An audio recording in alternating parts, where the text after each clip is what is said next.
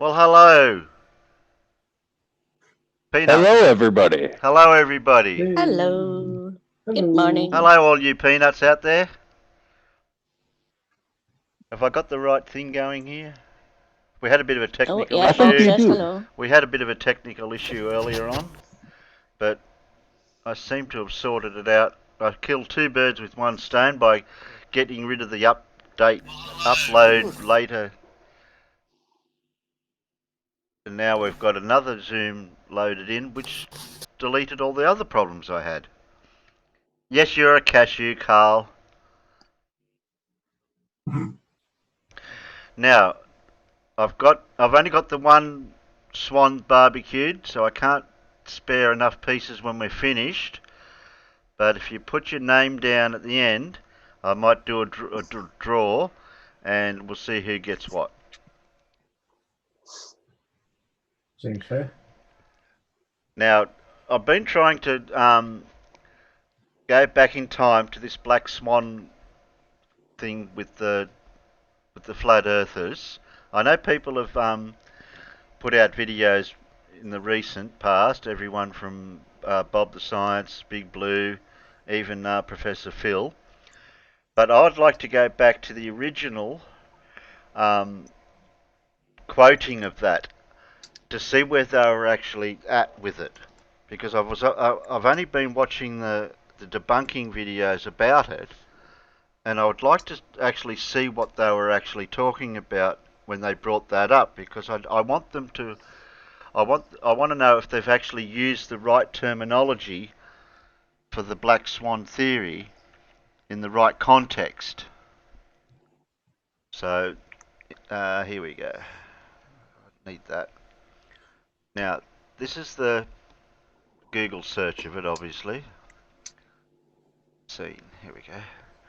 Black swan theory.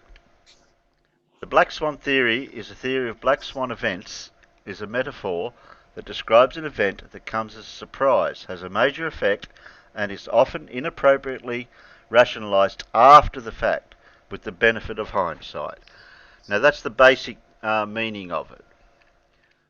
So if we go back to a video that I found,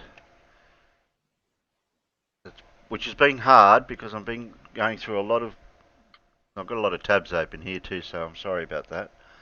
I've got back into January 11 on a quantum eraser channel that may shed some light on it. So we're going to play, I think I have to play from about 20, where are we? I've got 23 here. Peter said it was about 23, 24. So we'll play this and see if we can pick up on it. I don't know whereabouts it'd be. I haven't had time to zip through the whole lot. I don't want to go through the whole video if we can help it, because it goes for 2 hours and 55 minutes. So that's a long time to go through. But if It's anyone a long else time out, to listen to QE's voice. that's true. That's true.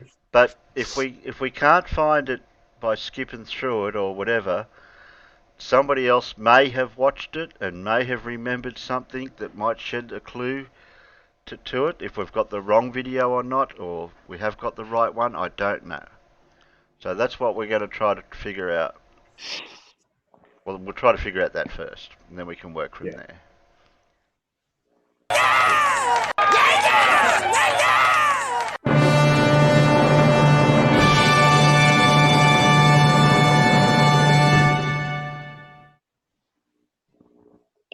It's not cutting out to the people in the audience, just cutting out to Discord. No worries. The death of the Okay. bald-tard spinning space monkey religion again. But this is the final now. Listen closely. If the Earth is a sphere with a radius of 3959 miles, then the horizon distance measurements must be no more than 1.225 times the square root of the observer's height in feet. That's the geometric horizon. If you go to any Earth curve calculator worth their salt, you're going to get a horizon distance. I nicked it from there. And what do we have here? From platform habitat at 9.41 miles and platform hill house at 6.2 miles. Shout out to BMLS B69. He did this observation in October of 2016. And we're going to see the pedigree information in just one moment. And shout out to Taboo Conspiracy Ben. He couldn't make it today. Something came up, for stressing this to me. And all of a sudden the light turned on. So the horizon at 1 foot elevation, you can see the horizon behind these two platforms. It should only be 1.22 miles. What is it? It's greater than 9.41 miles. So the observer's height is 1 foot. The distance to the horizon is greater than 9.41 miles. The distance to John, the on horizon... Hold on. a ball though, John, it should only be 3 miles. Anthony, this is 1 foot elevation observer height, not 6. So observer height is 1 foot. Distance to the horizon is greater than 9.41 miles, as we can see here. The distance to the horizon maximum for a sphere with a radius of 3959 miles is 1.22 miles. Modus tollens. We are going to eviscerate this little game with a simple modus tollens. Holy shnikes, this is going to leave a mark. If P, then Q. Not Q, therefore not P. I say again, if the Earth is a sphere with a radius of 3959 miles, E, then any horizon distant measurements must be no more than 1.225 times the square root of the observer's height in feet. That's Q. Not Q, because we just observed the horizon distance greater than 9.41 miles. That's 7 times further. Therefore, not P, i.e., Earth is not a sphere. Happy New Year. Now, before we get to any comments, I want to run the pedigree information behind this observation. This video has no sound, so don't worry about it. Just watch.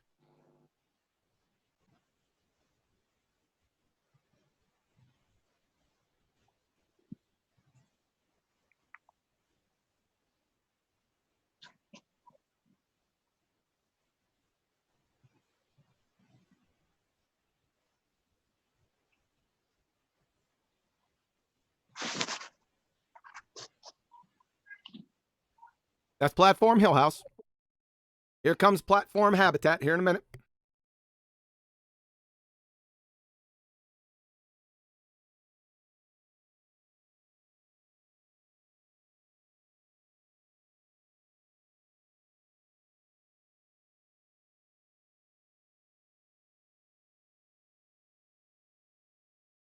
He's giving you his perspective.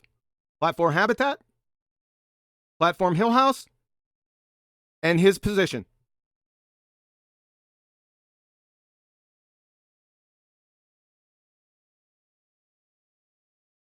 .21 miles from his position, platform hill house, and platform habitat, 9.41 miles. Pedigree information at Miramar Beach near Santa Barbara. There's the kill shot. He also made a 35-foot observation. That horizon should be no more than 3.87 miles. Here we go.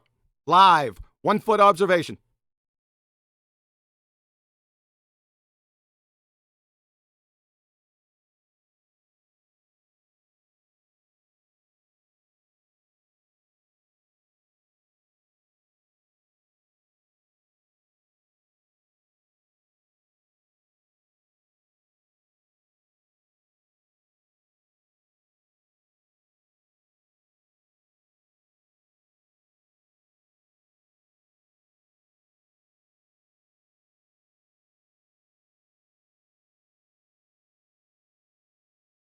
Distance to the horizon at 1 foot eye height is 1.22 miles. Turn out the lights. John. The party's over. Hold on.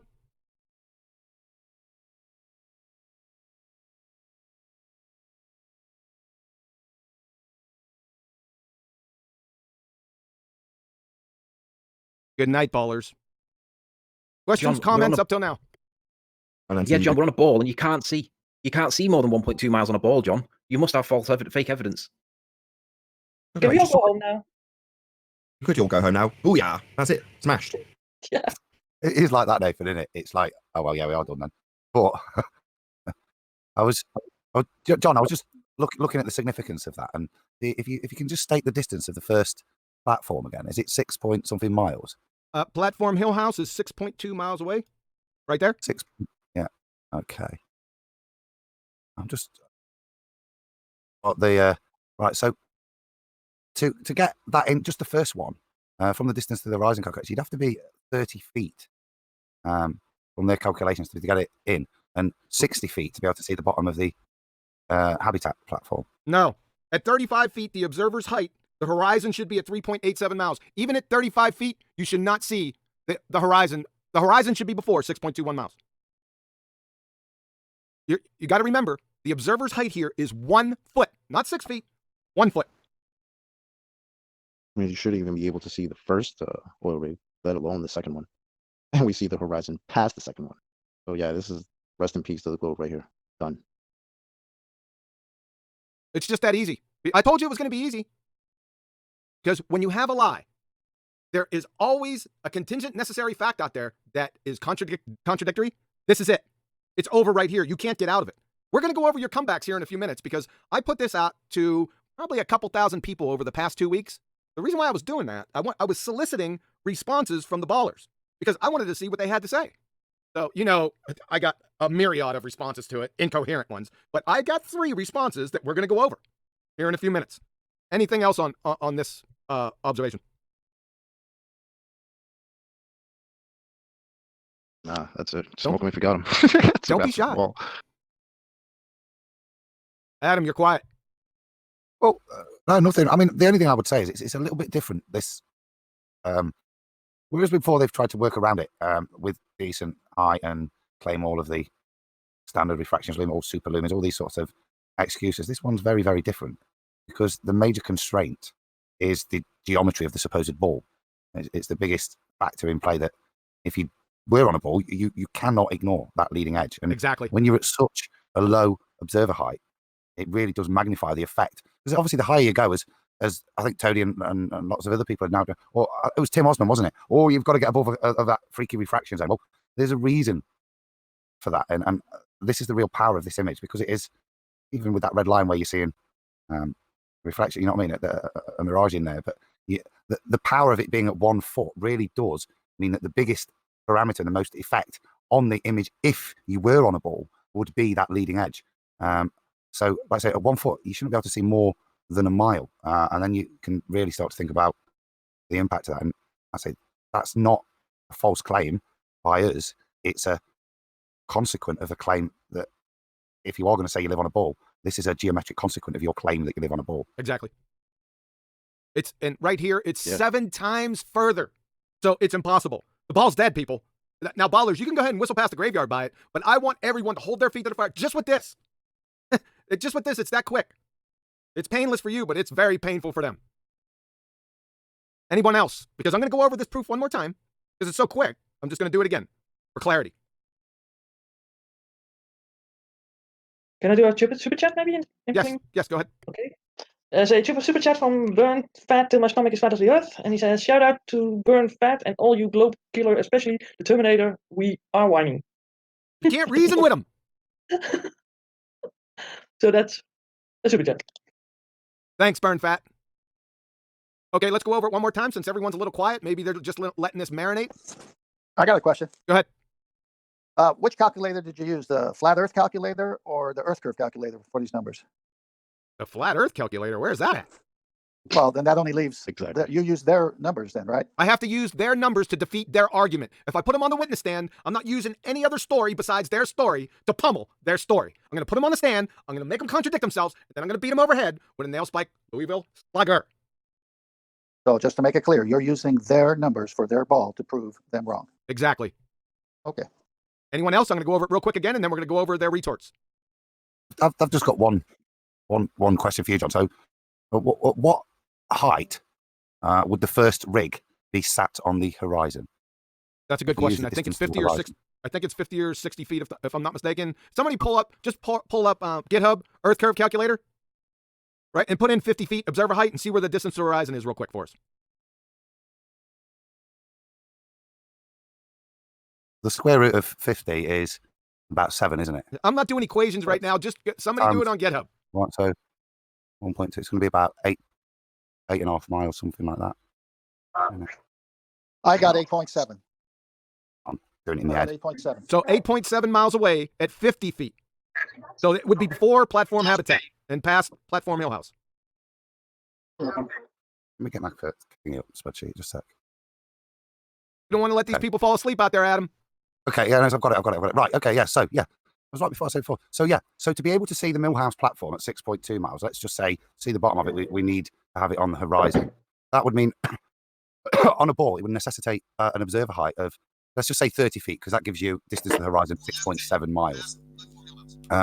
So, you would need to be 30 feet high. No, that calculation's wrong. The calculation's wrong. It's no big deal. 35 feet observer height. Somebody check this on GitHub. The horizon should be at 3.87 miles. Check it real quick. 10 feet. That's 10 feet. No, at 35 feet, not 3 feet. At 35 feet, it's 7.2. And Adam had it right at 30 feet. Okay, sorry, I got the wrong calculation down. John, yeah, 3.87379 is equivalent to 10 miles. Oh, I see. I see where I screwed up right here. Okay, not a problem. It's still bollocks. So basically, so if we go to 9.4, because we just said that the horizon is at the base of the furthest point, 9.4, then that would necessitate an observer height to be able to see that leading edge of the ball. You'd have to be 60 feet high. Yes, sir. Distance to the horizon of 9.489 miles. That's correct. Yeah, that's the worst part because we can see the horizon past it. Yeah. This is at 1 feet. We shouldn't be able to see, or the Any of horizon this. should be starting to obscure the image. Yeah, the leading edge of their ball should be starting to obscure the image at 1.225 miles based on their geometry. Yes, sir. It should be like Ranty's waves starting to block stuff out. It's not a wave that can rise and dip. In fact, it's an actual leading edge of a ball that's non-negotiable. Yes, sir. All right. Like, do they get that out there though? 1.2. Like their horizon should. We got to stretch. We got to emphasize this. I think. Okay. Let me emphasize it. At this observer height, this camera, this view, the horizon, the furthest that you can see, the horizon would have to be at 1.22 miles. So, somebody go on mute, please. That's Taboo Conspiracy. He's back, but you need to mute a little bit, okay? All right, let me try it again. With this observer height right here, this shot, the horizon would be no further than 1.22 miles. It is further than 9.41 miles. Don't worry about the oil platforms and any miraging going on here. Don't worry about that. That's red herring fallacy to my argument. I'm only using the oil platforms to designate and to identify distances, right? The elephant in the room is the horizon and how far away the horizon is. So at 9.41 miles, that's 7 times further than you should see on your fairy tale ball. Therefore, you don't have your fairy tale ball anymore. It's complete. Got it? I need to ask you a question that Rumpus always asks. How would Rumpus calculate the size of the Earth using a theodolite, given what we've just been talking about? You can't. It's a nonsensical non sequitur. He tells people that because of the dip height of the angle of the horizon to the observer, you can make a reasonably accurate calculation for the radius and the circumference size of the Earth just by using a theodolite. Yet the horizon is way further than what we're told. He also says the second law of thermodynamics doesn't apply to the Earth. So we can dismiss anything he says. Curie, may I say something? Sure. Isn't this based on their number for the radius of the Earth at 3959 already? Yes, sir. Sure. Okay, so then you can't change that because Rumpus says, I want to change. Just reminding the audience how stupid the claim of the theodolite is at the horizon when the horizon's in the wrong place. Well, if Rumpus is right, then 3959 must be wrong. Correct. All right, we're gonna roll on. I'm gonna do this. Can I do another super chat? Yes, ma'am. Yes. Okay. And I got 2 questions from a guy, or remarks, I think. So we got a super chat from Jose Mesa, and he has no message attached to it, but he has a super chat for you. Ricky Alive, he says, just because I don't like QE doesn't mean that you shouldn't. I'm on mood, Ricky Alive. And Mason B, he's saying, so you're saying level is not curved? I'm on mood. And I have a question from Super Curve to bring up. Well, have Super Curve. Did he super chat? No, but I think it's a nice question. Do you? Why doesn't he come into the Ball Busters? He's in Discord. Come into Ball Busters, and after the presentation's over, when we open up the mics, he can ask his questions like a man. Agree. Okay, well, it's just that I wanted to bring it forth. If it involves a longer answer, I'm not going to deal with it. Go ahead. Can you point out that the bottom of the platform should be in line with themselves and the red line if the Earth is flat? They don't line up, do they? Oh my God. What? So They would have to be the same distance if they were lined up with themselves. Duh! Not Duh! Distance.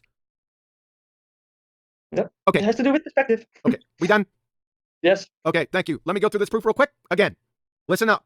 The death of the ball-tard spinning space monkey religion. Again, if the Earth is a sphere with a radius of 3959 miles, then horizon distance measurements must be no more than 1.225 times the square root of the observer's height in feet. That's the geometric horizon. As we can see here, and on the video I just played before, the observer's height is 1 foot. The distance to the horizon is greater than 9.41 miles. Clearly, the distance to the horizon maximum for your fairy tale sphere with a radius of 3959 miles is 1.22 miles. That means that your fairy tale is officially over. I'm going to kill it using modus tollens. If P, then Q, not Q, therefore not P. If the Earth is a sphere with a radius of 3959 miles, P, then any horizon distance measurement must be no more than, that's a really important statement right there, 1.225 times the square root of the observer's height in feet, Q. Not Q, because the observer or the horizon distance is greater than 9.41 miles, right here. You see that? Therefore not P, i.e. the Earth is not a sphere. Happy New Year. Your fairy tale ball's dead. Any questions? John, go ahead. Yeah, the guy that I was citing in the messages currently in chat, his stock account is called All Flatards Are My Bitches. Why don't you join the panel? Let's hear who you really are, and let's see you defend your nonsense. Because refraction isn't going to bring the horizon any higher when we've got it fixed on screen at such a distance. So let's see you come on and explain this. Otherwise, let's see you concede that this cannot be a sphere based on your own model, because the horizon cannot be that far away, and these platforms positioned the way they are. There's no refraction that's bringing these things back when they're in the foreground. They're not behind the curve, are they? How is it possible if we're on a sphere? Refraction doesn't explain this. Let's hear your explanation. Join the hangout. Let's hear you defend your religion. We ready for the debunks? Go ahead. Well, there is no defense to this, Anthony. No one's going to be joining and defending this position. No, he's not. I just wanted the audience to be aware that the ball-tard space monkey religion tard is in chat right now, and he says that you cannot see more than 3 miles when you're on a beach. Well, at 1 foot on the beach, you can't see more than 2 miles. Yet we can see more than, what was it, John? 11 miles or whatever it was? 9.41 miles is the furthest platform, and the horizon is well beyond that. Let's round it up to 11. So how is this possible on your model if your model limits the horizon to just 1 mile? Let's join the panel and let's hear you explain it with refraction. you know what, John? We already heard one debunk for this, right? Do you remember the one debunk that we heard for this nonsense? Was, yes. the horizon's not even back there. Yes, I put that It's right in there. front of the... You can't see. So the first debunk is you can't see the horizon. Now, if you can't see the horizon out there on this shot, then you need to make an ASAP appointment with an ophthalmologist, right? Because everyone can see the horizon. Right? Okay. Shout out to Zanuck. Yeah. That's not only Zanuck. He wasn't the only one that said that. Now, I nicked this from Ben, Taboo Conspiracy. He put it was on his latest video. I think it was last week, right? So I nicked it off him. Now, I don't see that good in yellow. But if you do, I can still see the horizon here, right? I like this one a little bit better because this is well done. Like I said, if you can't see the horizon, then you need to take the cognitive dissonance mud out of your eyes because everyone can see it. You're exposed. Number 2, refraction. Like I said, that was the number 2 debunk. We're not going to deal with that one right now. We're going to deal with that one after the third one. Here's the third one. It's a video. No sound. I just want you to watch it, okay? Because the debunk that he posted is actually the same gentleman, BMLS 69, that took the same observation from the same point with the same camera on a different day. So I hope you enjoy this. This is really good. Now, before we get to that, I did not show this to any panel member. So they are unaware of this. And I'm going to ask them after this is over. Oh, I take that back. I did show this to Betty. Betty, I don't want you to say anything on this debunk, okay? Okay. Okay. I did not show this to any other panel member. I'm not sandbagging them. I just wanted to keep it real. All right, here we go. Oh, sorry, John. Before you discuss only because I've just heard that, and I don't know what's going on because I just had a phone call from his sister-in-law's plumbing issue. So I missed what you're saying. So what are you going to do? Play a... This is a debunk. I had a number of debunks that they gave me over the past 2 weeks. The first one, you can't see the horizon, right? So can you see the horizon here, Adam? Yeah, it's the back. I can see the base of the far one. It's right. Not, well, yeah. And this is the one I nicked. Oh yeah, I'm there. This is the one I nicked. And just for the benefit of Andrew, God. Sorry, just for the benefit of Andrew Clark in chat, the horizon is not level with either platform. It's behind both of them, and therefore sits above both platforms. All right, no more comments from the chat trolls. All right, if they want to discuss this, the link is in the info box below, and the room is open in Discord. Now, Adam, the number 2 comeback was refraction. I'm going to deal with that after this one that I'm coming up with. This I considered the best comeback. Right? I'm going to play this video. This is a buttle. He said this debunks my proof. Ironically, it is from the same gentleman that did these observations up here, right? Same camera, same gentleman, same camera height, different day. Very interesting, eh? I kind of enjoyed it. So I'm going to let you enjoy it. Are you ready? Adam, you good? Yeah, thanks for that, John. Cheers, mate. Thank Yep. you. Here we go.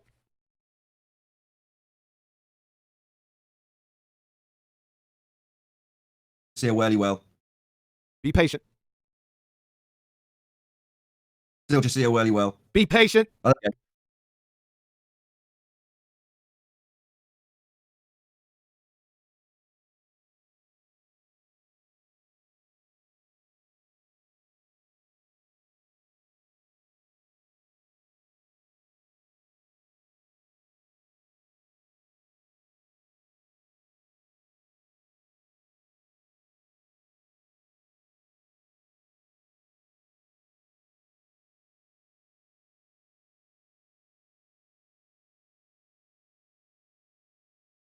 That is the debunk. Here it is. Okay? So, the question, does this observation debunk my number one globe killer? And I say again, words mean things. Listen closely. If the Earth is a sphere with a radius of 3959 miles, then horizon distance measurements must be no more than 1.225 times the square root of the observer's height in feet. That's the geometric horizon. Does this shot right here that we just looked at in that video debunk my claim? No. Oh, I forgot to say why or why not. Because the oil rigs themselves are at a much greater distance than that. Not to mention there's a fold line, coincidentally in the exact same position the horizon was on the original images. But the horizon, if you want to call the hard line in this particular image the horizon, then it's still way beyond that. Anybody else? I'm lost as to why you would post another image that demonstrates your point, John, as a debunk. I'm confused. They obviously have missed the mathematical statement and the consequence of their claim that we're on a ball of radius 3959 miles. I can see two clear differences between the two pictures. One difference is there is a wave cresting in the foreground, and we know what perspective does. And the second one is that there is an inferior mirage of the second platform relative to the first platform, and we can't see any horizon behind that cresting wave in the foreground.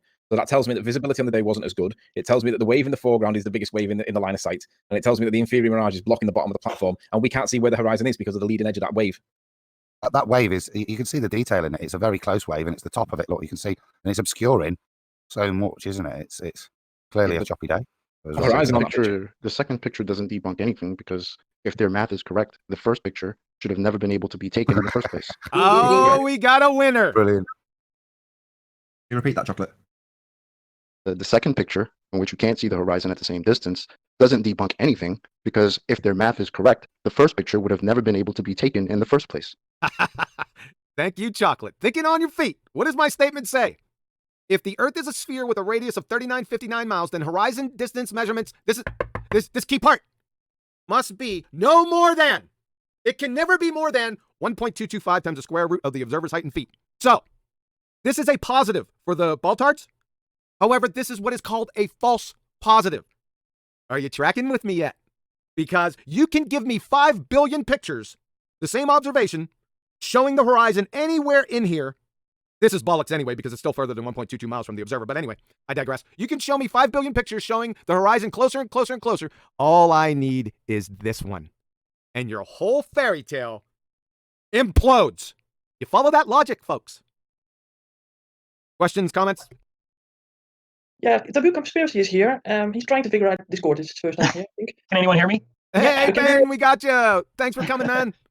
Hey, I just loving the show. I apologize. I just have all these little problems going on. I can't even go into the details, but oh my goodness, my life has been.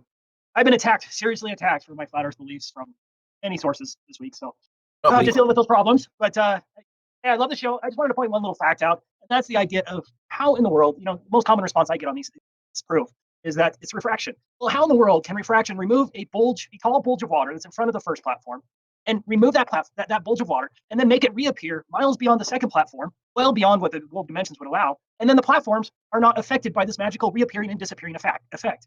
It's absolutely asinine when you really think about it, because there's no way that you can have bulges of water disappear and reappear.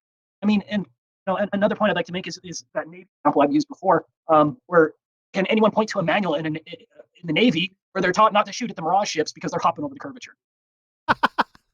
Just to answer Ben's rhetorical question, they can't. If it's a physical edge to their reified model, You can't suddenly loom up that physical obstruction that's supposed to be blocking things behind it and put it behind the things it's supposed to be blocking. It's absurd. Oh, thank you, Nathan. You put it so well.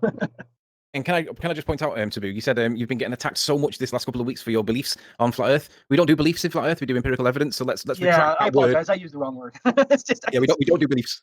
Yeah. Right. I tell you. No, I do not believe it's better. I tested it. I experiment. Well, sorry for that word. I've been testing it repeatedly, and it comes up flat again and again. And come on, you can watch these examples from BMLSB 69. I have a few more on my channel that show even one's just as good as this. Show a horizon. It's just absolutely impossible. They have no explanation for this except refraction, and the refraction argument to me is just so stupid. And also, you think about with refraction, the second platform is perspectively higher than the first platform. Did refraction do that too? Does refraction obey the laws of perspective?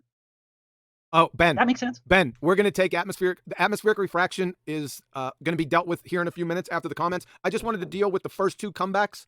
So we're going to get the atmospheric. I'm jumping ahead. Yeah, no, not a problem. We're going to get the atmospheric refraction. Just hold on. I want you to see this, man, because if you thought the above was a train wreck, you ain't seen anything yet.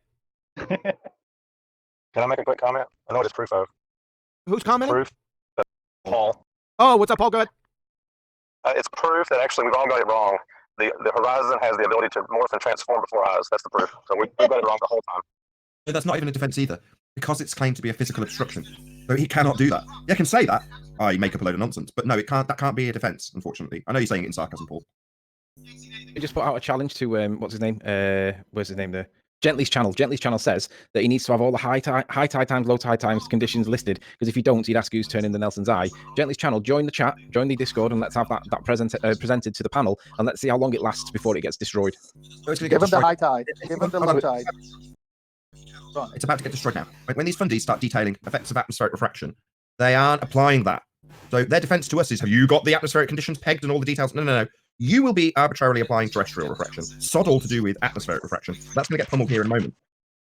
John, could I just ask you to Adam, scroll back? Yeah, sorry, Buff, go on. Oh, it's okay. Give him high tide, give him low tide. This is 7 times more that you're seeing than you should see.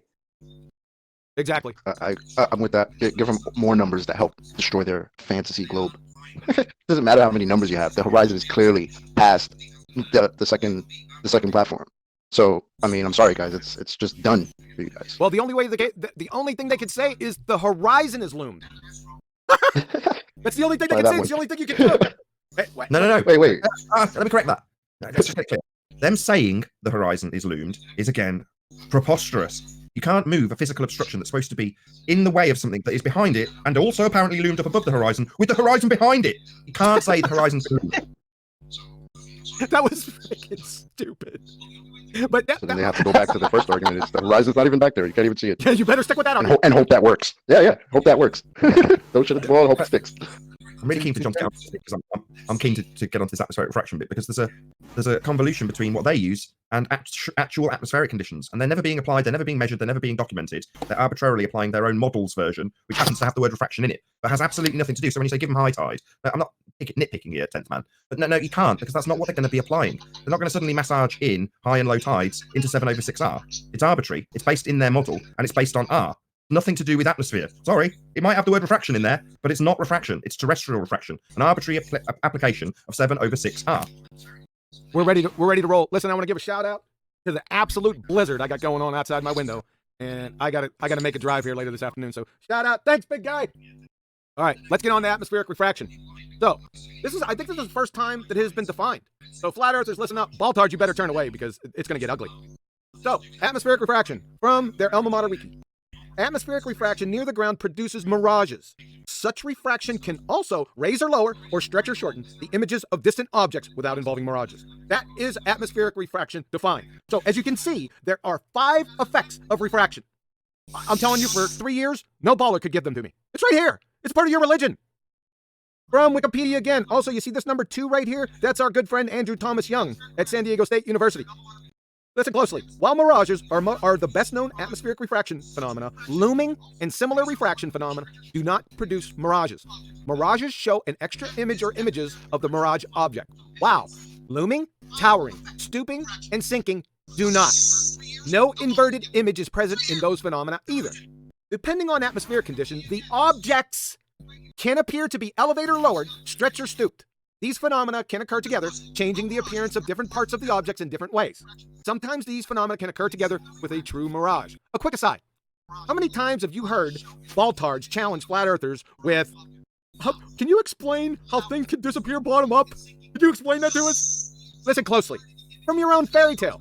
Sinking is the opposite of looming.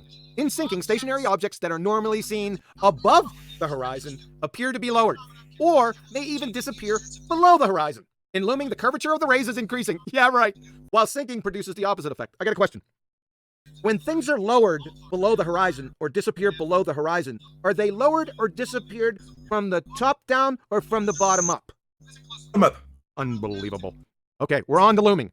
We're going to bypass. We don't really care about towering or stooping or sinking at this point. Because what they were saying with refraction, the only comeback that they can have is looming. So we're going to go inside their fairy tale because even this is incorrect. And I'm going to show you. But even inside their fairy tale, it's a contradictory bollocks. Watch. Wikipedia, their alma mater, looming. Looming is the most noticeable and most often observed of these refraction phenomena. It is an abnormally large refraction of the object that increases the apparent elevation of the distant objects, and sometimes allows an observer to see the objects that are located below the horizon under normal conditions. Did you get that yet? It's not the horizon that's looming, it's objects looming above the horizon with looming. That's even incorrect. Hold on. From here's our good buddy again, and Mick West, good buddy, Andrew Thomas Young at San Diego State University. He's gonna do it for us. Looming, the apparent appearance above the horizon of a distant object that would normally be hidden below it. So guess what? The friggin' horizon doesn't ever loom. Ever. Right? So there goes your refraction argument above. That kills that. We're on to a different argument now. Listen to this second paragraph. This effect is caused by unusually large, and Nathan said it before, he was all over it, terrestrial refraction. The looming is caused by terrestrial refraction. Let me finish it off. Usually due to a thermal inversion, looming is the opposite of sinking. Both are refraction phenomena, but not mirages. See the table of refraction phenomena and the simulation. So, this entire looming nonsense, which is factually incorrect in their fairy tale definition, because this isn't what looming is, people. I'm going to show you that in a few minutes. But let's destroy their definition right here with terrestrial refraction. Why? This is a stone cold begging the question fallacy. Does light refract? Answer, yeah. Is that the same that can be accounted for by terrestrial refraction? Answer, nope. Keyword terrestrial. You see, terrestrial refraction already assumes a sphere. That is, the calculations assume the radius of the Earth. That is the curvature. Back to Andrew Thomas Young, San Diego State University. Boy, I wish you were here, sir. This is going to get ugly. The atmosphere is also curved, as it follows the shape of the Earth. In the calculations below, we'll adopt the rough value of 6,400 kilometers as the radius of curvature to make the calculation simple. Professor, you're assuming the premise, the atmosphere is curved, then by proxy, Earth curvature, to prove the conclusion true, that is terrestrial refraction or looming. That equals a textbook begging the question fallacy. Circular banjo, do-si-do. I'm going to stop right here. Comments, questions? I had Rumpus over a barrel on this only 2 days ago. So he essentially claimed that terrestrial refraction was the cause of atmospheric refraction. And there it is now, I know why. But basically, it is exactly as you stated, a stone cold begging the question fallacy. First assume Earth's a sphere. Then assume the atmosphere wraps around that sphere. Then assume that light's bending at 7/6 of the radius of the sphere you first presumed. Then claim that's the cause of looming. he was gaslighting without a container. Yeah, that's all they ever have. That's all they ever have. I know QE's pointed this out a few times, but first and foremost, shout out to Validation Boy, who was the first to highlight this to me. Every single claim to be globe proof ever will start with the presupposition that you're on a sphere. This is no different. Sorry, Chocolate, go ahead. I'm done. I was just going to say.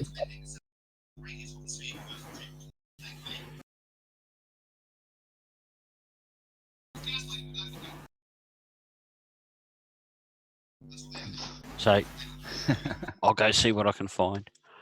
He just said that, did he? Oh, sorry, I was reading it. Yeah. He said validation. How far back? Just a couple of seconds? Literally seconds, 10 seconds. Seconds ago. Yep. So, and if Validation Boy brought it up. The opposite of looming. In sinking, stationary objects that are normally seen above the horizon appear to be lowered, or may even disappear below the horizon. In looming, the curvature of the rays is increasing. Yeah, right. While sinking produces the opposite effect. I got a question. When things are lowered below the horizon or disappear below the horizon, are they lowered or disappeared from the top down or from the bottom up? Unbelievable. Okay, we're on to looming. We're going to bypass. We don't really care about towering or stooping or sinking at this point. Because what they were saying with refraction, the only comeback that they can have is looming. So we're going to go inside their fairy tale, because even this is incorrect, and I'm going to show you. But even inside their fairy tale, it's a contradictory bollocks. Watch. Wikipedia, their alma mater, looming. Looming is the most noticeable and most often observed of these refraction phenomena. It is an abnormally large refraction of the object that increases the apparent elevation of the distant objects, and sometimes allows an observer to see the objects that are located below the horizon under normal conditions. Did you get that yet? It's not the horizon that's looming, it's objects looming above the horizon with looming. That's even incorrect. Hold on. From here's our good buddy again, and Mick West good buddy, Andrew Thomas Young at San Diego State University. He's gonna do it for us. Looming, the apparent appearance above the horizon of a distant object that would normally be hidden below it. But guess what? The friggin' horizon doesn't ever loom. Ever. Right? So there goes your refraction argument above. That kills that. We're on to a different argument now. Listen to this second paragraph. This effect is caused by unusually large, and Nathan said it before, he was all over it, terrestrial refraction. The looming is caused by terrestrial refraction. Let me finish it off. Usually due to a thermal inversion, looming is the opposite of sinking. Both are refraction phenomena, but not mirages. See the table of refraction phenomena and the simulation. So, this entire looming nonsense, which is factually incorrect in their fairy tale definition, because this isn't what looming is, people. I'm going to show you that in a few minutes. But let's destroy their definition right here with terrestrial refraction. Why? This is a stone-cold begging the question fallacy. Does light refract? Answer, yeah. Is that the same that can be accounted for by terrestrial refraction? Answer, nope. Keyword terrestrial. You see, terrestrial refraction already assumes a sphere. That is, the calculations assume the radius of the Earth. That is the curvature. Back to Andrew Thomas Young, San Diego State University. Boy, I wish you were here, sir. This is going to get ugly. The atmosphere is also curved, as it follows the shape of the Earth. In the calculations below, we'll adopt a rough value of 6,400 kilometers as the radius of... Did I miss it, or have I gone too far back? Yeah, no, it's all right. Just let it go. Yeah, no, it's getting close. Curvature. To make the calculation simple. Professor, you're assuming the premise. The atmosphere is curved. Then by proxy, Earth curvature, to prove the conclusion true. That is terrestrial refraction, or looming. That equals a textbook begging the question fallacy. Circular banjo, do-si-do. I'm going to stop right here. Comments, questions? No, man, you I had didn't run this miss over a barrel on anything. this The only 2 guy's days ago. talking like the So he essentially goddamn claimed micro that machine. terrestrial refraction was the cause of atmospheric refraction. And there it is now, I know why. But basically, it is exactly as you stated, a stone-cold begging the question fallacy. First assume Earth's a sphere. Then assume the atmosphere wraps around that sphere. Then assume that light's bending at 7/6 of the radius of the sphere you first presumed. Then claim that's the cause of looming. He was gaslighting without a container. Yeah, that's all they ever have. That's all they ever have. I know QE's pointed this out, but first and foremost, shout out to Validation Boy, who was the first to highlight this to me. There you go. Is that it? Yeah. Yeah.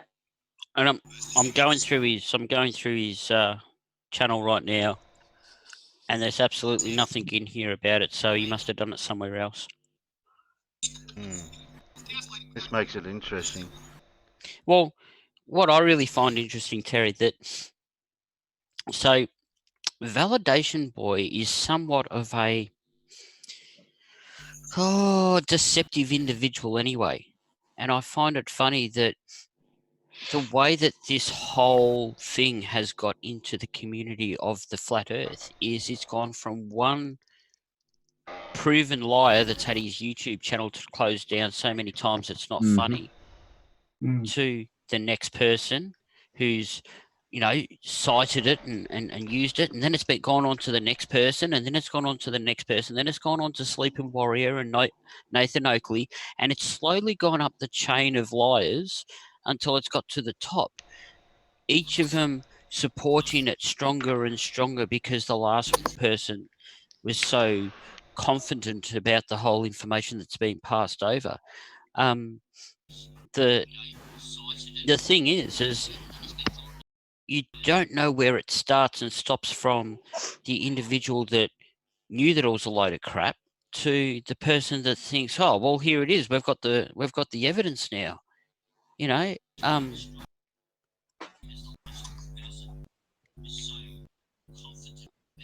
Let's remember that Validation Boy thinks traffic jams are a hoax. Oh, no. You want to know how bad Validation Boy is? Just give me half a moment here. Oh, yeah.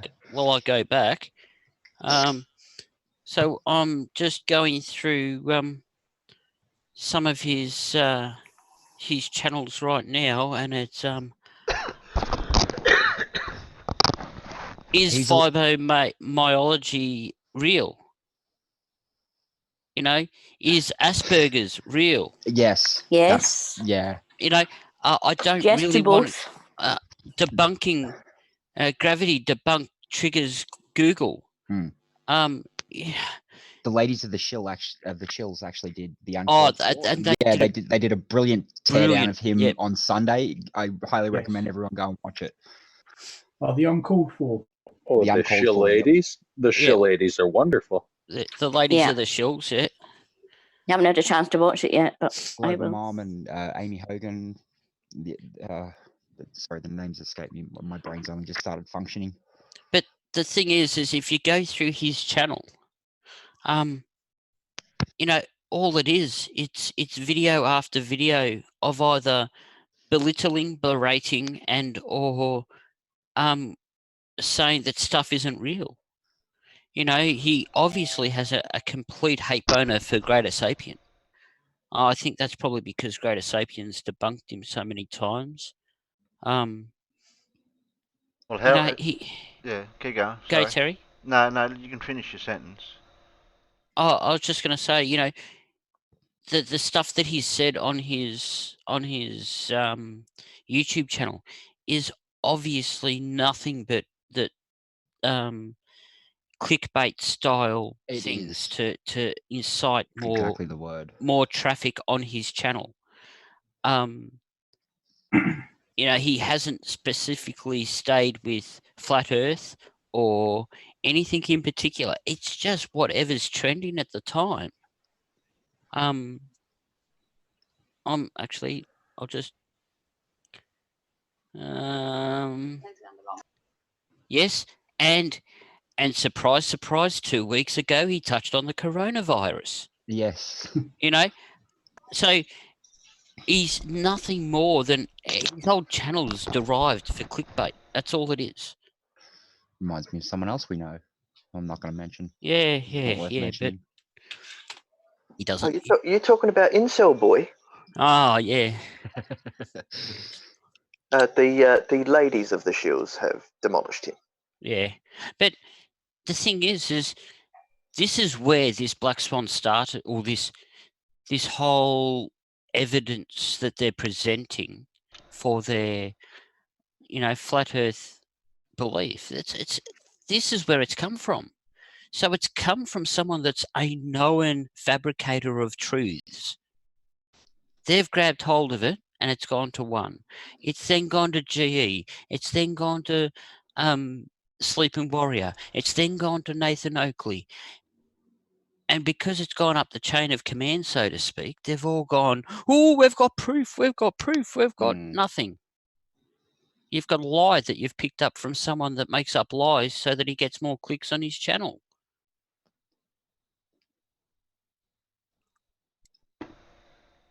Well, I mean, how else are you going to get those Teespring sales? Yeah. So if we can't really say if we go through the rest of this video, we're going to pick up on the first time it was used, the terminology for a black swan.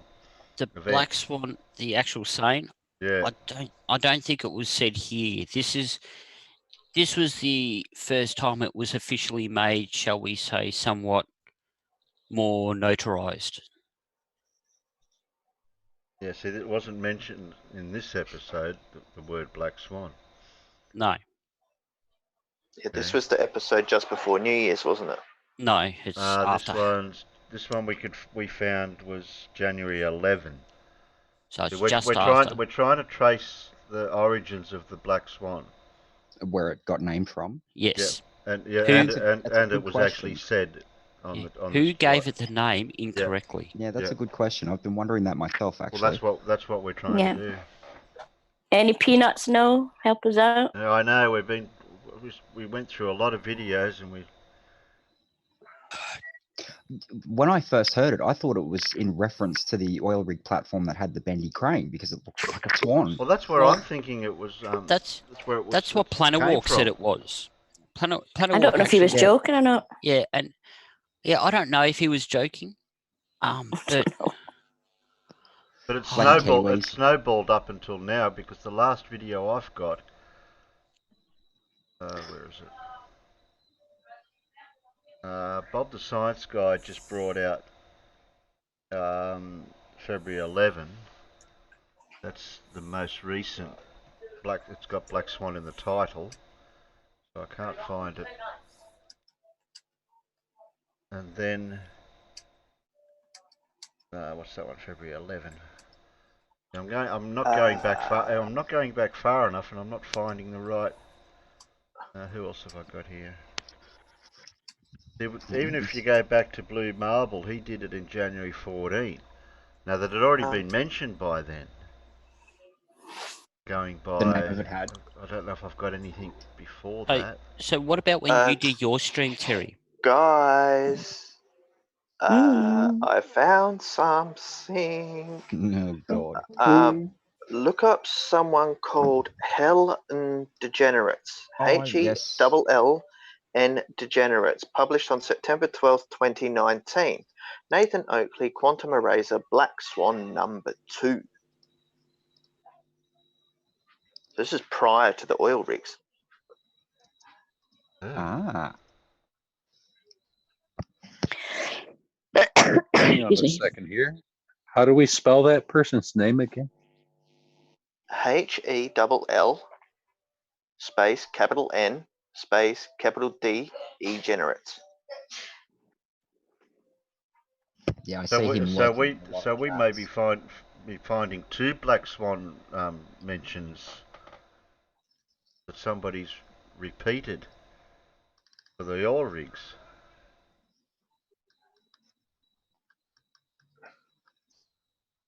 Because everyone's been doing these debunking videos with the Black Swan, but they have to be getting it from somewhere. Yeah, so who originally came up with it? The Black Swan. And the thing is, though, Terry, that I find somewhat interesting that for them to reference a old little known reference like the Black Swan, it's not something that's spoken every day. It's not something that's used in common language. So that says to me that the person that originally named it was either an intelligent person being completely dishonest. I'll share it to Discord for you, Terry.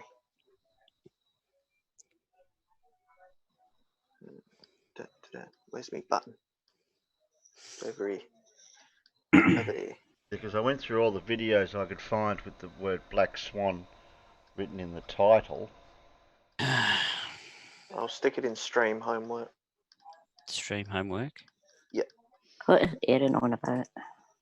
So I got February the 3rd, one Black Swan. That's to do with the oil rigs. This one has to do with something or other, because someone's talking about platforms. I mean, I don't think it's been referred to as the Black Swan for that long. It's only been about 3 weeks, a month, or something like that. That's what when I'm the trying whole to thing blew narrow up. down. So that's the closest that me and Terry found. Was about 3 weeks ago. It started being called Black Swan. Guys, have a look at this one, because this one's got oil platforms in it too. Yeah, I'm watching it. Yeah. But what I'm saying is this particular photo, this particular video. This is from BML69. Yeah, but the photo that they're referring to in what we've just been watching has only been referred to as the Black Swan for about 3 weeks. Well, that's funny, because I'm seeing images that have been used for this Black Swan in this video. Same area, isn't it? So, and that's saying September the 12th, 2012. 2019. Yeah. And again, under the globe model, and unless the horizon is blocked, the distance to the horizon line must be 12.6 miles away. they've used that argument.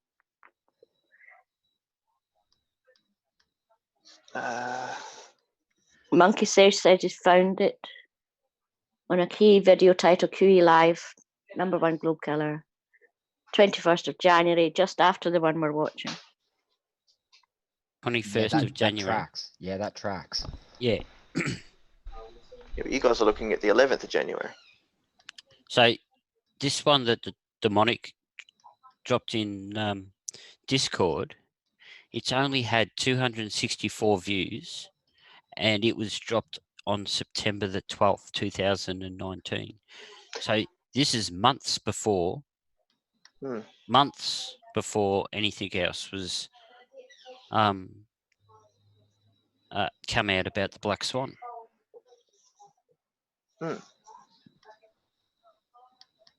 Aaron says QE named it after being told about Karl Popper about 12 to 18 months ago. 12 to 18 months ago. I mean, I just did, Aaron. It is a phrase that they could probably have used for all of their, gotcha moments before. So it may not be the first Black Swan that's actually come out. Yeah, but you're only allowed to use it once. Yeah, but perhaps they gave the wrong one the wrong name last time. No, but once you've used the Black Swan argument, you cannot use it again, because therefore, if you've got two, you don't have the one. Do you understand? Yeah. So you can't go Black Swan, Black Swan, Black Swan. Yeah, that makes sense. 18 minutes 49. This is a Black Swan from the transcript. Yeah, Monkey Sage. Oh, there's Colin. Hey, Colin.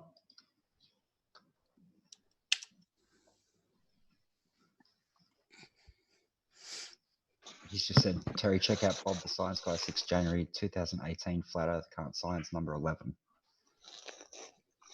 4 minutes 41.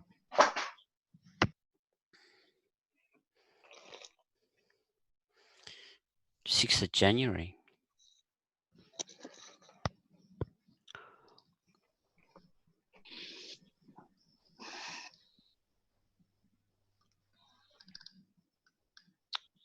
I'm gonna have to have a go at Colin here, because he does it for the shills. Where's the link? Yeah, where's the link? You got a spanner? Righto. I think look, I'd be presuming that it would have been Oakley that named it, because that was my original guess. Yeah, yes. I'm sorry, but as dishonest as he may be, for someone to be that dishonest and quite one-track minded about his arguments and so steadfast with his arguments, he has to be somewhat very intelligent. Yeah. I just caught up in the side chat. Monkey Sage and Colin are citing times and dates. Yes. Yeah, they're going back too far. They're going way back to 18. Yes, they might be something that was mentioned back then, but that might be in a different event. By the way, guys, I just something a little off tack. I share a birthday with someone. Oh, happy birthday! Forgot. That's all right, Pip. I should remember because my daughter's tomorrow. Yeah, my favourite cartoon character fictitiously shares my birthday.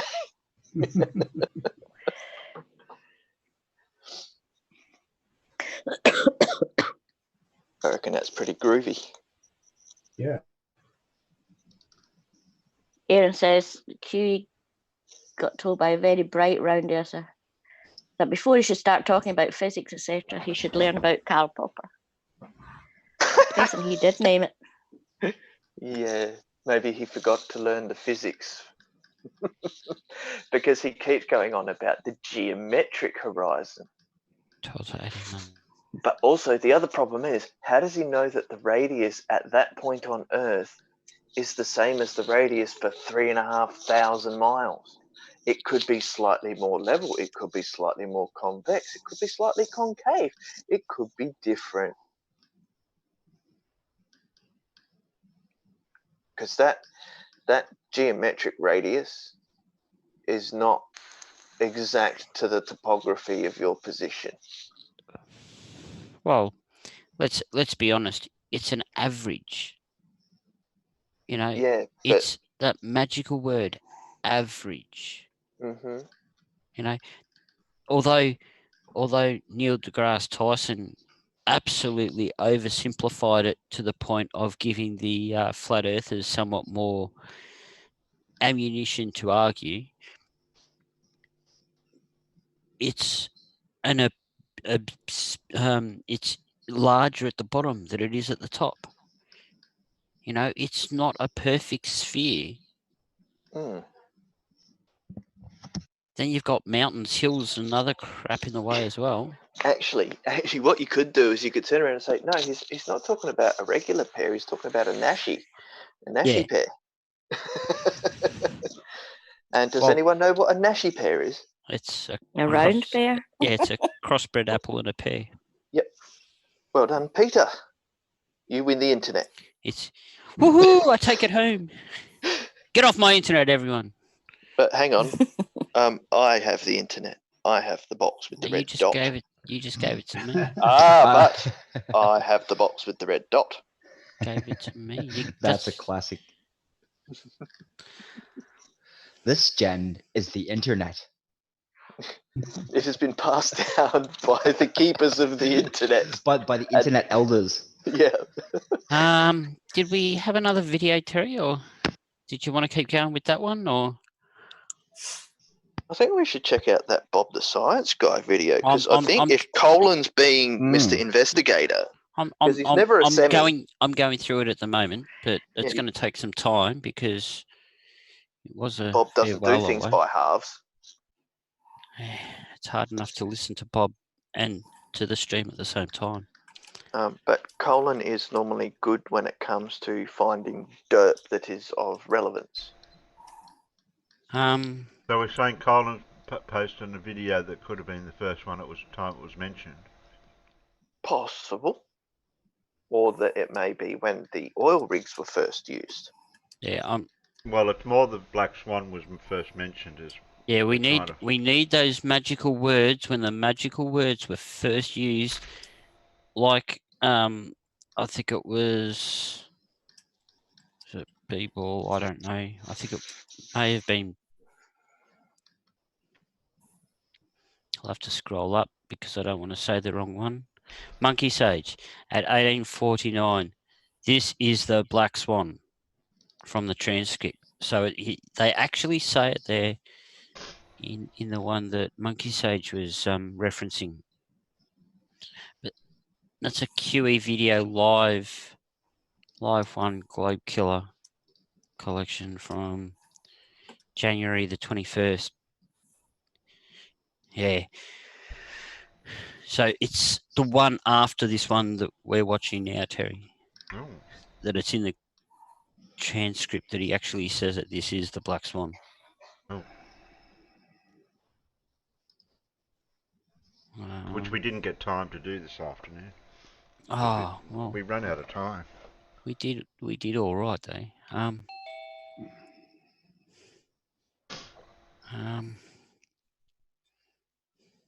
Oh, not Rich in his fake background again. Rich, I warned you. What? Sort out your avatar. Put some sticky put some sticky tape over your camera and it'll be fine. Yeah, find something to shove over the camera. Oh, look, that fixed. No, back. A plaster like I've got. How's that? That's beautiful. I'll just sit here with my thumb over it. I'm tying that in. I don't know how many warnings you've had, Rich, to get your Zoom avatar sorted. Yeah, I don't kind of know how. Rich. I lost the internet, didn't I, just now?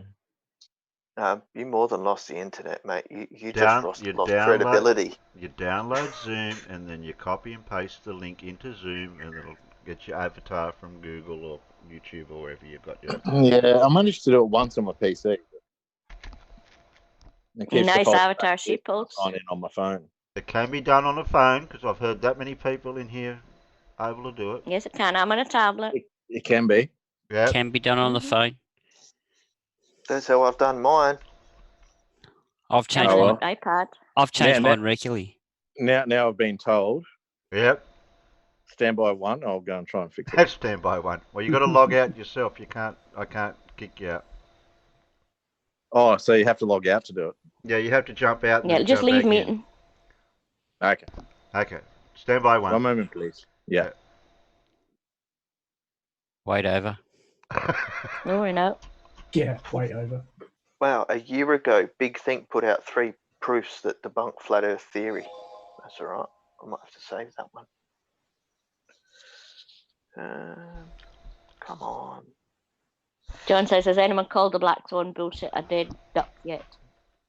Well, actually, it's a mucky ducky. Look, no, I've got evidence. I've got evidence. I'll show you. I like that swan and sheeple's avatar. It's gorgeous. Do you need a hand, Peter? I never say no to a hand, but there you go, Pip. Cool. It's a mucky ducky. Does it say the same? Flat Earth is bollocks. Good. Hello, everyone. Hi. Hi, Sheeples. Oh, Sorry, I no, was a he's bit changed his avatar. Yeah, that looks better. I like that one. It's gorgeous.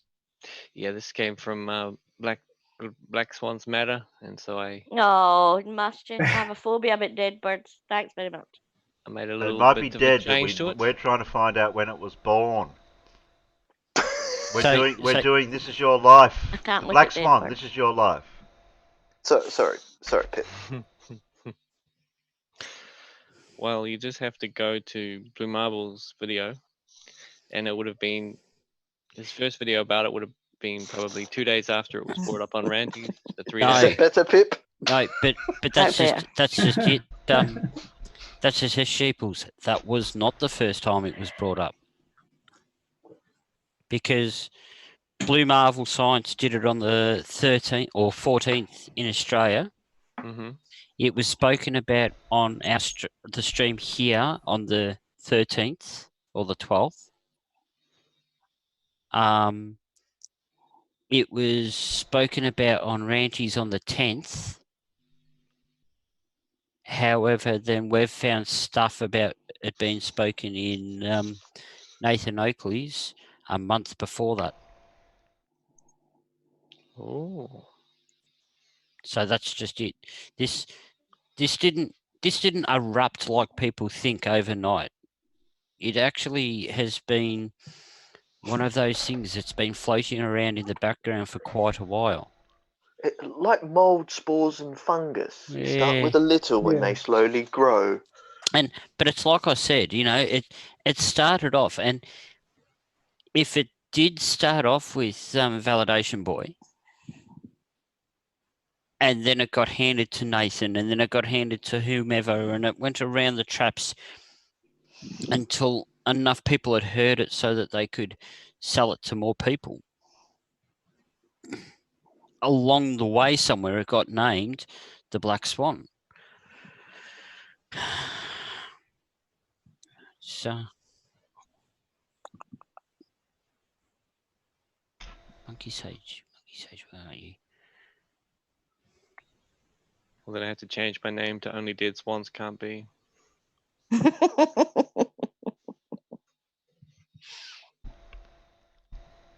Sorry, Carl. So it's the QE video, QE Live 1, Globehead Killer, just after the one we're watching.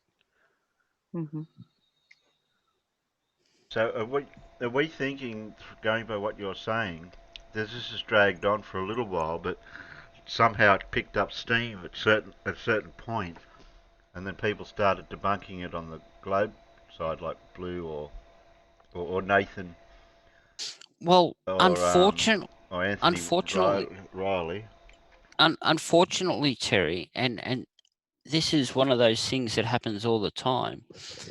They say crap, and they say a lot of crap, and then someone will actually finally pick up the crap they're saying. They say something other than crap? But yeah, I know where you're going. For example, with this. Blue picks it up, for example. Yes. Right? And then 1,000 people see it. All of a sudden, it's got momentum now. Yep. And it spreads out to more people.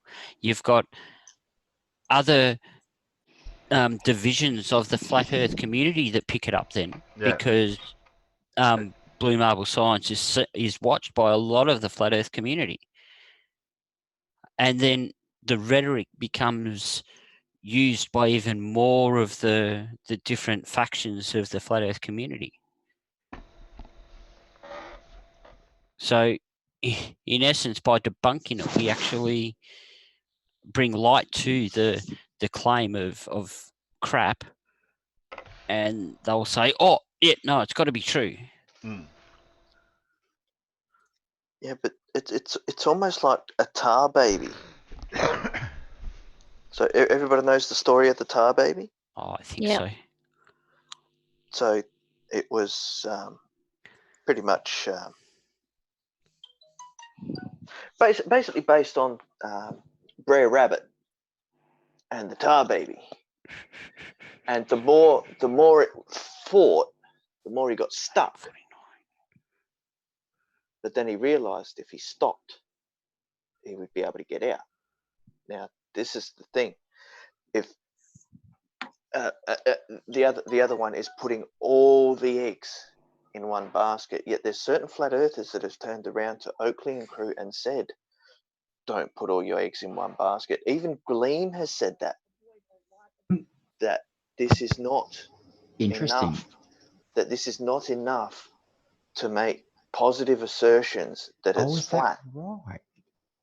Yeah, he said, it might be 20% of having 100% proof, but you don't go on that. You need that 80%. That is unusual to hear Gleam say something like that. Well, no, that's after he had to actually admit that he's a fence sitter. Yeah, but it was the fact that it took a little bit of coercion, but he finally understands how GPS works. Yes, I did. I went back and viewed that hangout. Yeah. Yes, he now understands GPS works, right? So no, he did understand how GPS works. Yeah. So if he says it's not satellites, he's lying because he understands how it works. Yep. Okay. So he's been caught in the fact that he knows what he knows, right? Correct. Now, what we've got to understand here is if they keep throwing their eggs on this one piece of evidence as their one black swan, that's the globe killer. If this is the globe killer, they can't use any others. No. We know that's not going to happen, though. Oh, no. With another. Well, because nearly everyone has debunked this claim. I actually remember the stream that we were in, and someone said, "Oh, Riley's got a new video up," and we all went and watched it, and then we started debunking it on the show that day. But I watched you guys listening to QE and all this bullshit because I was having birthday cake and such. And when he goes, you can't have terrestrial refraction. Well, it's quite funny because I went for a looky-see and I found the wiki that talks about geodetic refraction. Isn't that interesting? Which is terrestrial refraction. So it does exist. Just give me a moment. I can bring that up. You on your tablet, aren't you? Well, I'm on my phone. Yeah, you're on your phone. Yeah, but I've got my tablet as well. That's all right. I'm ready to go. Yeah. You dropped the link, so I have got it. Yeah, I whacked it in a couple of times just to make sure it got the message through. Are you're right if I share, Terry? Yeah. Yep. Because I can go back to it and read it from my page, but if you put it up for the people in the stream, share, and I'll just make it full screen. Oh, that's not what we were talking about. no, this is what QE was saying, that there is none. Yeah, I know about all that. That's not what. Yeah. No, but this is what I mean. This is what he's trying to use as his argument. Demonic. What? It's not the argument that we're worried about, though. It's when it actually got the name of There it is. We're trying to find the relation. We're trying to find the relationship with the how it's relative of them saying the black swan at the time of when they said it. Yeah. The event doesn't really matter because we know all their arguments. Okay. Yeah. So. But it's who gave it the name the black swan. Yeah. Are you going to go through? Are you going to go through nearly 100 episodes of Oakley? Yes, we me and Terry have been. We spent the better part of the later afternoon going through, and I ended up with 20 odd tabs open, trying to work out a chronology. A whole heap of going cancer back after that too. Going back to January. That's how far back we got. We got back to January 11 on Ballbusters Quantum Erasers, but unless there's a transcript of that. You're one Oakley episode away from being a flat earther. So, interesting fact. White swans have grey cygnets. They're not white, but anyway. Mm-hmm. All cygnets are grey. So I'm not looking for a black swan. I'm looking for a grey swan. Actually, which is really funny because the rocket that launched yesterday was called Cygnus. Yes. So now I've got to find a grey swan. Grey swan. Oh, it's just well, actually, there is a YouTuber who did one called Grey Swan. Let me just go to the Wayback Machine. So do you think we should go to the first debunking video of when they were debunking the black swan thing, and then maybe go back from that? Because I don't know who did the first black swan debunking video. Was it Blue? I think it was Blue when it was actually called the Black Swan. But I actually think we were one of the first ones to start doing it when it hit, because as I said, we heard that Riley had a new video out and we jumped straight on it. What do you think we should go back to my video, Peter, and have a quick look at that? Well, I think we should go back to Riley's video and have a look at that and see what date that was, and then move forward from that date. So the one that you actually watched that day, Terry. Mm-hmm. If I find the right link. Yeah, I've lost all my tabs. I've only got what I opened up. Birdie. Ah, stupid! I nearly closed that, I think. Oh, that one there. Don't you hate it when you click on the wrong place and your mouse moves? So, January the 22nd, Quantum Eraser. So that's after this one that we just watched? Yeah, that's after that one. I'm bringing the link into Zoom for you, Terry. Yeah. So this is the video called... Gee, wouldn't it be great if we had our stream and we actually found the original? Well, I do. I'm crossing my fingers. This is the GE Live #1 Globe Killer collection Not edition. If the this one was streamed on January the 22nd. Why have I still got 21st? You got we're in a different time zone. We're not though. What's that? You're a day behind me. I got no idea. My calendar says it's the 19th. It's been the 19th all day because it's my birthday. I ought to know. Yeah, but demonic. But me and Peter have been going through all these videos. Yeah, that video I just dropped for Terry. For me, it's saying it's on January the 22nd, 2020. Yeah. For me, it's January 21st. Yeah. So Yeah, I'm well, getting... the 22nd Saturday. So Yeah, it says the 22nd for me, and I'm behind all of you. So I'm getting to watch it before Terry does somehow. Yeah, streamed live January 21st.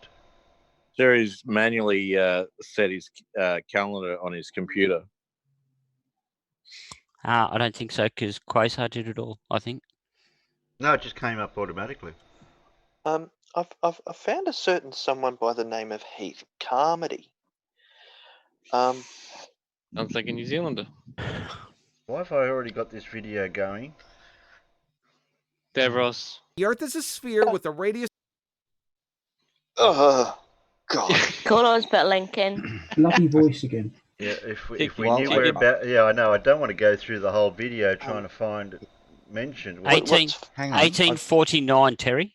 1849. That was a good year. What I have found, though, is that this Heath Carmody has got comments from Nathan Oakley on his channel. So he put out a video on the 13th of this month.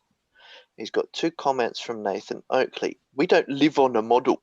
However, if we lived on a sphere, we would have a geometric horizon. We don't.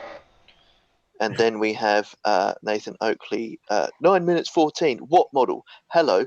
Why must you reify a model on our behalf? Oh dear. Davros, check your messages on Discord. Oh yeah, I saw that out, but I was busy doing some high intensity research. That's all right. That's all right. Just a late happy birthday from your friends. That's all it is.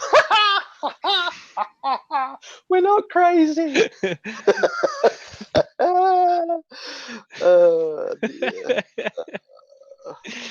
I thought, who else would you want to hear from on your birthday? So Oh. Did Nicholas buy you a present, Davros? So...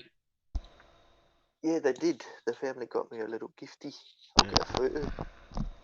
You're saying about these videos there's a transcript that you can use. Yeah, so what you can do, Terry, is over on the 3 dots.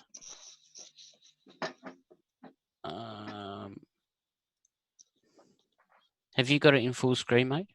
No, I can't do full screen. Yeah, no, I don't think so. I'm watching this link Colin posted, and it's the original footage. There's 3 platforms.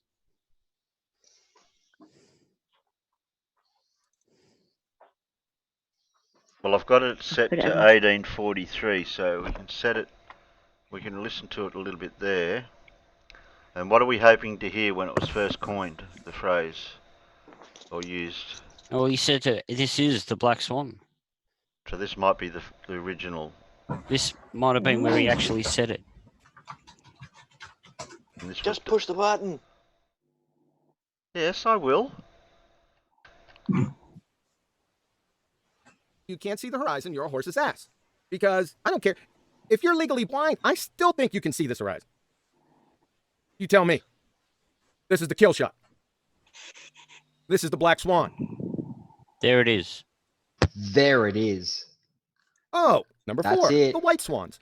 This photo was taken 2 months. It didn't come up.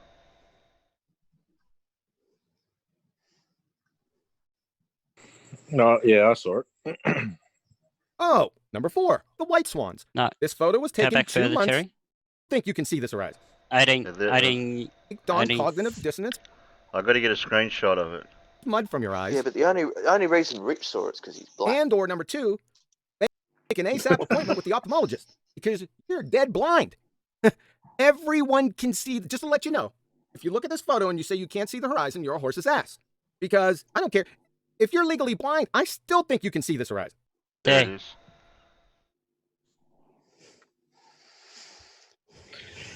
But I don't know how he's claiming it's a black swan, though. That's the next part of the investigation after we. Yeah.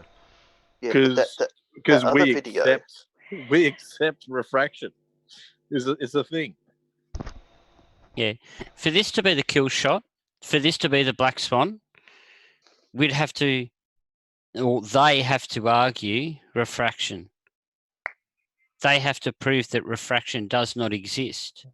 Yeah, well, their black swan is what he calls our white swan. That's what I'm trying to work out. How he's used the term the black swan for his argument that this is not right in the image is not Totally, right. yeah, totally incorrect. Emball's asking what date this was posted. This one was my 21st of January. 21st. Is there something playing in the background? No. No. Oh, hang on. Might be me. Well, it's never us. I'm glad it wasn't me this time. So now I'm we've glad just it got to wasn't you, figure Peter. out which part of his narrative he's matching the black swan to. Yeah, and the word's narrative. Because I think someone's got their hand up his ass. And they're narrating his story. So if we got the transcript, it'd be a lot easier than listening to it, would it? We'd be able to read through the transcript around that area where it's said, and we might be able to correlate the two. Because if he's wrong in using the black swan analogy, Yeah, well, he is. Because he's trying to say that for us, that's the black swan, but never addresses how distorted the actual oil rig is. You know, so it's obviously refraction going on. And if it was the black swan for us, if it was the photo twin fall photos to say that the Earth was flat, well, why isn't it on the Today Show? Yeah. Why isn't it out there? Why hasn't I don't know, Fox News and all those other, why isn't he on the telly? Government's controlling the news. Well, no, because let's face it, if Mark Sargent can get on the morning show bloody in England, they can't be doing too good a job. Yeah, that is true. That's a good point. They were desperate for content. They needed something to fill in the gap.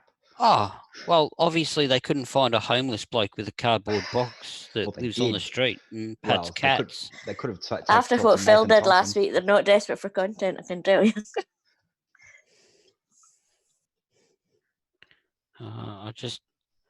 As in he came out on air. Yes. Yeah, yes, but he did. Phil Schofield came out and then had an interview with Mark Sargent. So now I'm thinking maybe Mark Sargent got tempted because of the outing. No. See, he's already heard the rumours about Patricia, you see, and he was just thinking, well, maybe. Oh, if I side with Mr. Schofield, that Patricia might want me back. Yeah. I'm terrible. Anywho, yeah, I don't know. Look, I'm just trying to think where to go from here. If we've got the point of when they brought it up. Right. So, well, didn't you have as well, Terry, in your thing of research? Or was it one of the ones that you lost? The correct and true definition. Oh, that's. Well, I only just googled the meaning. Yes. So that's all right. That's the meaning. See, this is what I want to go through. There's different ways of interpreting the meaning, but the black swan theory is a theory of a black swan event. Is a metaphor that describes an event that comes as a surprise, has a major effect, and is often inappropriately rationalized after the fact, with the benefit of hindsight. So, so if you were to do a literal translation of that to this event, so the event of the recording may have been a surprise to see the crane that bent and to see that much of the platform. So that bit, it's a surprise. I don't think they use the bendy crane stuff at all. I don't think they are recognising any of that stuff. Yeah, I would have thought that it's more how much on the basis of the amount of evidence that because I've only ever seen white swans, which would be and it's making the presupposition that we only see things below the horizon with distance. So it's presupposing that we don't accept refraction straight away. You know, so we've only seen white swans, therefore black swans don't exist. So in the case of this, it would be I've only ever seen ships or whatever go below the horizon, therefore I see, you know, so therefore flat Earth because doesn't we can see the oil rig before the Above actual the- geometric horizon, what they say they can. They're calling that the black swan. Yeah, correct. Because, but they're contradicting themselves. They're already saying that the mountain of evidence suggests that the Earth is curved, just like the white swan, because we've only ever seen white swans. So it contradicts themselves there. But they're also suggesting that we don't accept refraction and that we will see things above the geometric horizon. So it's used in the total wrong context. John Rapp said if you look at Riley's debunk and he doesn't refer to black swan, they'll give you a range. Yeah, but I don't know what he means by. So because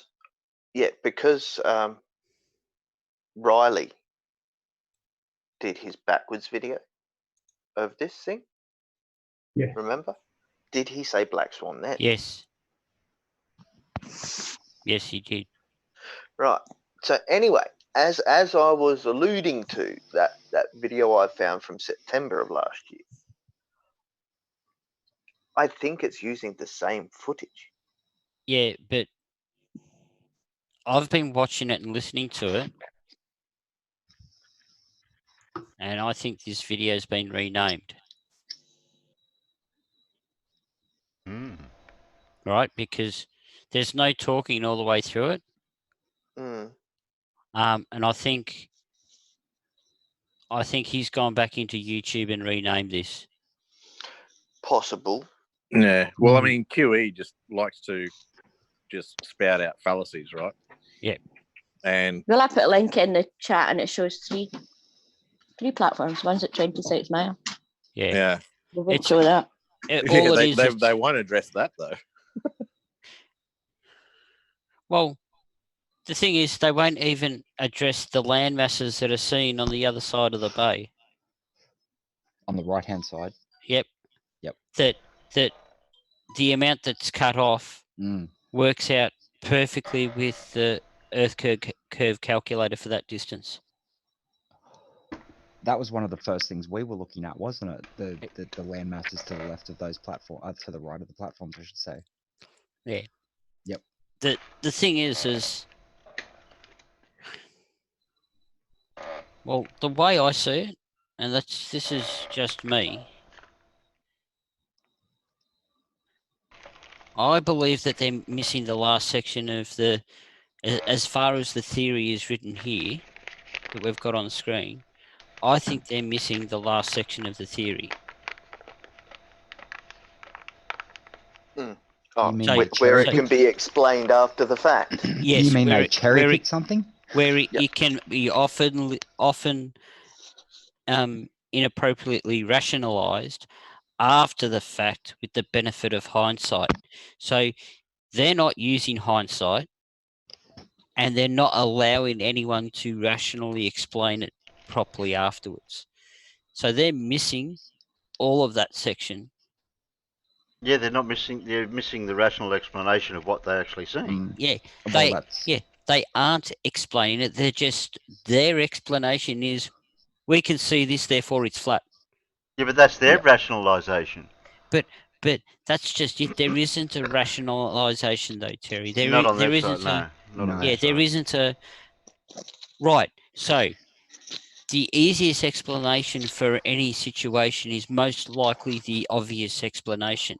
So if we can get rid of all of the obvious explanations, Which have been done. Say again? Which have been done. Yeah, if we can't get rid of all of the obvious explanations, then at that point is when the not so obvious explanations come into play. You know, it's is it Occam's razor or whatever? The obvious Occam's solution. razor. Yeah, Yeah. Occam's razor. Yeah. Yeah, the obvious solution is most likely the answer. Yeah, and the obvious solution is refraction.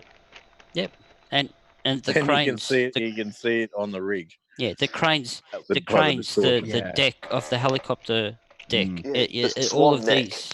Yeah, all of these Yeah. support the refraction side of the argument.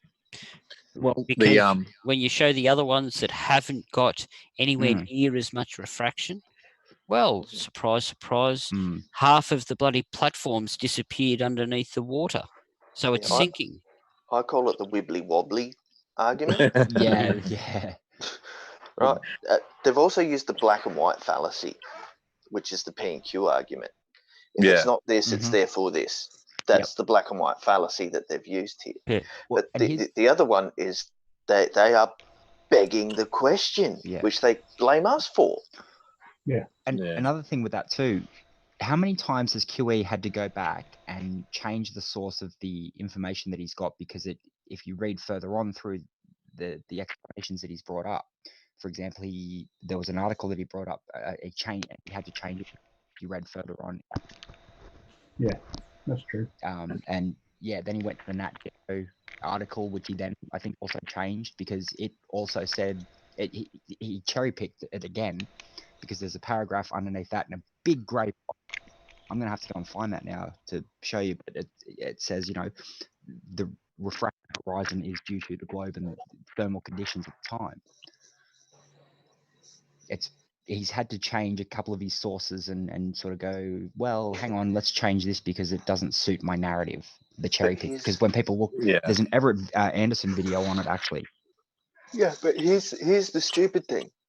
When you were watching that QE video before I come in, and he shows that second video that debunks his first claim, he debunked himself. Yeah, he stopped using it.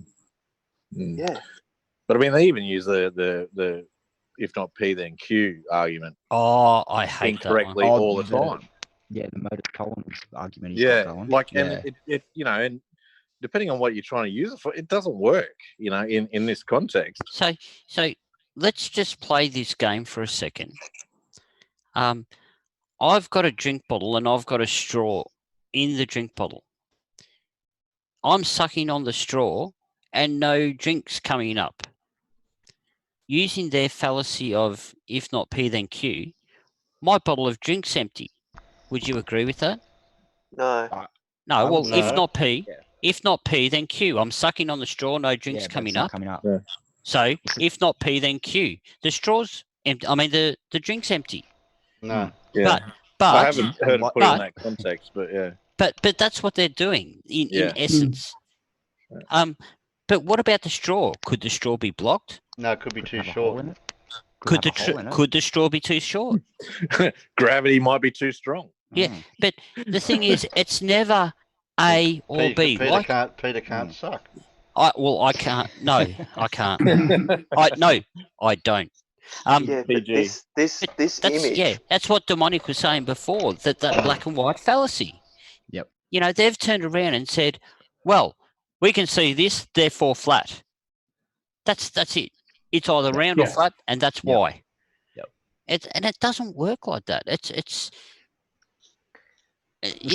with your straw example, Pete, my first thought would be, do you have a hole in your straw somewhere that isn't allowing you to get the pressure that you need to suck the liquid Oh, it's up? causing the flute effect. Yep. Yes, the flute effect, yeah. And that's another perfect example. There's always more than one answer to why something isn't the way that you expect it to be. And here's the one none of you... And this whole form of, you know, coming out with a hypothesis, trying it out, it doesn't work. Then you try and find out why it doesn't work. Exactly. Or Yeah, you ask the next question. Yeah, exactly. But here's the one thing that you're missing with this straw thing. You're sure your straw's not sitting on a piece of ice? Yeah, but that's a good one too. Yeah, and that's just it. You can keep the way a good research of any evidence or research of any observation or research on any other type of information like this, you don't just stop at the first detour sign that you come to, you go, oh, right, well, this isn't working. Why isn't it working? Yeah. What's the next question? You know? What's the next answer? But even if Okay. you think that you've got the answer, if not P, then Q, or vice versa. But then it why goes to Q? then it goes to peer review, and you let every other guy try and pick the holes in it. Yes. And everyone has. Yeah. Yeah. I mean, the ultimate problem they've got is the bendy crane arm. Mhm. That blows the photo out of the water. Correct. Yeah. Nice pun. Yeah. You don't see bendy cranes. And also the rest of the It's not well. the rest of the pylons for the oil rigs. No, well, I think it was Farmer's Boy pointed out to me the other day that it's not actually a crane. It's the heat exhaust for the oil platform. It's the derrick for the burn That's off. the one. Yeah. That's it. Yeah. So you want that nice and straight and as far away from the rig as possible, not bending back towards it. Oh, well, somebody mentioned it was bending like that because they were using it that day, and it actually got bent because of the heat. No, because the only flame that comes out of it is at the top. Yeah. No, I know that. You know at the that. very. But I'm only don't shoot the messenger. So the I will. the other thing that you need to be quite mindful of here, though, is and to me, it's the bit that they miss the most, right? The difference between the bottom of the oil rig to the sea level should be the same on both of them, because both of those oil rigs are made by the same company, are both the same design. So on that premise alone, you would be able to scale the two at those distances because they've got accurate distances to the oil rigs. Which Blue done with the measurements. That's right. Now, if you were to take this one step further and say, right, if this is a known distance and this should be the height that you see, why is that second?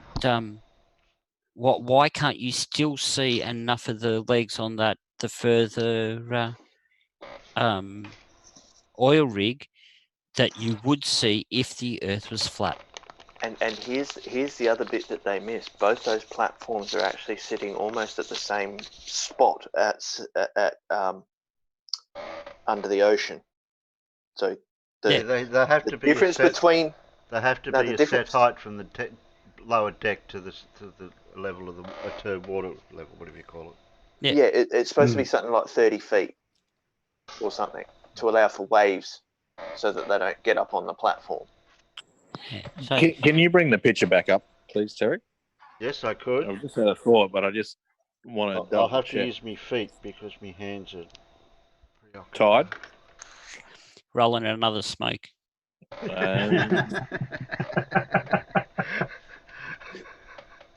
There's always a clown. Where was I? Over there. We had the original blokes pictures too. I'd lost them. Yeah, just the refracted one, the Black Swan one. Oh, the Black Swan one? I've got a picture. You took a screenshot of that, right? I've got a picture. I reckon I've got a picture somewhere. I've got lots of pictures. Yeah. I'll give you that one for now. Ah. Excuse me. Well, sorry, I was faster than you, Mr. Pointy Mouthy It's not thing. to do with speed. It's about accuracy. Oh, that's terrible. Mine was better. No, it's not. No, that's okay. Yeah, I had a different thought in my mind, but So, see how the distance, particularly on this one here, where the distance between the bottom of we'll call it the closer oil rig, and the sea level seems so much larger than that further one away. And in comparison, they're not even equal in the sizes wouldn't even be equal in over that distance. And I'm gonna use an aeronautical word here. The pitch angle of the front one is different to the rear one. Yeah. Yep. You That's mean not even the word perspective? refraction. Yeah, they You do mean actually look like perspective? they're tilting away from each other, don't they? They really do. Perspective. Sorry, I was- I never. I No, was- I never brought that I up was- before. The front one Yeah. looks like it's leaning towards So, you. so even more so, Even have a towards the look. right. Have a look at the horizon from left to right. Yeah. Try and ignore both of those towers both of those rigs for a minute. I'm gonna Yeah, I've grab just noticed something. that. Yeah, Keep talking. draw a line across it. So if Yeah, you were draw to a draw a horizontal line line across and that then some photo, vertical Yeah, lines. yeah, give me Yeah. a few minutes. And I'll... Yeah, you're right, Terry's on Terry. it. So it was a bit of bendy fish sticks, I think. no, well. So I think that whole lot's been compressed to fit nicely to get both of them in.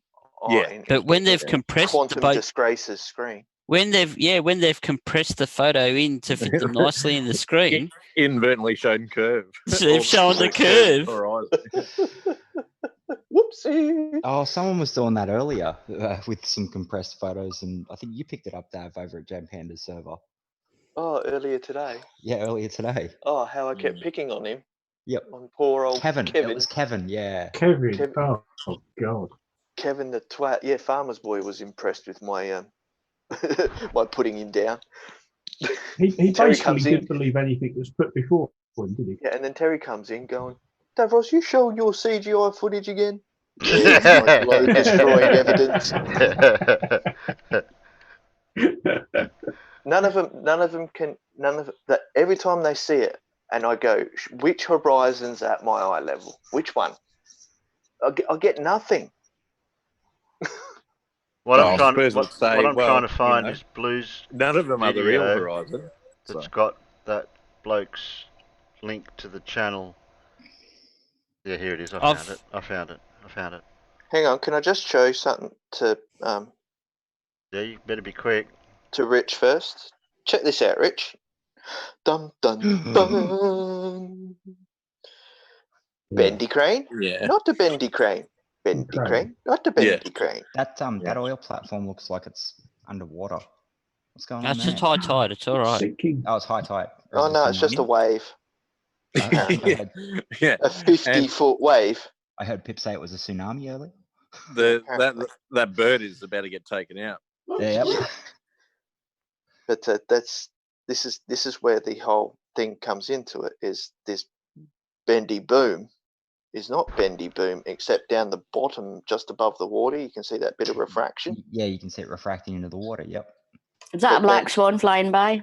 Yeah, it is. It is. But if you look at the bottom picture, it's refracting up all the way to the bloody helicopter pad. Mm-hmm. But I digress. Back to Terry. I was just trying to find the original. This is the original video.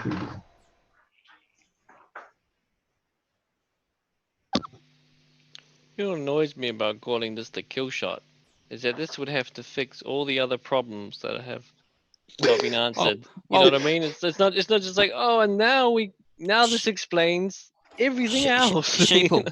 Sheeple, let's play this game then.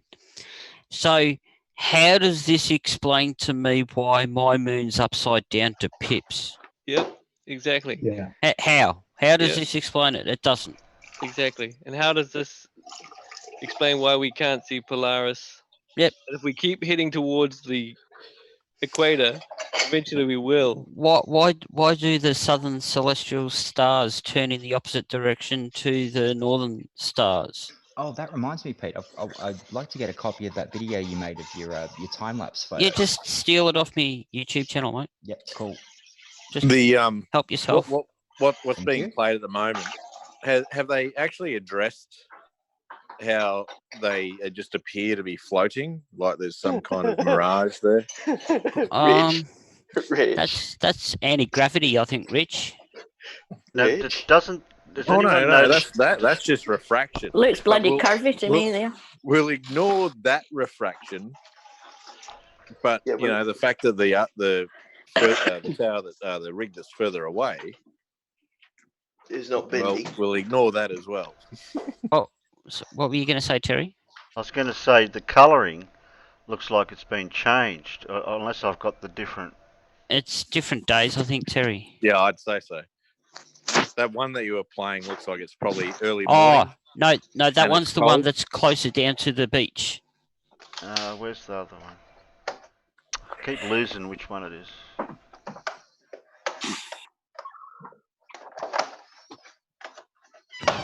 How'd it go? I've lost the video. Cypher, I've lost the video. I've got another one that I did the other day. Get it. Cypher, I've got another video I did the other day that I haven't uploaded yet.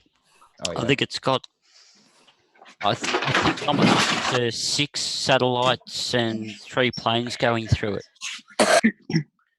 So if you want that one, you can steal that one too. So this is not the video that they've pinched that image from then? No, I'd say it's a different day. Because I mean that's probably the sun's in a different location, Terry. Is somebody rearranging furniture? Sounded like it. Yeah. Yeah, I think someone's moving house. That'd be Pip. Oh shit! Sorry. Okay, I'll see if I can grab the other one. Channel, sorry, P. Because I'm thinking that more blue one looks like it's maybe early morning. Yeah. And there's still a large difference in water temp compared to air temp. But the air's probably colder. Which will give you and more I'm thinking refraction. it's in the morning because the visibility is pretty bad. You know, so all the particulates sort of drop down lower. Which will cause that lifting effect. That lovely demonstration that Team Skeptic uses, and I think Fight the Flat Earth may use it as well, where they're pouring the liquid nitrogen onto the gas cylinder, where they've got the Play-Doh behind it stacked up at different levels, different colors all the way up, where they're looking from one side of the gas cylinder where they cannot see or they see the top layer of the plasticine. They pour the liquid nitrogen over, being the cooling over the warmer, or caught between the two warmer layers, and then all of a sudden you can see another 2 different colors of the plasticine.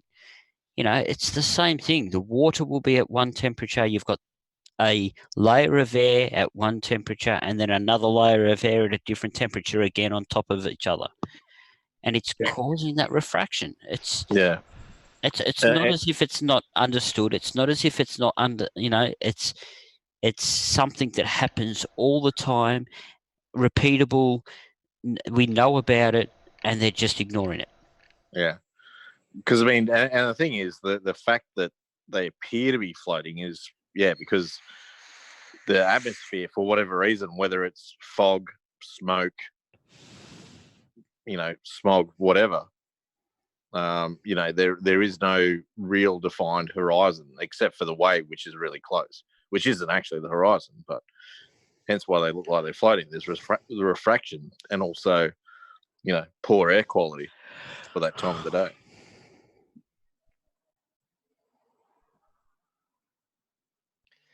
You don't think that, camera manufacturers would have come across this?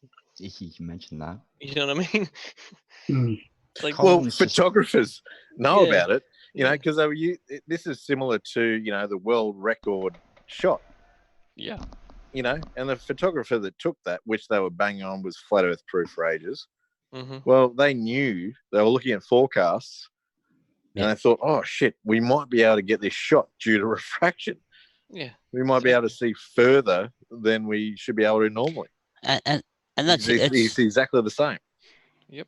Yeah, and that's a very important thing that they need to understand here is, if this was the black swan shot, if this was the flat Earth proof that they think it is, if it was evidence undeniable that could only happen on a flat Earth, it would happen every day, or at least 9 out of 10 days. Yeah, exactly. And that's where they're using the black swan fallacy incorrectly. Yeah. Interestingly enough, because the evidence shows that it's spherical, and we're aware that, refraction rises things up. It bends light to make them appear higher than they actually are. Yeah. So, and that's where they're using the fallacy totally incorrectly. Colin has actually found a link to one of BMLSB69's videos 4 years ago. It's another couple of oil platforms. It's from 4 years ago. It's not the original Black Swan video. Hang on, I'll grab the link and drop it in the side chat there. Yeah, I think that's the one I put in. Yeah, he's actually got quite a few pictures and videos of this same setup over multiple days, over a few years. That shows that this does not happen every day. It was a once in a lifetime day that this happened. Yep. It didn't happen every day. It doesn't happen even, 5 days out of the week. It happens one time, once in a year. When the conditions are perfect for it. Yeah. Is this the one you're talking about, the 4 year ago one? Because that's the one I've got. Yeah, that's the one, Terry. And this is where, even if we didn't know about refraction, or, if you saw that doing observations over time, and then, you made an observation and you came to a conclusion, not necessarily a conclusion, that's probably the wrong word, but you made a determination that, there is curvature, things disappear below the horizon, and then on this one day, it didn't. You keep doing the observations, and then you try to replicate it, and which is exactly like you were saying with the liquid nitrogen experiment. So, what causes that? Does light actually bend? Or things like that. And so you would make up some other experiment to see if you can replicate it. Well, let's be honest for a second here. It's almost as if, and I know this is a complete exaggeration, but it's almost as good as their exaggeration of it being a flat Earth. But you can grab a coin every single day, walk out your front door, flick it in the air, and it's either going to land heads or tails. One day, if you're really lucky, it might land on the edge. Yeah. And this is the coin landing on the edge. It's so unlikely for it to happen, but there is a slight chance, a slight probability that it may happen. But it doesn't mean that that's going to happen every day. The only difference with the coin is that we can predict when these conditions are probably, there's a higher probability of these conditions existing to be able to get that shot. Well, I was talking to Blue last night, and we were talking about in Discord, and we were talking about the shot over the now I got its name right last night. I won't get it right now. The lake in America, I think, that's near St. Louis. Pontchartrain? Is it Pontchartrain? Where they the one that Soundly does heaps of. No, not the one with the power lines. Okay, not Pontchartrain. Where they shone the laser over it. No. The bridge. Where they shoot causeway. No, where they look over the top of the lake, and one time out of the year they can see St. Louis on the other side of this lake. Lake Michigan. That's the one, Lake Michigan. They can see the Chicago skyline. Yeah, Chicago skyline. So the weatherman predicted this the night before. Yeah. He turned around and said, the conditions are going to be of that we may experience the phenomenon that doesn't happen very often. However, it looks like that the conditions are going to be favourable to see this optical illusion of this rising mirage that occurs when the conditions are like this. That you should be able to... The guy who got that had been waiting nearly a year. Yeah. for the right conditions to get that exact shot. Yeah, and he had to wait. He had to watch. He actually had to watch that mirage come up over the horizon before he could get the shot. Yep. Yeah. And I mean that in itself is evidence of science and the model working. Exactly. You know, you can predict it. So what we know about meteorology and the shape of the Earth got that picture essentially. Yeah, and that single picture, that single prediction of the weather forecast, leading up to that picture being taken, the picture itself being taken as the mirage rose up. So unfortunately for the flat Earth, that all is more supportive evidence showing that they're wrong. Yeah. It doesn't necessarily have to support the globe Earth, and this is what they don't get. The evidence does not support us, but it proves them wrong. Yeah. And their idea of the black swan is like, the black swan. I mean, the idea of a black swan is beautiful because it's black, and therefore it's not white or it's not any other color. So you see it, and it's like, oh, look, that animal that's got black feathers is indeed black. It's not going to change color tomorrow. Oh, it's back to being a white swan again. You know what I mean? And so the idea that this is used as it falls against itself already because of that simple understanding that they've found a living, breathing black swan amongst all the idea that there was only white swans. Just Are we still sure it wasn't an oil-covered swan? Because you could change that back to white once you get all the oil. well, well, that's what I always thought it was. No, it's a mucky ducky. A mucky ducky, that's exactly. the one. But just that whole idea, it's like the equivalent of this, the black swan things like today it's going to be a black swan. Tomorrow it's fading, you know what I mean? Has anyone, I don't know if this is pertinent, but I saw once there was a cat, colored blue, running around a place, I think it was in Turkey, and they're not sure why this cat was blue. They think he had come into contact with some sort of, toilet water or something like that. And then I saw another one literally the other day about a blue dog that was running around somewhere in India. So it's like, well, there's a reason for it. Obviously, it's fallen in something. It's it's obviously colored that reason because it's come into contact with something. But yeah, no, that's besides the point. Sorry. Yeah. Unfortunately, for a situation like this, and this is that's the one, Terry. They think this one little piece of photography shows that they have to be right. Yeah. But like, we'll just go back to that straw analogy earlier. There are so many reasons why that straw didn't work. And until they can go through and logically,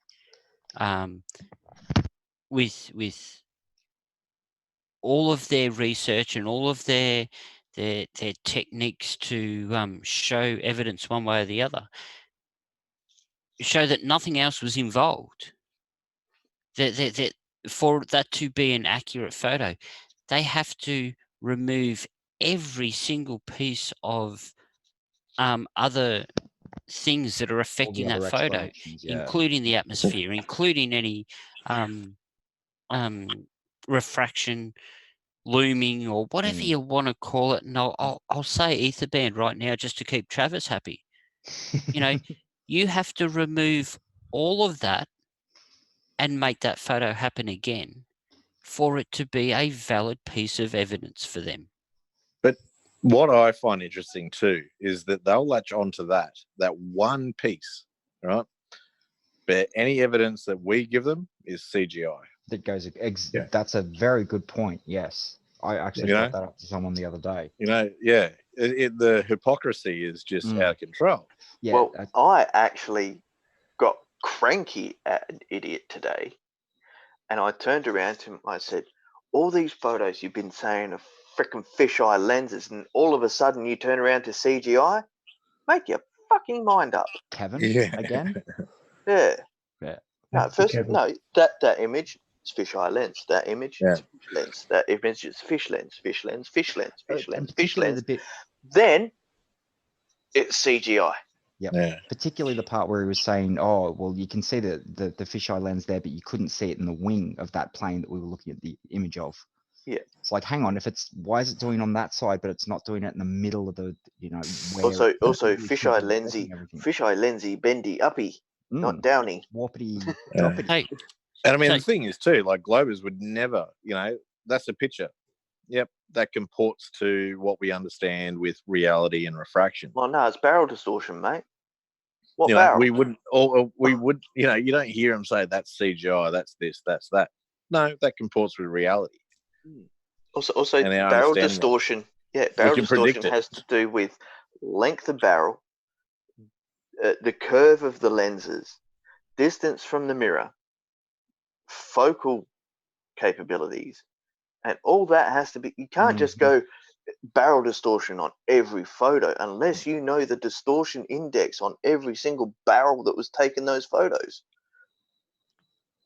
And I think we have touched on something that's somewhat important there, is for this effect to happen, they've got one lovely video of showing all of this beautifulness happening in nature.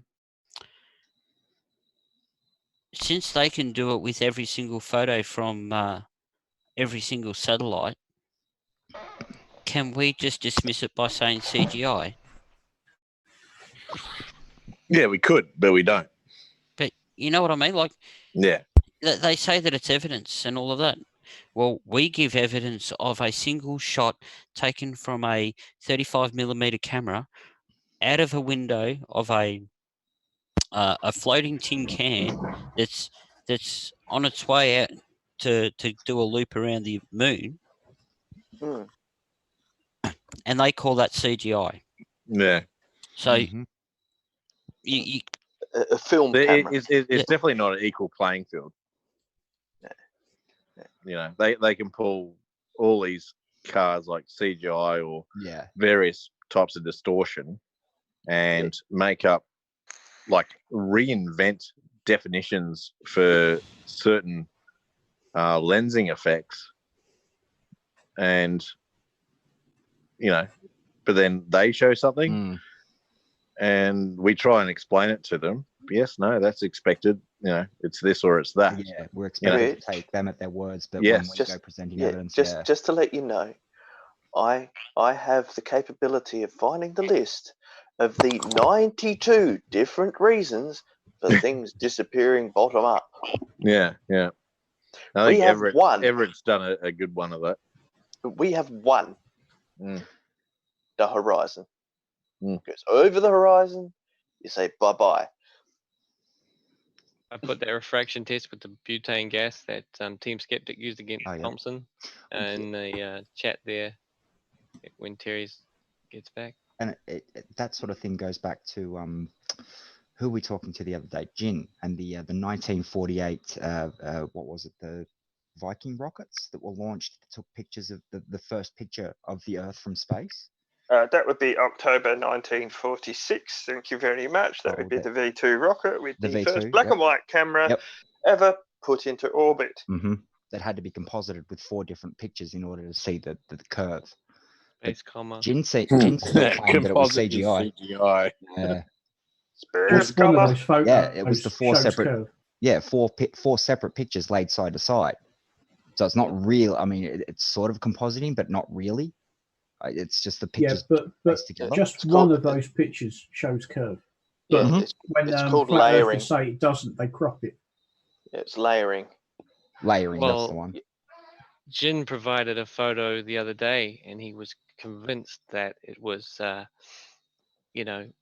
clear, flat, and I could see in the photo. I was like, it was from an airplane window. I could look at it. I said, that's got curvature in it. He said, I took this with an iPhone. I remember that. I can see the curvature in it. And so I took it into my program and I added a polarized filter to it and an inversion to it. And then I crushed it, showing how it creates a gradual, much greater curve when condensing what's in the image. Did you get bendy fish sticks again? And he said, well, that's because you're crushing it. So then I made a grid with a completely perpendicular line across the center and crushed that, and it only shrunk in size. So I took this with an iPhone. Oops, and we got feedback. I can see the curvature in it.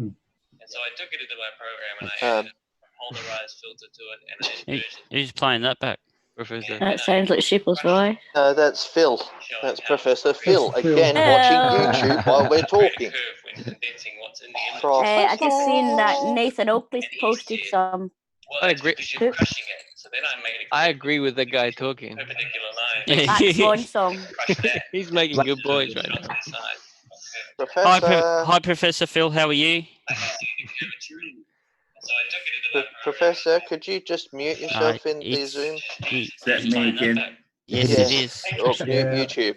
That's Phil. What am I doing wrong? You're watching YouTube. Mute YouTube, Professor. YouTube stream. You don't need to. Have I got a video open somewhere? Hang on. You got your YouTube open. Hang on, Professor Phil. You need to turn Zoom back up in your volume control, like I showed you how to turn it down the other day. I can't even see it. And you can't even hear us. Okay, 1 second. Yeah. He's turned Zoom down in. Hang on, I'll figure it out. I like that. The physicist goes, hang on, I'll figure it out. Get a bigger hammer. Hang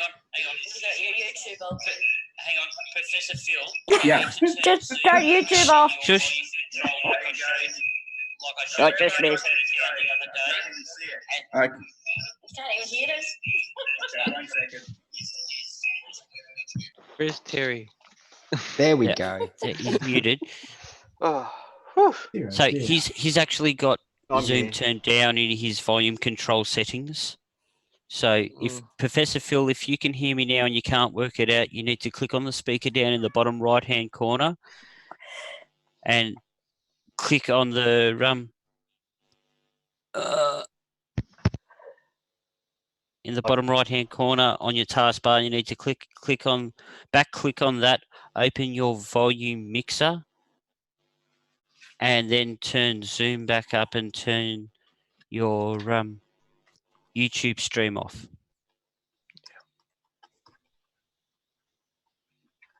Oh, can I show the audience a little back and forward I had with the Plain Truth today? I got it. Excellent work. Hello, Professor. Corner on your taskbar, you need Yeah, got that. No. open your volume mixer. Still going. You can still hear YouTube. Got that. And then turn Zoom back up and turn your The other thing YouTube off. stream off. Yep, got that. There we go. All done? Good I evening. don't know. How are you? Testing. Yep, that's better. Okay. The Plain Truth today. It's No, not. no. You've still got YouTube coming through, I Professor thought we were Phil. good. Wouldn't it be boring if I wasn't just joining every time I joined it? Off the YouTube Drama. altogether. You don't need YouTube open because you're going to be talking to the people who are on the stream. Or just mute YouTube's I volume. Yeah. YouTube. Yeah, mute YouTube. Or pause There it. we go. It's not really. There we go. You can look at the pictures, but just mute the sound. Oh, crikey. Well, in the meantime, I might start collecting videos. Confusing. Yeah. So while we've got this lovely echo, I'm just going to explain this picture. Yeah. Okay, so just above there, I had to correct him because he doesn't know how to say the word says. S-A-Y-S. Oh, no, he doesn't, does he? Sayed. Sayed, S-A-Y-E-D, right? And then Yeah. I turned around. I then turned around to him. I said, a compass says different, right? I said, explain this picture. And he goes, I go, which way is south? And he goes, away from north. And I said, so in 3 different directions. Yeah, what a numpty. But that's when I got my Masonic picture. Where did I put it? Always going Masonic on him. Where are you? It's over here. No, not Greta Thunberg. North's not in the middle of that compass. No. Funny that. Because he was thinking I was going to show him a magnetic compass. No, I'm using the compass of a map. Ah. So the North Pointer. Yeah. And he had no answer. Is that better? No more That's YouTube? better. Well, I figured out what it was all about. It wasn't YouTube on my computer. I had my bloody iPad sitting over there. Professor? Yep. Don't give up your day job. No, I won't. How are you, Professor Phil? Oh, God. What am I going to do when I lose my mind? Oh, I don't know. When? Hang on. You have to find it first, don't you? You'll be the nutty professor. Yeah, no, I tell you what, sometimes I think, how the hell do I remember enough to do my job? Actually, speaking of nutty professor, Channel Q actually put out a good video today. Yes. I watched of Chris Berry being a complete twat. Our favourite soy boy. Yeah, and listening to Professor Phil going, well, explain to me the equivalency. Can you explain equivalency? Yeah. Oh, Einstein. No, not Einstein. What is your explanation of the equivalency? Einstein. Oh, wow, you said Einstein. Yeah. So I've got a question for you guys, because I'm about to do a video, because I came across this thing where somebody said that there was wires holding up people in the ISS. I've been debunked so long ago. Kevin, yes. And I thought, well, these guys are seriously dumb, because if just imagine trying to hold a 90-kilogram man up with wires. What's his clothes going to look like? Yes, I've mentioned that too. Imagine hooking up somebody's clothes. Let's say you're holding up them by the shoulders, a 90-kilogram person by some thin wires. What's the clothes going to look like? What's his shirt going to look like? They're going to be pressed and warped and twisted and pulled out of shape. Exactly. Yeah. Actually, I'd like to find the T-shirt that could actually do that without tearing. Yeah, the funny thing is, most wire acts that you see are wearing leotards, skin tight clothing. Yeah. Right. Yeah. So you don't actually see the belt and the strings pulling on them. Yeah. Now, also, when you're doing it in film, and I've spoken to DKG Customs about this, the wires themselves actually have a coating on them to be able to be blended out better, and so do the belts and all that sort of stuff, right?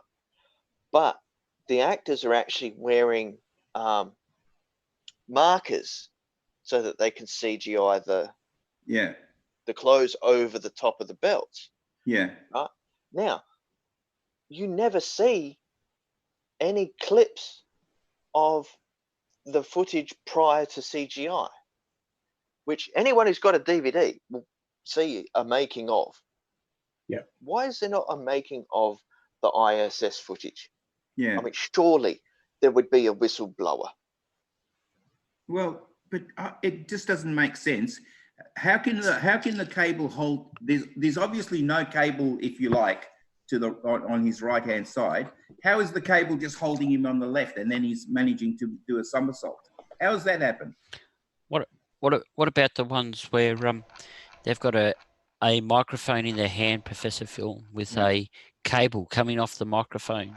Yeah. And he's holding the microphone and he does a complete 360-degree flip.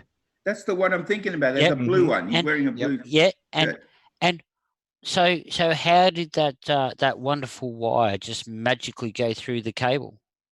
How did the Exactly. microphone lead go through the cable? Exactly. And what's holding him? And how is the cable only holding him on his left-hand side? Yep.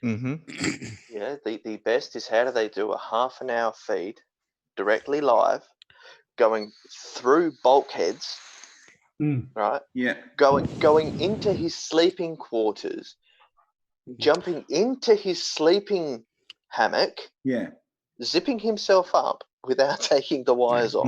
There was a live stream done not that long ago, Professor Phil, on the NASA channel. Yeah. Where they literally go from one end all the way through to the other.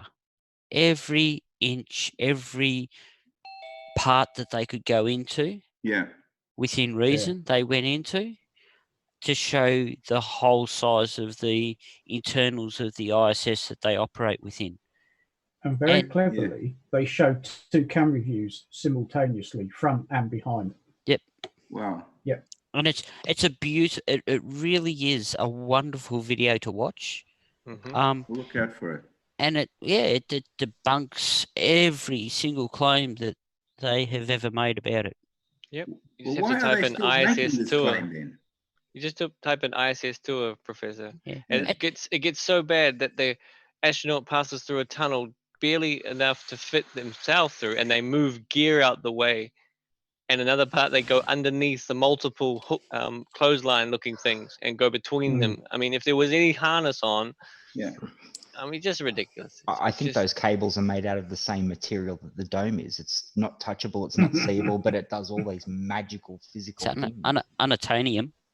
And amazing clothes that they don't get stretched. You know, Yes. the clothes are just amazing. And there's one where there's an astronaut floating past in the background. I actually think it's an equipment belt that he's wearing that has it's got like a bit on the back of it. Looks like it could be a harness, but I think it's actually part of the equipment belt that he's wearing at the time for whatever work he's doing. And again, it's not pulling, like it doesn't seem to, be holding him up in such a way that a harness on a wire would be doing. Yeah, imagine the stress of holding somebody who's 90 kilograms. Imagine the stress on that. But not just that, he's got his legs bent in such a way that you wouldn't be able to bend your legs like that on that harness. The thing is also, Professor Phil, and from my experience in life, now most people have tried to wear and or gone abseiling and done stuff like that. Yes. Yeah. They have hung from a rope using carabiners or figure of eights or whale tails or whatever other type of rappelling device you were using. Yep. We've all done it. Yeah. Most people have gone down backwards down a cliff. Yeah. Young people, when they want a bit of excitement, will actually go down forwards, which means you put all of that stuff, your rappelling gear behind you. Yeah. Now, I have hung upside or facing the ground on a rope. To hold your legs in those positions, to stay balanced on a rope is near impossible. You can't. The amount of internal strength that you need, core strength to hold yourself in that position, it's phenomenal. I went canyoning in the Blue Mountains one year, and we abseiled down a waterfall. That was bloody hard. And the group that I was with, the guy that took us through the canyons, actually said that we were the slowest group he'd ever led through the place because everyone took their time getting down the waterfall. Yep. It's not easy. Yeah, I think the wire's made from this element. Okay. Unatonium. Yeah. No, ununpentium. Okay, Yeah. so ununpentium 115. Okay. Yeah. Now, Bob Lazar apparently has a stable piece of this because it's supposed to be fuel for anti-gravity devices for alien spaceships, right? Now, this lovely element has a half-life of about a picosecond. Yeah, exactly. But that's what I reckon the wires are made from, because that cable is able to go through the wire. It means it's gone through its picosecond of not being there, and then all of a sudden it's reassembled itself. Yeah. It has to be the same stuff Speaking about that it's made of. balance points and stuff like that, like the guy that's living with me, he's got a teeter bench, for his back. Yep. And that would be the same, you essentially try and put these wires on your center of gravity, which is what the teeter bench does, and it doesn't take much movement of your arms to throw that off. Yeah, exactly. It's just if you just think about the physics of it, of the movement, you can see that and you say that's impossible. That's just totally impossible. And you take it to the next level. If you go into your kitchen right now, put your upper body half, just your upper body, on the table. Now lay down on your table with just your upper body on the table, so you don't have to support that. Hold your legs up so they go straight out the back. Yeah. And stay like that for an hour. Go on, I dare you. Yeah, exactly. Speaking of. Just an update on the debate front, Professor Phil. Have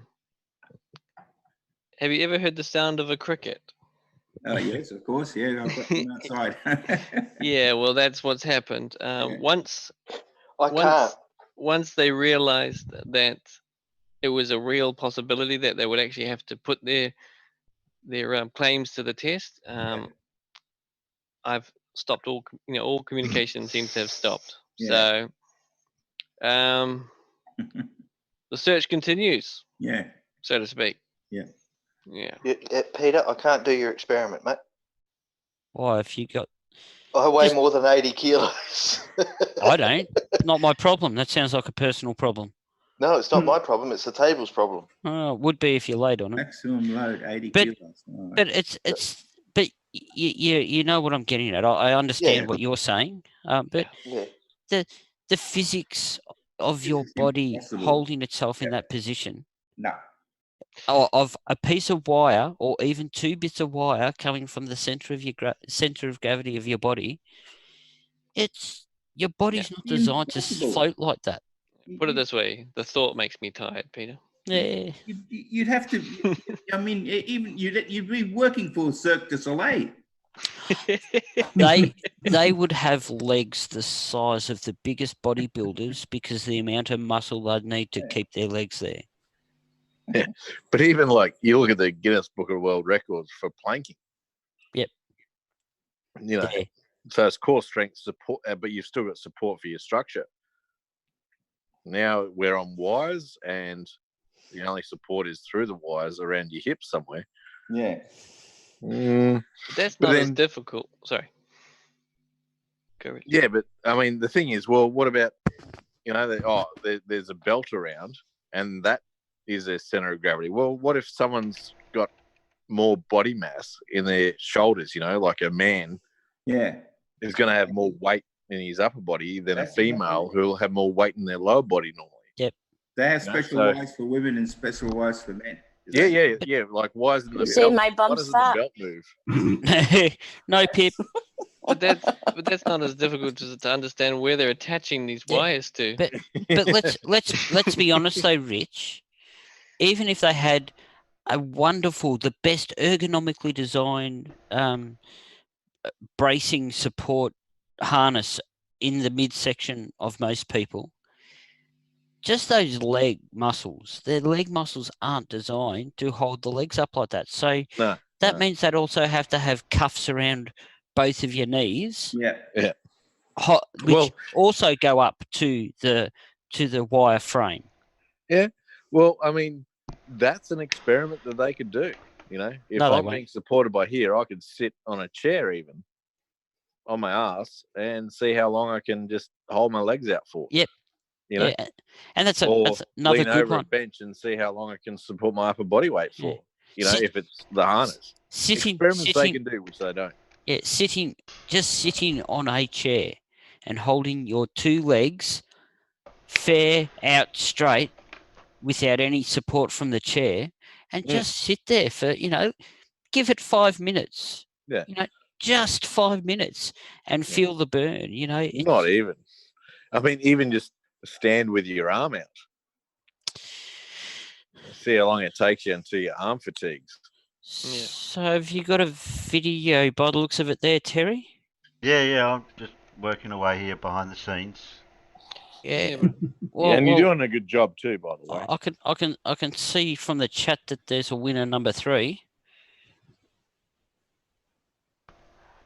Winner, chicken dinner. Oh. Yum. Oh. No, that was last night and the kids didn't eat it. Well, I've got the leftover chicken that I used for the barbecue for the thumbnail. It's no good to me now. It's done its job. Well, pass us a wing, would you? It'd be a bit cold. It was That's only all right. used as a prop. Cold chicken's lovely. Oh yeah. In fact, it's better to me. It's better cold. Bit of mayonnaise on it. We might do a competition later and see who gets a wing or a leg or something. Yeah, I want a breast. I don't eat. I think somebody already claimed breast. Yeah, but that's not all I claimed. But anyway, we won't go there. Too much Isaac this morning. 1, 2, 3. Oh, don't blame me which ones I play because of the voters vote, and I didn't move the tabs around. It's just whoever I get. Oh yeah, this is the pet rock. This is good. Yeah, this is good.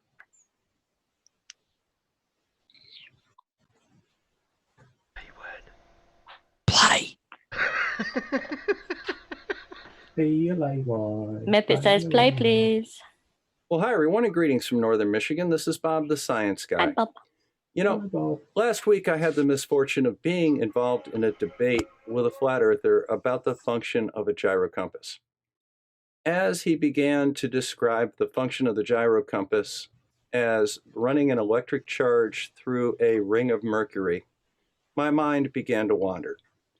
At about 3 minutes into the debate, I began to wonder if there were better ways for me to hasten my inevitable death, and I considered chain smoking. Now, for 8 months, I have tried to figure out what is the deal with the flat earth. How in 2019, with the availability of the internet and all of the science and data that we can access with our fingertips, could people possibly believe that the earth was flat? Then I thought back to my childhood and the answer came to me. It's elegantly simple. You see, flat earth is the pet rock of YouTube and the internet. In a moment, I'll tell you why. I sold a few of these pet rocks, actually. Now, as the story goes, a bunch of guys were getting together complaining about things, because that's what we guys do, and they started talking about the problems they had with their pets. And there was a running joke around the office that, you know, we really need to have some pet that doesn't have any maintenance to it. The ideal pet would be a rock. You know, it just sits there, it doesn't do anything, it doesn't have to be fed, bathed, and it doesn't die. So, this running joke was heard by a gentleman by the name of Gary Dahl, who was an advertising executive. And he kind of got to thinking about it over a while, and this was the result. The pet rock. It came in its own carrying case with breathing holes. It had a nest, you had the pet rock, you had a collar, a leash, and most importantly, you had an instruction book. Now, this sounds like a joke, and it was, but it was a cute joke because the instruction book was really what you were buying because it was hilarious, and we're going to go over that in a couple of minutes. And you know the best part about it? It made old Gary a millionaire, because he was the one that thought of the idea, and he was the one that developed the marketing strategy for it.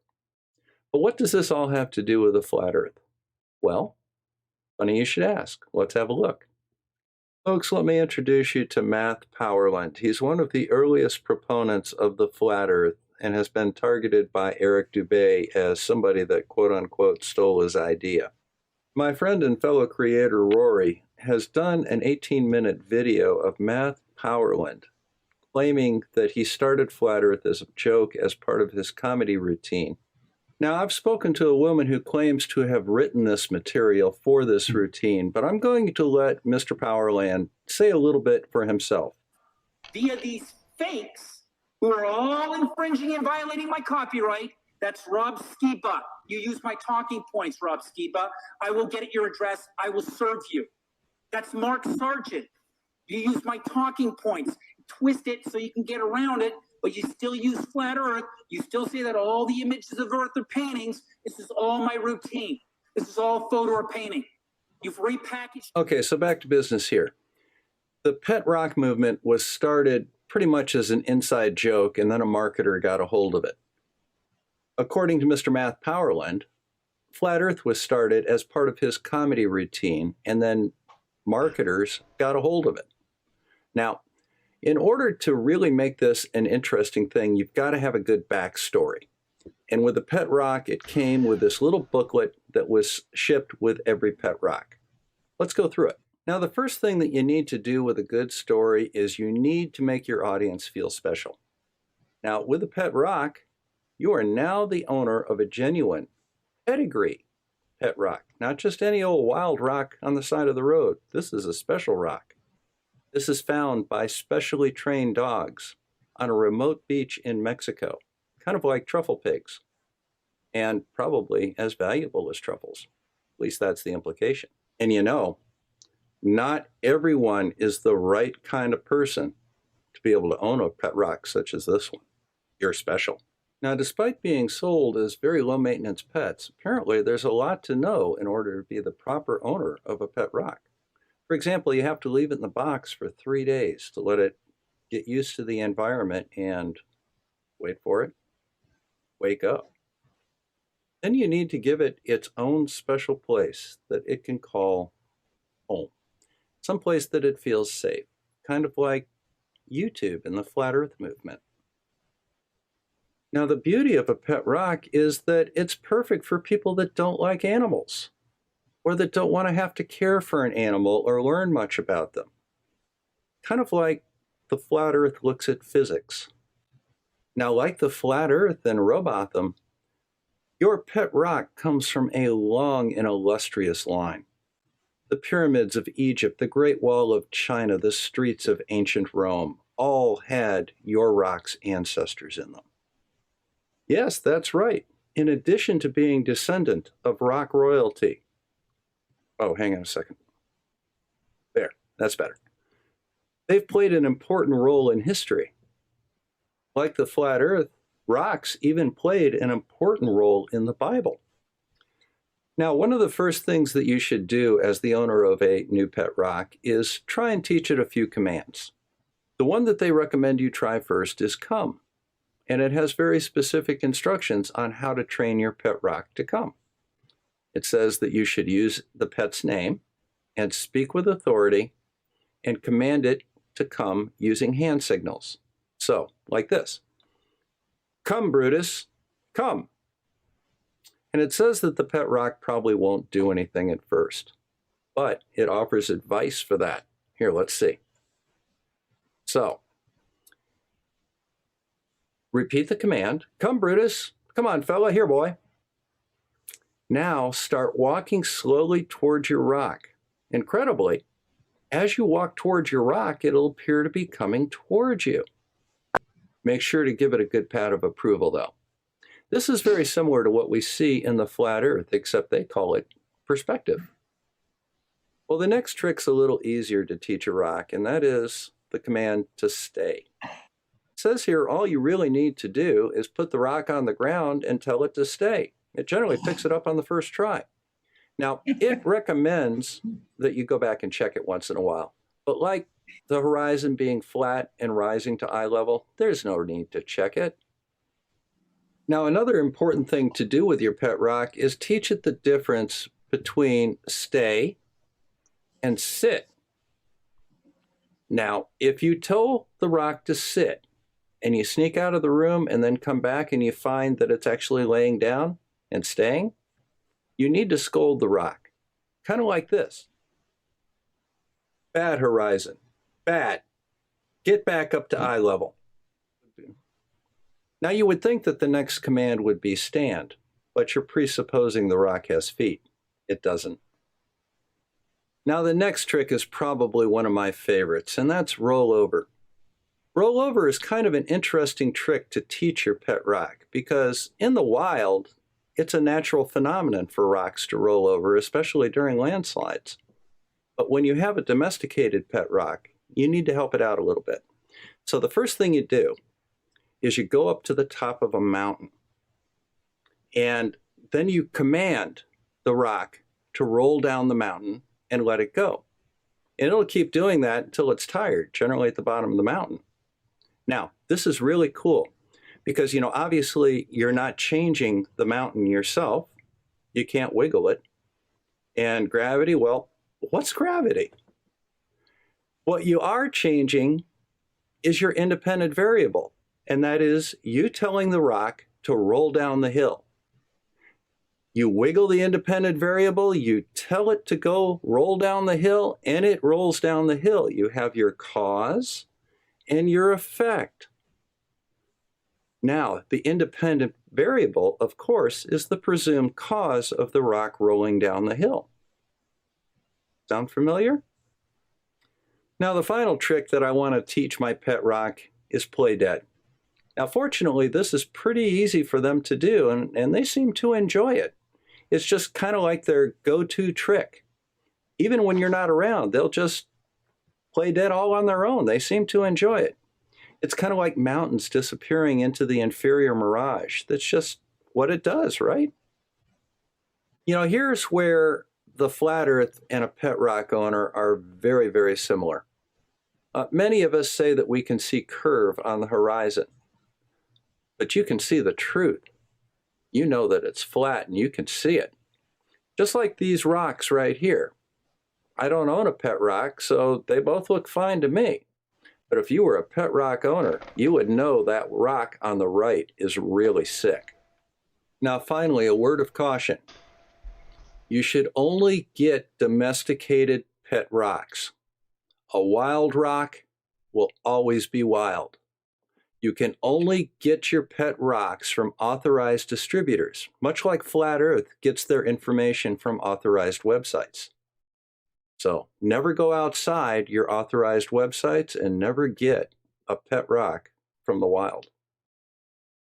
Well, guys, I hope you've enjoyed this video as much as I've enjoyed making it.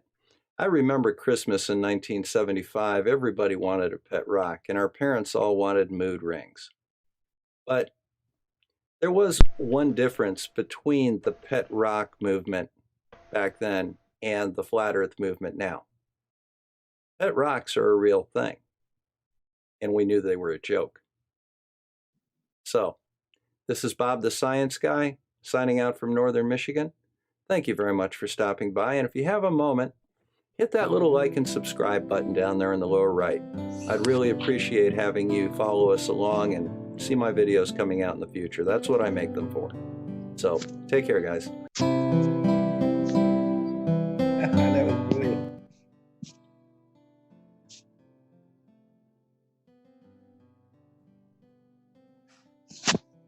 Yeah, if you want to buy a pet rock, just send me some money through PayPal, and I'll see if I can find one for you.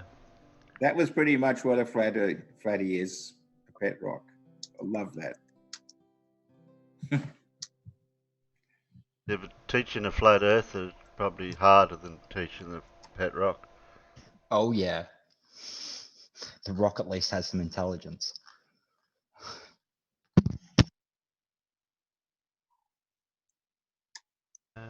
What else have we got here? Oh, I miscounted. I'm just trying to find some of those gifts that Kevin's got. I'm not going to ask him for them. The one where the astronaut's floating through the back with his legs curled up and apparently on a harness. I want to have a look at this and tell me if only an Aussie would be able to figure this out. Okay. How do I get it up? I don't know how to share it. That sounds like a personal problem. No, I was looking at my last video with the birds. The blue pill fixes that. Have you seen the last one with the birds? Your last video, Professor Phil. Hang on, I looked on my notifications. I was in Discord. One should have came in. I think it did. Just hang on. Should have, yeah. How long ago did you do it? Yesterday, last night. Well, it hasn't popped in here. Actually, this morning, like, Early this morning, I saw that as soon as you posted it up, actually, Professor. Today. About 3 a.m. Today. Oh, somebody said you'd put one up, yeah, but it was quite early. Today. Oh, here we go. I found it. I was going to say you need to be an Aussie to figure out to get it. Okay. I'll notify me. 1, 2, 3, 4, 5. And I'll rotate the tabs around now because people won't know which tab I've got going where. That makes it. Hey, Bandy. You got the link. You got the link if you want to come in. I'll just make you aware of one thing, Professor Phil. Yeah. That video has a little bit of an audio issue. Yeah, I'm still waiting for my mic. Well, it's all in the left speaker at the moment. Yeah. So it's this iPhone. I'm recording it on an iPhone.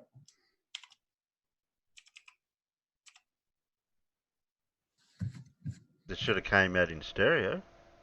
Yeah, no, it's Yeah, all no, in. it didn't. Yeah, I can hear him. Maybe it's something maybe it's something with the iPhone. I don't know. I'll have to have a look at it. It's an iPhone for starters. Yeah. Yeah. I can turn the volume up at my end if I have to. Okay. What have we got here? So you see the birds? Yeah, we will be in a minute, but we're going to be voting. I don't know which one. Okay. Have you got time to wait because people have to vote for the video? Oh, yeah. No, I just wanted you to look at the picture. That's all. You didn't have to watch the it's video. here. Yeah. So I'm just saying that you have to be an Aussie to know why I would choose those birds. Oh, yeah. Bloody glass. So I need that number there. Hey, casual person, space person. Good morning. Morning. Morning. Sorry. Morning. So I'm a bit late. I've slept in. I was dosed up because I was in quite a bit of pain last night. Just about no. Have you got a note from my mum? No, if you give me your mum's address, I'll come and see her again, Peter. Well, I'll just call her up now and get an audio note for you. If my ears are bleeding. I'll do. So that's 1, 2, 3, 4. All right. Okay. Did I just hear a sheeple? Oh wow. A sheeple. Yeah, there's a sheeple here. Only dead swans can't see. Can't be. So can't be. You don't want to be in the draw to get a piece of cooked barbecued chook black swan. Duck. Yeah, I'll have a actually bit. made me hungry. I'll have a bit. Apparently, they taste somewhere in between pelicans and penguins. Galahs. Not galahs then. Galahs tastes a lot like chicken. What have we got? It's good with plum here? sauce. Yep. Okay, I got a 4. Somebody says I vote for Professor Phil. Doesn't work that way, Dave. Okay, we've got a 4, a 3, a 3 from the lemming. Of course, I'm on the panel. I can't vote. No, you can't vote. No. I know Mippet's cheating. Mippet's cheating. She's over in Discord, so I don't know if that's cheating. Well, she's not on the panel. Yeah, technically, yeah. It's a loophole. It's a loophole we've got There's to a fix. loop. There's a loophole. Yeah. 3, 3, 3. I think I've got 3 3s by the look of it. 4, 3, 3, and a 3. I think 3's 1. 3 is 1. When did that happen? 3 is 1. That's a flat earth. Only in flat earth. There 3 you go. is 1. 3 is 1. Pip, I checked out the video for 10 seconds. My ears are bleeding. Thank you. What video? The one you posted from Oakley. All right. Okay. Sorry. Hey, that's not fair. What? You guys out in the peanut gallery have been peeking.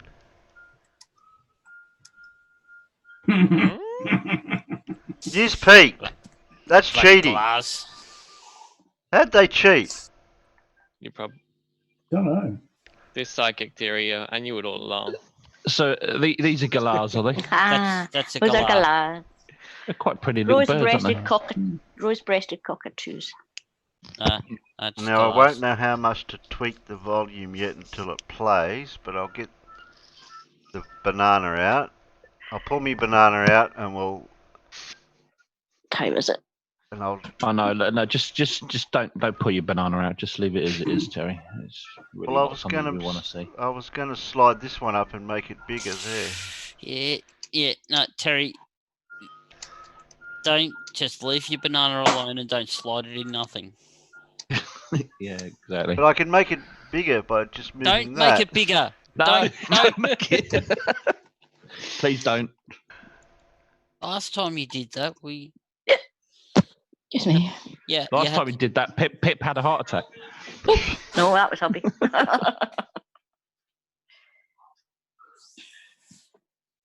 I'll put it up to 10. Hopefully that might be too loud. Okay. Okay. That's me on the right there.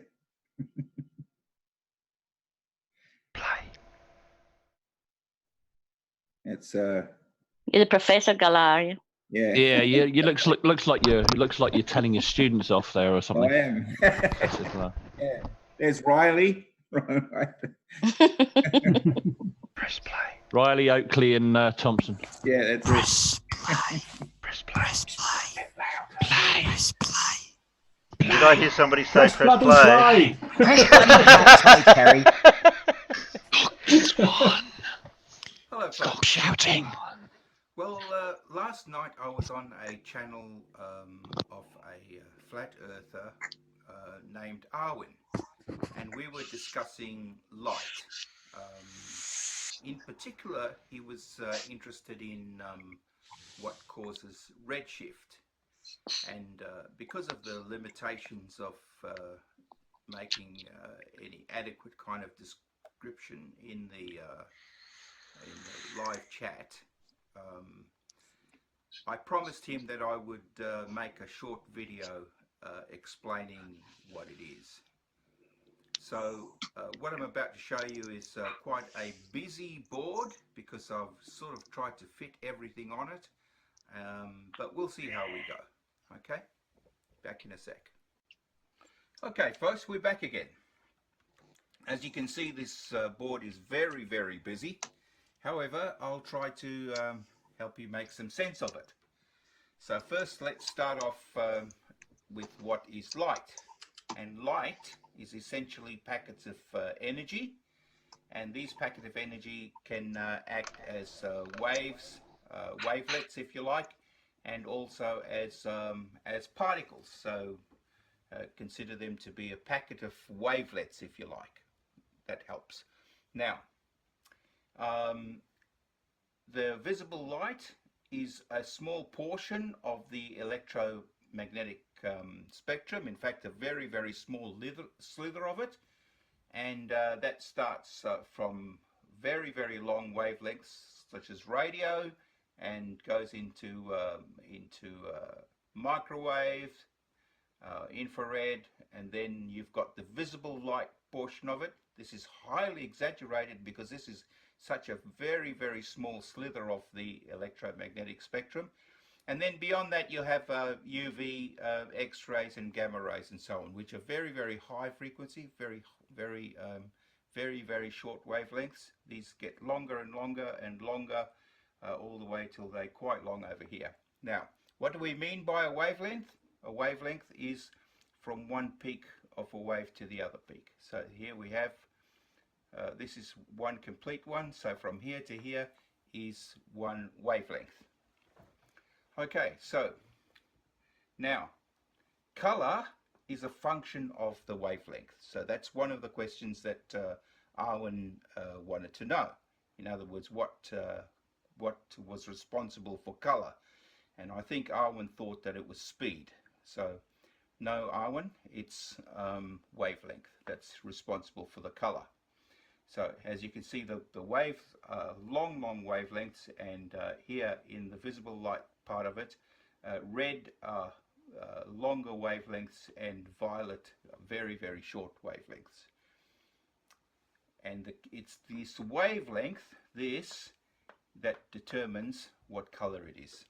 So here we have you know, depiction of an eye, for instance, and the eye has cones, and it's the cones in the eye that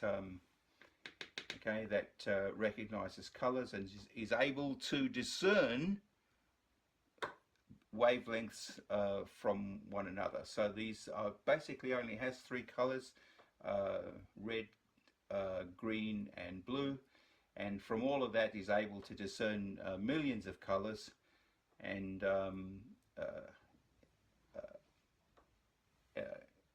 anyway, so yes, the eyes will pick up, these cones will pick up wavelengths, the wavelength, and be able to discern what color it is from that. So why is it that this pen here, the top of it looks red to you? Well, it certainly looks red to me. Okay, and the reason that it is because the light is reflecting off that. The red wavelengths, this part here, is reflecting off the pen, and all of the other wavelengths are being absorbed. So the red is being reflected and all the other wavelengths are being absorbed. Similarly, I've got this one over here. As you can see, that looks blue, certainly looks blue to me. And again, over here, it's because the wavelengths in this portion of the visible light spectrum are reflecting off it. So the light's reflecting off that, coming back to my eye. And so my eye sees this as blue. That's because the cones in my eye are able to discern what wavelength that is, and to me, my brain looks at that and says that recognizes it to be blue. Okay, other colors, for instance, this one over here, again, that looks purple, and for that very reason, again, over here, it's that indigo type of color over here, that wavelength in that sort of vicinity, that would be bouncing off, and all the other colors would be absorbed. But if you have a look at the white portion of the pen, see that's white, okay, and it's white because all of the wavelengths, the entire lot from there to there, are bouncing off, are reflecting off that white part there. Okay, where there's black, for instance, if you have a look at something that's black, for instance, the printing over here is black, this part here is black, and the reason that it's black is because all of the wavelengths from there to there are absorbed by that area, and therefore it looks black. So none of this here is reflected off that black part. Okay, what have we got now? So the next thing we wanted to talk about, I think Arwijn was then asking about the redshift. So what I tried to explain to Arwijn is to think about, for instance, let's look over here. It's called the Doppler effect. Think about an ambulance that's got a siren that's coming towards you, and as the siren comes towards you, it makes a higher and higher and higher pitch until it comes right in your vicinity, and then as it's heading again down the road away from you, you can hear the pitch getting longer and longer, lower and lower pitch as it's going. Now, why is it that you hear this pitch? Because as it's coming closer and closer to you, the wavelengths are getting shorter and shorter and shorter and shorter.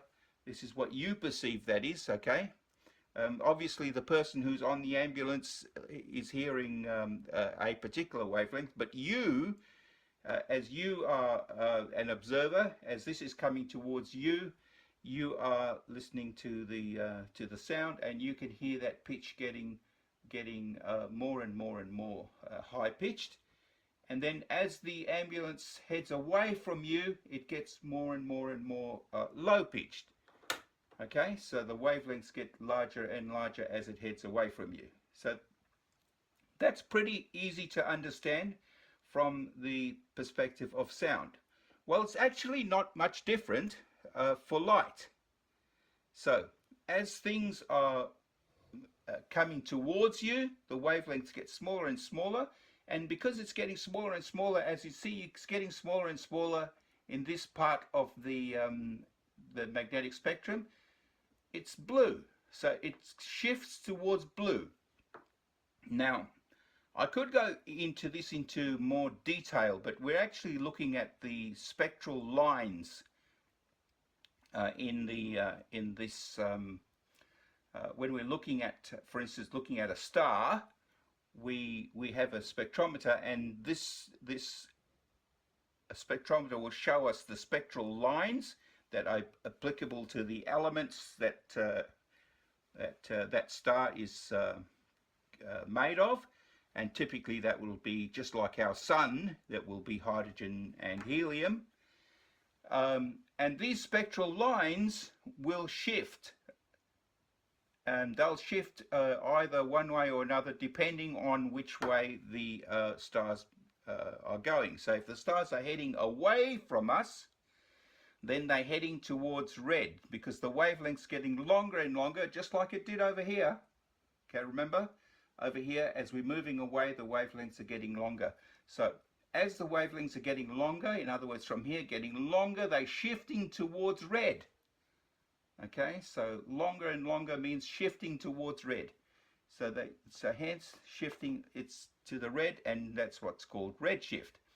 Now, if it's coming towards you, then it's because it's coming towards us, and the star is, if you like, moving towards us, or we're moving towards it, then what's happening is that those wavelengths are getting shorter and shorter and shifting towards blue. So, but the other great thing about this is that not only can we know that the star is shifting away from us, moving away from us, or moving towards us, but because of this Doppler effect, we're able to actually calculate the velocity of it. So this equation over here, I'm not going to go into great detail of what it is, but you can look this up if you like. Look up this equation. This equation here will tell you what the velocity is. So you can have an observer velocity, and the actual velocity, okay, is equal to the square root of 1 minus v over c. That's c being the speed of light, and 1 plus the v over c, again, c being the speed of light as well. So if you using this formula, you can actually work out how fast something is either moving away from you or towards you, and not how far, how fast these things will be coming towards you and away from you. Okay, and of course, if you know the speed of light, then you know that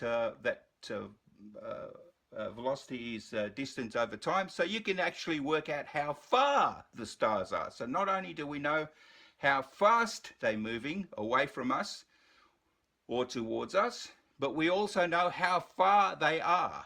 Okay, that's because we know that velocity is distance over time. Okay, so again, so redshift tells us that the stars are moving away from us, and they also tell us how fast they're moving away. And blue shift tells us that the stars are moving towards us, and again, regardless of whether they're going away from us or towards us, we're able to tell how fast they're going, and because we know how fast they're going, we also be able to tell what the distance that they are away from us. Okay, that's a very simple calculation. Okay, I hope that that kind of helps. I'm not really sure if this video will work to do the job that I wanted it to, and if it doesn't, just leave the comments and I'm happy to do it again. Probably with a less crowded board, and maybe just dealing with those concepts more slowly, one at a time. But I didn't want to make a huge video out of this, just wanted to answer Arwyn's questions. Okay, thank you. Okay, so here we are back again. Now, I'm not sure, as I said before, whether this video would work or not, and whether it does answer the question that Arwijn posed for it, or whether any of you who are watching this will get anything out of it. But please, if you think it's too fast and doesn't cover the concepts enough, just leave a comment in the below the video, and if you need be, if there's too many questions about this, then I'll probably do it again, but this time I'll cover different aspects of it more carefully. But in any case, this is really just to be a summary, because I've got another video coming, which is more complete, which is deals with light, and we look at light in some detail. So I think it's quite a complex topic, so it'd probably take 2 or 3 videos to do it any kind of justice. But in any case, I'm going to take that seriously. This is really just a very basic overview. Let me know what you think, and if need be, I'll do it again. Okay, if you like the video, please press the subscribe button if you haven't already, and definitely hit the like button if you did like it, and if you didn't like it, hit the dislike button. Okay, ready? I'm waiting. Go. Like or dislike. One or the other. Off you go. All right, thank you. That'll do. Now, if you really dislike it a lot, you can press it multiple times. I'm quite happy with that too. Okay? Okay. All right, guys. Thanks very much for watching this. And I'll see you next time.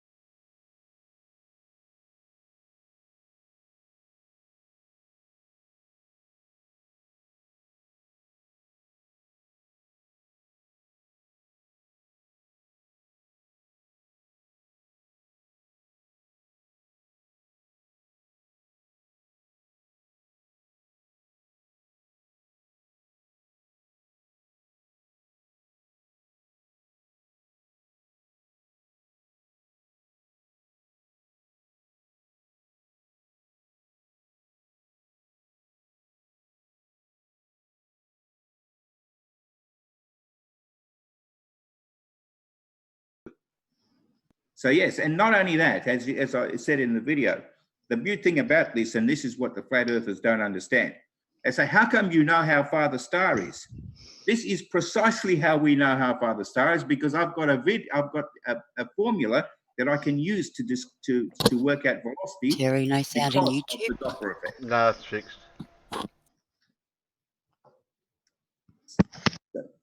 So yeah, we know how far the sun is. We know how far the stars are. We can measure it. We can have a look at the Doppler effect gives us that information.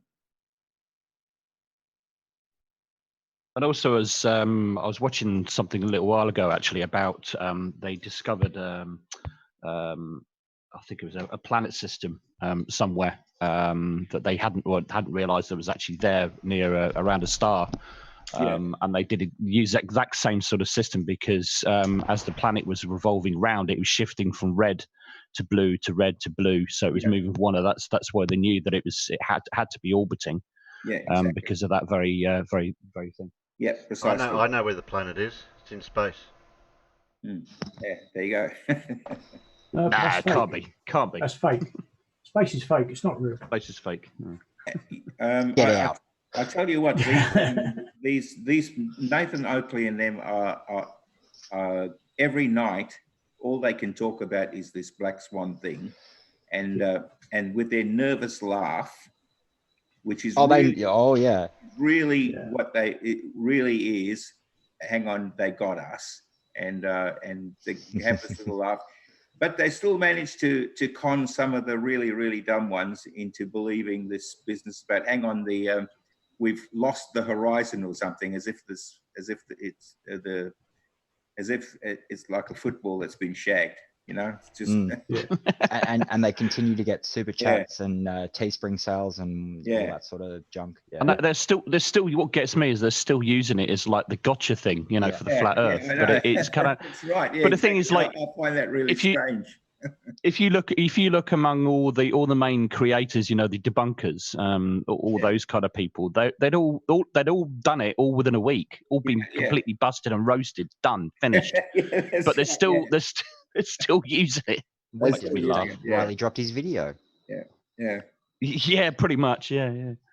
But I'm just saying, in terms of sort of like, you know, all the main debunkers, you know, and everybody else that we know of, they'd all done it, you know, all completely roasted it. Yeah. Well, we even done the Black Swan. This is your life. Yeah. This was your life, you mean? I just want to bring up the ISS stuff again, because I did go back and I found that GIF that Kevin has been using over in GemPanda's server, and I only just realized, and I don't know why I didn't think of this before, talking about the physics of the body shape and everything else before, but I've literally just realized that the cable, if that was attached to a harness, would actually need to either be running through that guy's spine or his head in order for it to work like that. Exactly. Yeah. How the hell did that possibly be? Exactly. But then also, if you look closely, I mean, I've seen that one many times over. But if you look closely at that little thing that's sticking up, it's not. If it was under tension, it would be dead straight. That's right. But if you look at it, it's not. It's nothing. it's just it's nothing more than the end of the belt that's flopping around in space. It's an equipment belt, I think. Yeah, it is, because that's exactly what it is. Oh, sorry, Diane. Go ahead.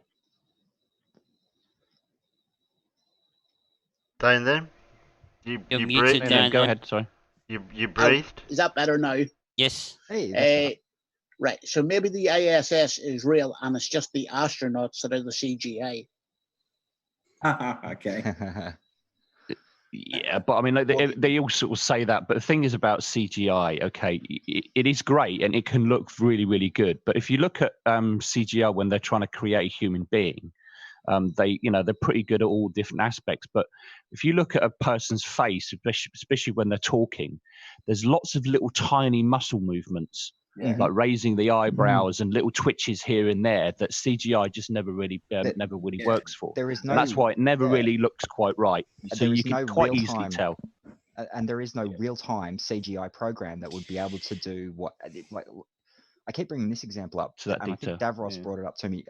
Toy Story took 6 years to make from beginning to end. It's a 2-hour movie, but they had to spend so much time processing and rendering the images. It took 6 years to make the thing. 2 hour. It's not even a 2-hour movie. But to take it to the level above that, realistically, if that was CGI, the CGI that they would be using wouldn't be even similar to the Pixar Toy Story style at all. CGI. It would be, and I like to think of it along the lines of, look at the Lord of the Rings with Gollum, or look at Avatar with the Na'vi? the blue creature, the blue creatures from there, which the Na'vi, the Na'vi, they use the computer projected image from a life model, someone that's wearing the suit with the dots on it, that the computer moves the animation, and that would be the style of CGI if it was CGI that they would be using. That's how they did Thanos in the Marvel movies, and the Hulk. Thanos and the Hulk. Now, we'll use the Hulk because this is a perfect representation. You watch the Hulk very closely, and like Casual said before, the facial movements, although they're so close, they're not accurate. The muscle movements when he moves his arms, they're so close, but they're not perfect. Yep. There is no absolutely perfection about it. It is so close, though, but still, because of the way that we see people every day, we can pick indiscretions in the computer matrix that don't make it quite right. Now, the way that the people move on the space station, the way that their suit flops around, although some of it doesn't quite look right to us, that's only because they're moving in a subgravity system that we're not used to seeing. However, their facial muscles, the way they wink, the way their eyes blink, it's real people. It's not this fictitious computer CGI. Yeah. I mean, there was a video that I actually posted up on my channel, and it was posted by NASA, and it's a 4K video, so it's pretty high resolution, and it's of the guy bringing up a blob of water in microgravity in front of his face. And that is 4K video. I mean, if that was CGI, wow. I mean, we don't need actors anymore. We can just do everything by CGI. I mean, there's no way that they could possibly claim that was CGI. Yet that's what people were doing. But as I keep saying to people, is that I wish that people wouldn't let them keep getting away with saying that's CGI without actually saying, okay, where's your evidence? Yeah. Yes, that's what Stingray does, doesn't he? He sort of says, okay, prove it. If you're saying it's CGI, prove it's CGI. Exactly, yeah, but I don't think enough people, not enough of the debunkers are actually doing that. They just wave it off. But you've got to pin them down and say, right, prove it. Prove it's CGI, because they can't. It's a positive claim. Back it up. Yeah, exactly. It's a positive claim, but of course they shift the burden of claim. But I think you just got to keep after them. We keep saying, where is your evidence? Prove that it's CGI. No, I agree. Where is your evidence? Prove that it's not. Yeah. Well, that's the shift into the burden of proof, isn't it? That's what. Yeah, it is. but this is the same tango that's been danced for the past 5 years in flat Earth and the bullshit thing. So there's like realistically, I'm actually convinced that the only person that's actually real here is Bandy, and the rest use are just voices in my bloody head, because it would explain why you piss me off so much. Oh, I'm a voice in my own head. But that's only because you're psychotic anyway, don't them? When did I ever claim to be effing sane? I have claimed lots of things. I have never claimed to be sane. They're all against you. They're all against you. Bandy's not. Bandy loves me just because you don't anymore. Bandy still loves me, and he's real. It's a world conspiracy against you. I do whatever the voices in my head tell me to do. You're just lucky one of the 10 voices in my head says that you're okay. Yeah, 9 out of 10 voices in my head tell me I'm. Is that Patricia that says I'm okay? Dear. Have you ever seen someone argue with himself? No, sometimes. Yeah, Sheeple, I've witnessed you in your sleep. Ugh. Well, that's a uncomfortable thought right there. It's all right. He watches me in the shower. No. Press play. Oh, SciManDan comments. I've been looking. Oh yes. Oh yes. Freshly brewed. Brilliant. Pip, I never cause bother. I just come in and play devil's advocate because that's my job. Yeah, I think you need somebody like you to do that. I think and then to be fair, so yeah, no, you did a good job at it. Press play. Right, play. Play. What? I was waiting. Play. Oh, okay. Play. You sure? Play. Positive? Play. Yes. Yeah. Okay. Pause. Oh shit! Don't use. Somebody else the other night started that. Yeah, I'll fix it. There. If you've been waiting an entire month for a fresh batch of comments by flat earthers and space deniers, then you can wait no more. This is the monthly comments, back with a bucket load of abuse and more than ever before.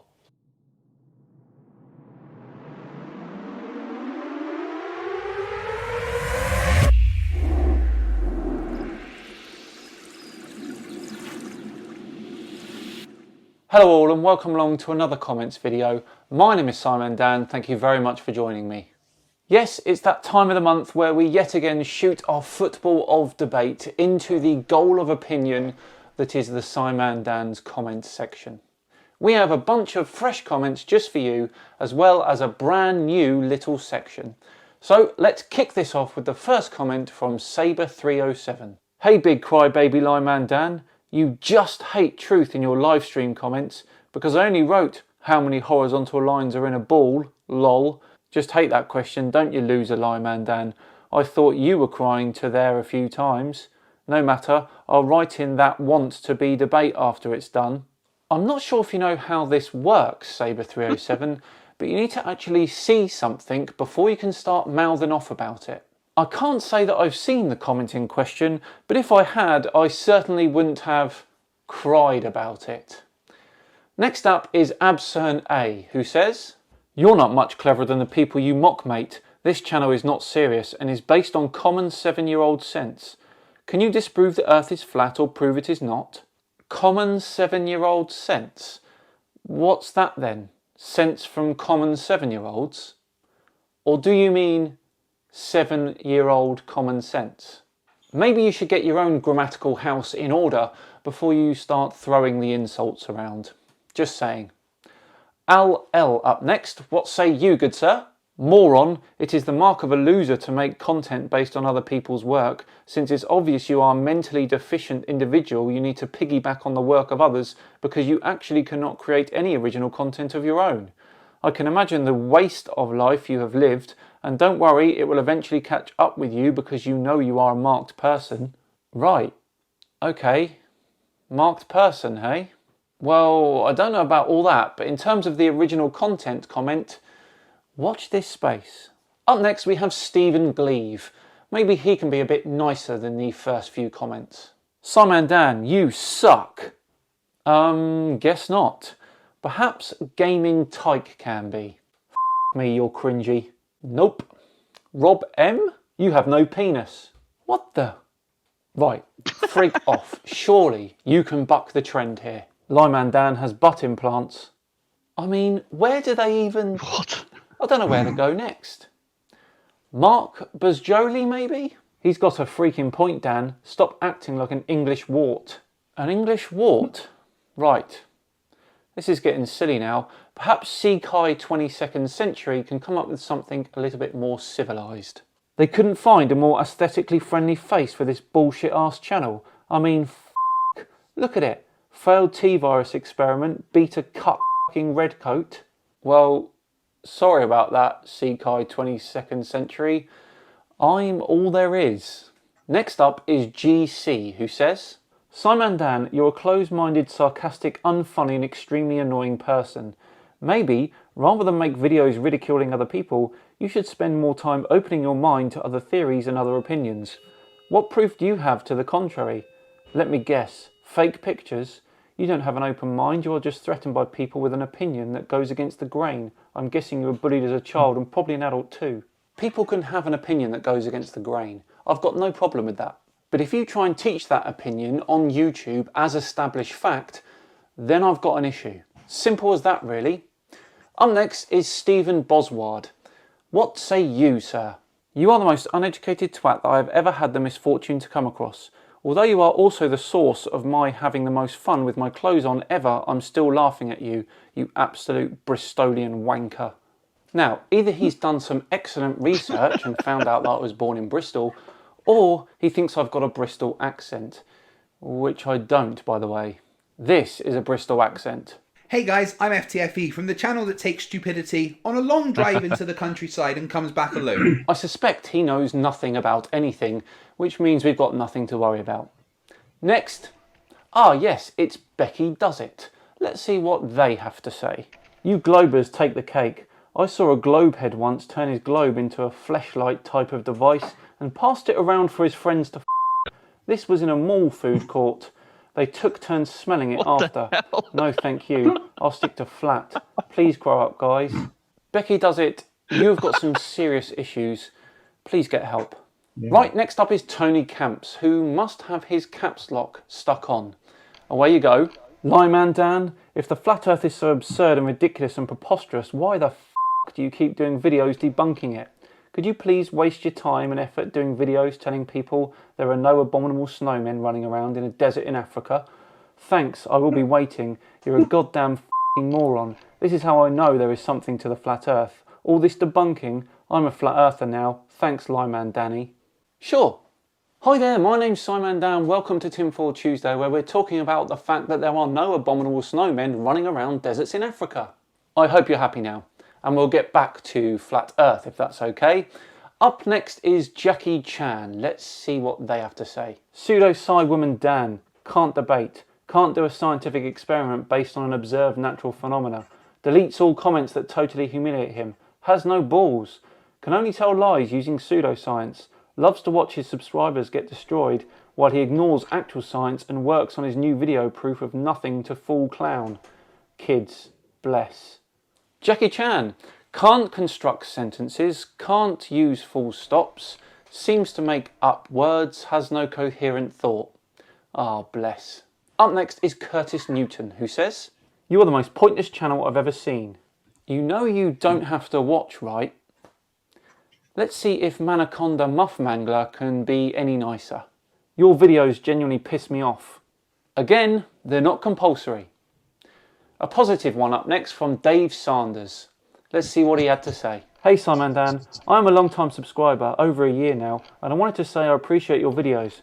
I started watching you by accident. One of your flat earth videos came as a recommendation after a video discussing white holes. I watched everything you had out at the time and enjoyed your content thoroughly. From there, I started watching your Tinfoil Tuesday videos and realised that I had a few unmerited beliefs of my own.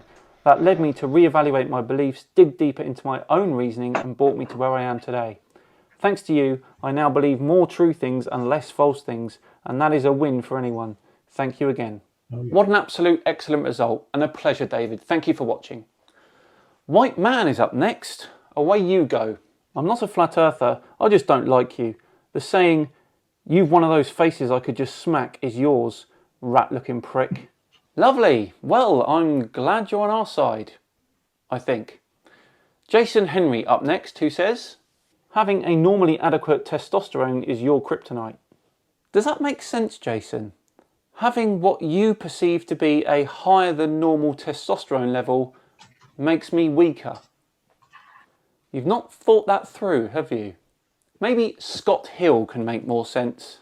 Damn, you suck, ugly f***. Why do they take so many hilariously inappropriate things on the ISS? Your answer? My answer, it's to make kids go, wow, ooh, ah, I want to be a fantasy lover. That helps my life in no way at all, ever. Scott, what does my appearance have to do with my accuracy concerning facts? Nothing. Nothing whatsoever. Also, what do you know about the ISS? Nothing. Oh, hang on. Scott's got more. How can Antarctica be in 24-hour sun and Iceland is also seeing the sun? Also, you are ugly, and in that stupid CGI Earth poster, where is the sun? Scott, I feel like you've got some issues with the heliocentric model. This is a very small portion of the Earth. The sun is behind it because it's night. Lindsay Lou up next. Let's see what they've got to say. SciManDan, you are a fraud. You didn't prove anything other than the fact you are a weasel. Spoken like someone who has no defence for my arguments. Thank you. Perhaps Bill Demich can do better. Dan, does your ass get jealous with all the shit that comes out of your mouth? Clearly not. MAGA Offensive with the final comment this month. My God, explain how we see the same stars in winter and summer. Please, I'll pay you $10 quadrillion? Because the solar system is not 2D. More bets claimed. I'm still waiting on the other one, to be honest. Right, we aren't quite finished yet. Long-time email troll Frank Alba has been busy as usual this month, so I thought I'd set up his own little segment called Frank's Corner. First up is this little gem from Frank. Happy New Year. Hey Dan, Looking back at 2019, I would have to say that you're the #1 NASA cock-sucking whore, and there are a lot of entries. How does that feel, Dan? What absolutely amazes me is that you can actually interface with your children without having any guilt. Interface? Frank, that's weird. And I have no guilt because I am right. I'm not lying. Next up, Frank wants to give me some pointers about a video. Latest video. Hey Dan, your latest video entitled Has a Flat Earth Map Finally Been Produced is a masterpiece of bullshit. You are so worthless that your mind is so full of shit that it's oozing out of your ears and mouth. The sad part of it is that you know it. Even sadder is that you have children who you are intentionally deceiving. Why don't you report me to NASA, Dan, like you did before, you lily-livered, scum-sucking, worthless excuse for a human being? Of course, I've never reported him to NASA, and they wouldn't care anyway. The last one from Frank came after I did the video about the space shuttle possibly being a blimp. Today. Hey Dan, you worthless piece of shit. No one said that the space shuttle was an inflatable blimp. That's just your way of confusing the general public. The fact is that the space shuttle was a mocked-up airplane. You know it, and I know it, and anyone who has at least half a functioning brain knows it. When you put your children to sleep tonight, think about that. Right, so everyone knows that the space shuttle was a mocked-up airplane, do they? Frank, your level of delusion is quite simply staggering. More from Frank's Corner next month. Right, that's the end of another comments video. I really hope you enjoyed it. If you did, a like and subscribe would be thoroughly appreciated. Thank you all very much for watching. I have been SciManDan. Have yourselves a great week, and I'll see you all on Friday for the return of CC from New York. See you then.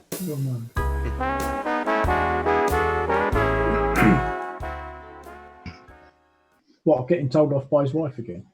That ass getting jealous thing, that's mine. I coined that. I want my royalties. I reckon that was you actually in one of your soccer accounts, Cypher. Yeah. I only have General Mayhem soccer accounts. You know that. Oh, okay. Can I just point out that SciManDan is clearly not from Bristol, and neither am I. That was some brilliant insulting, wasn't it? Yeah. I know one person who thinks that the shuttle is a blimp. David Weiss, otherwise known as the ITRH. Yep. He thinks all rockets are blimps. You mean the guy that goes around to old people's homes and getting them to say, "Oh yeah, we were taught the Earth was flat." That's the one.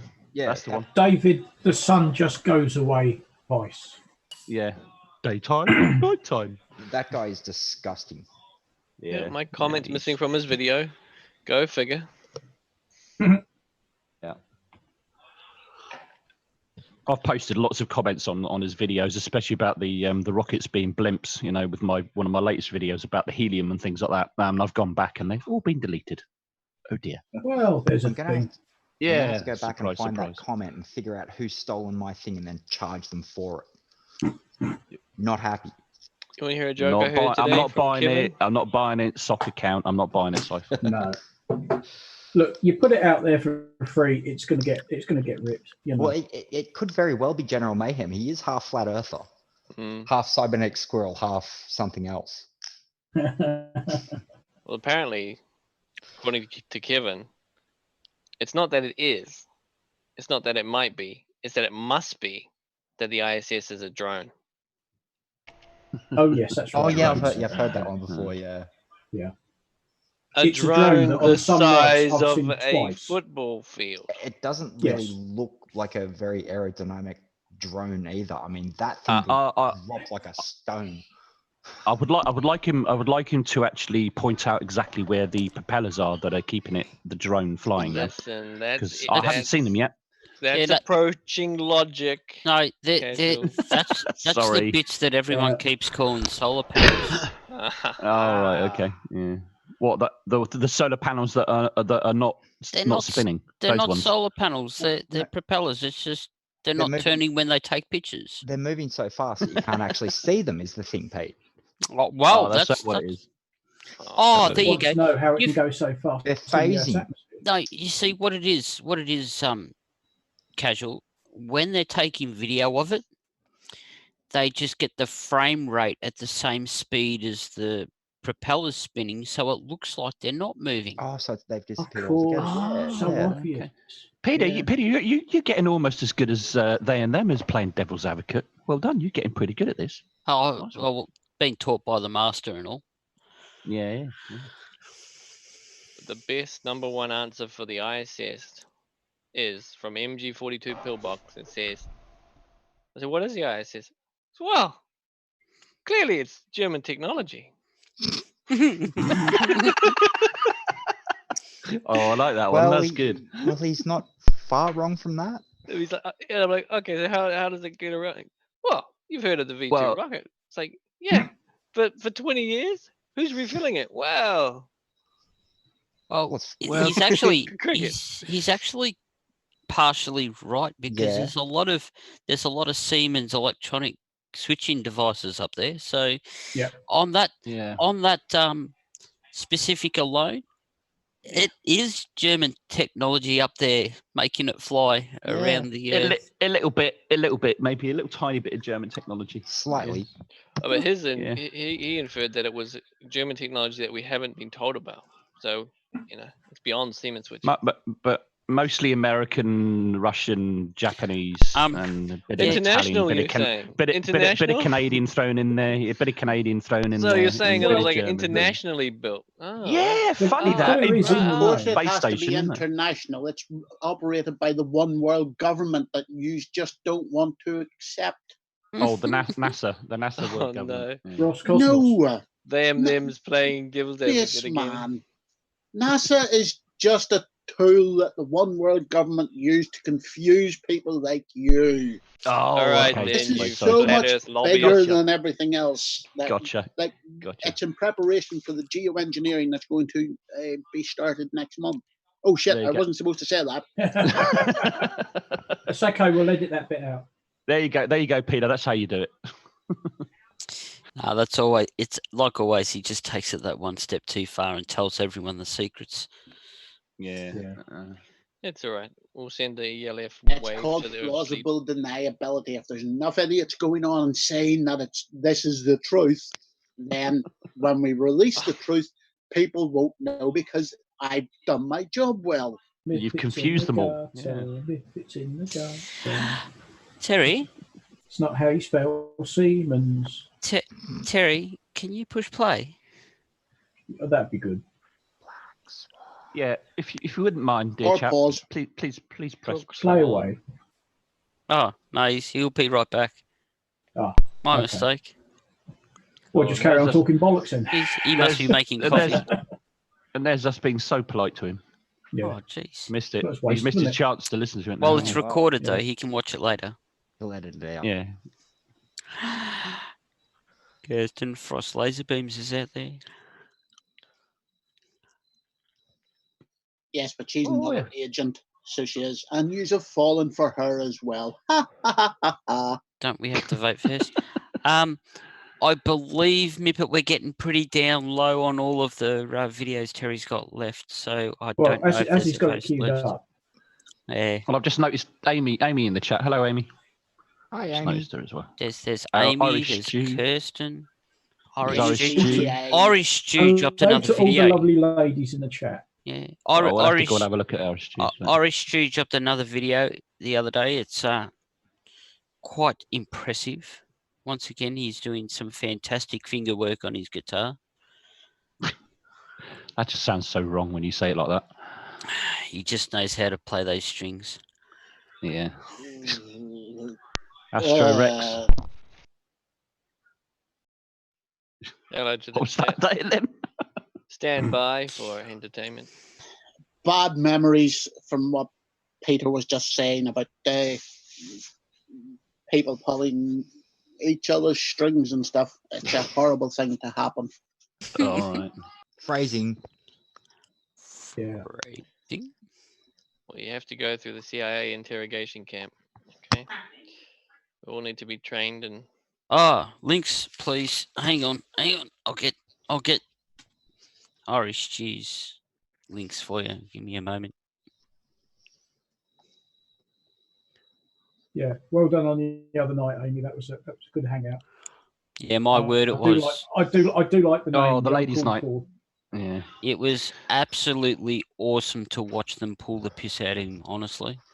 Invalidation boy. Segment. Yes. Invalidation boy. Oh, he's a character, Chipmunk isn't boy, he? I'm calling him now. Yeah. That's probably better, actually. Well, most of these clowns sound better when you speed them up. That sounds even better when you don't listen to them all together. I'll be honest. Yes.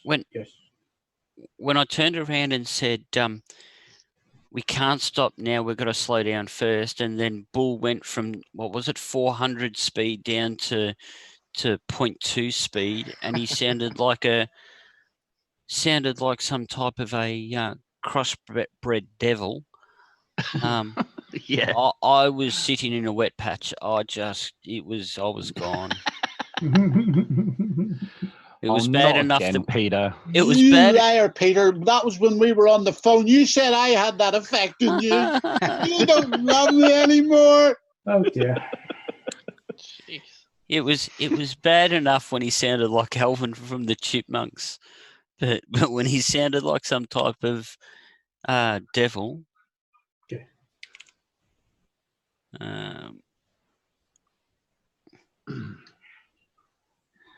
One of his later videos. This what did you call him, Monkey Boy, or I call him Invalidation Boy. But anyway, he was saying about.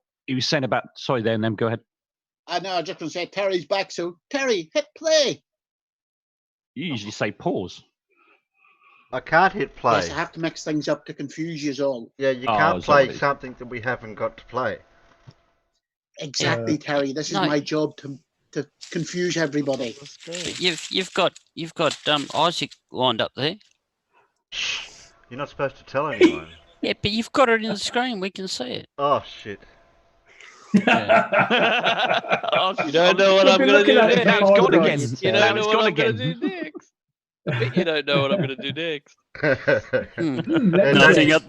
Nothing up the sleeve. Presto. Okay, what have we got here? Look into my eyes. Look into my eyes. Between 0 and 4, not 4. 4 doesn't count, or neither does 0. Laurie Well, goes 1, 2, or 6. 3 then. Why don't you just say 1 to 3? 2 or 3. Oh, One, yeah, two, or that's three. that's Be a lot too easier. confusing. What, 1, 2, 3? Is that confusing for you? Yeah. It's as easy as 1, 2, 3. What have we got? We got 3, 2, 3, 2, 4. Or go ABC maybe. I got ABC. I've lost. 1, 2, 3. Wait a minute. Trying to count them as they come through. I got 2 2s and 2 3s. Terry, stop lying. Nobody on this panel ever learned to 3. count. Okay, we've got 3 3s. 3's 1. Bill Demick, you owe me royalties. You stole my thing. Pay up, or I'm sending General Mayhem after you. Why are you talking to your sock account? Because I have to keep it quelled. I was hoping we'd It's play just this. one of the voices inside his head. I A was hoping we'd play spaceman. You this have one to keep last. talking to him or they. Okay, I'll better start then.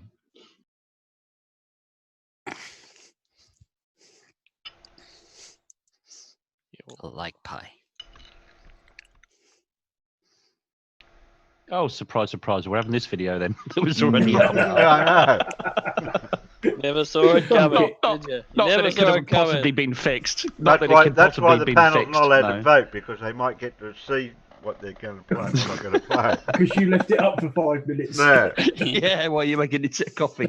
Dave, voting finished, 3-1. You're a bit slow.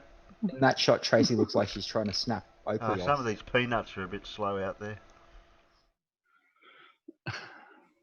Did you say press play, Farmer?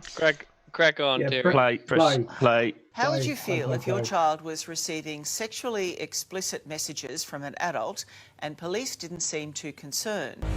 Jealous. Thank you. That is my comment. Thank you very much. Who sends nudes to a 13-year-old boy? If you were a man and he was a woman, you'd probably be arrested. G'day ladies and gentlemen, my name's Isaac Butterfield.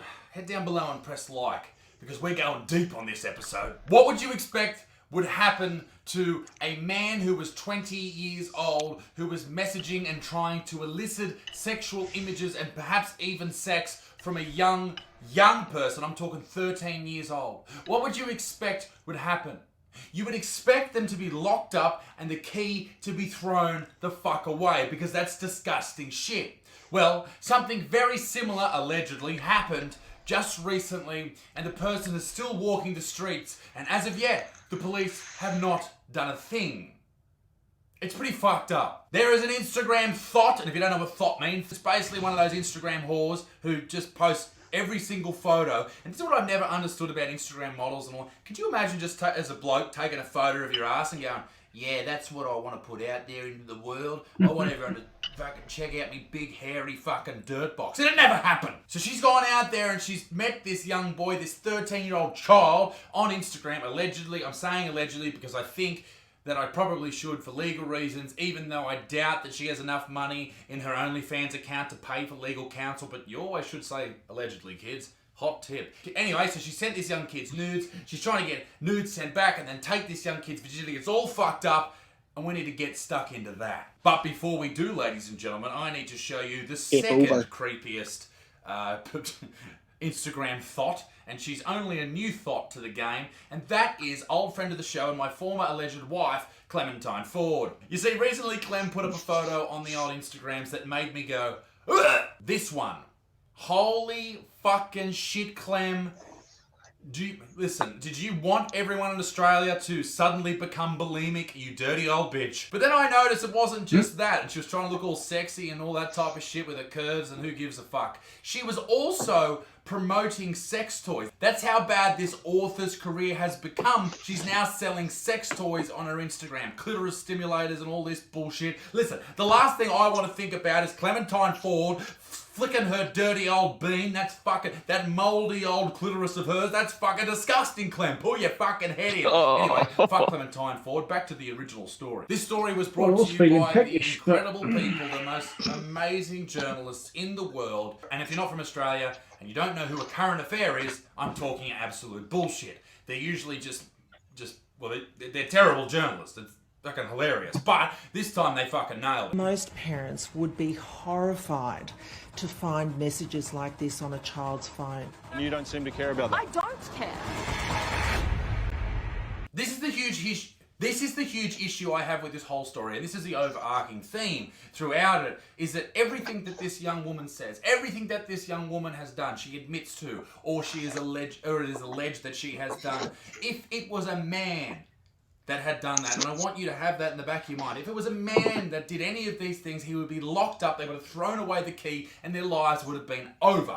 But no, this young woman is still walking around Melbourne posting photos of her hairy girls. Blondie is an exotic dancer who calls herself a burlesque bombshell to her 105,000 followers on Instagram. No. Blondie is an Instagram whore who offers nothing to society but her big old milkers.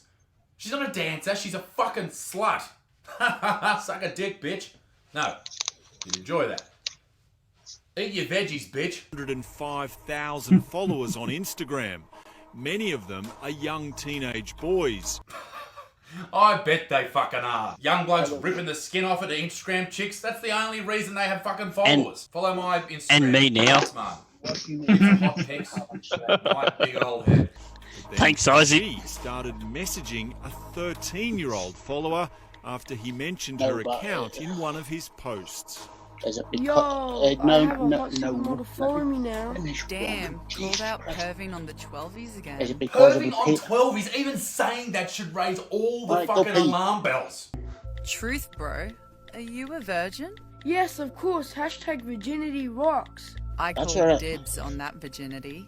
Virginity rocks. I'm sorry to say, this 13-year-old boy saying hashtag virginity rocks sounds a lot like me, except for the fact that he said it when he was 13 and I said it when I was 18 and 6 months. Fucking sad face. Sure. Hold on to that virginity. I'll be going past your part of town in a week or two. Yes, keen. And don't tell anyone. Don't think you're even legal. Okay, I won't. What a fucking fucking creepy thing to say. Once again, roles were reversed. There would be the fucking AFP, the Australian Federal Police, the CIA, the FBI, everyone would be... I've got a bad back, so I heard it yesterday, just wait for me. They turn up and they fucking kick down the fucking... Oh, God, that fucking hurt. I need some Voltaren. How old are you? 13. I really must be a pedo, because that's so hot. Oh, this is so fucked up. I don't think there's anything worse than taking advantage of a young person because they can't defend themselves. They don't know any better. That's the big thing here. This young kid thinks at school and stuff, but he doesn't know any better. And I should probably say this as well. If I was 13 and I was getting these images and all this talk from a 20-year-old model and all this, well, model, I would be pumped as well. This kid would be like, yes, finally, there's chicks. You know, none of the chicks at my school fucking like me, but this fucking Instagram thought does, you know, I'm killing it.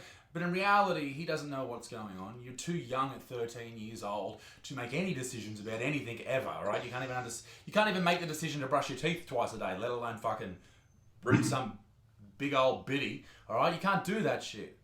And psychologists have said over and over again that this really fucks up young boys as well as young girls. So this bitch is a horrible person for allegedly doing this. If she did, which I probably think she did, and she admitted to doing it, horrible person. Allegedly. Allegedly. As the messages continue, 20-year-old Blondie makes more pedophile references. Well, I'm officially a pedo. At least you're my fave pedo. I did not know you were that young. I should not be perving on you as much as I do. Not gonna stop though. Whoa, what the fuck? Who types this shit? One other thing, have you noticed that if roles were reversed, that every feminist in Australia would be talking about this? Clementine would be on it, all the magazines, like Junkie and Mamma Mia and Who magazine, they'd all be talking about how bad this is for this young girl. This guy is the worst thing in the world who did this. But because the roles are reversed, none of them have said a fucking thing. Good one, guys. Equality. Hello, Blondie. Dan Nolan from A Current Affair. We just wanted to ask you some questions. Oh, fuck. She is a fucking hooper. Blondie's real name is Bethany Edgecombe. Now, show me what I do to you. Sneak off to the bathroom, bad boy. Sneak off and don't tell your mummy. Sending nudes to a kid is bad enough, but trying to elicit nude images back?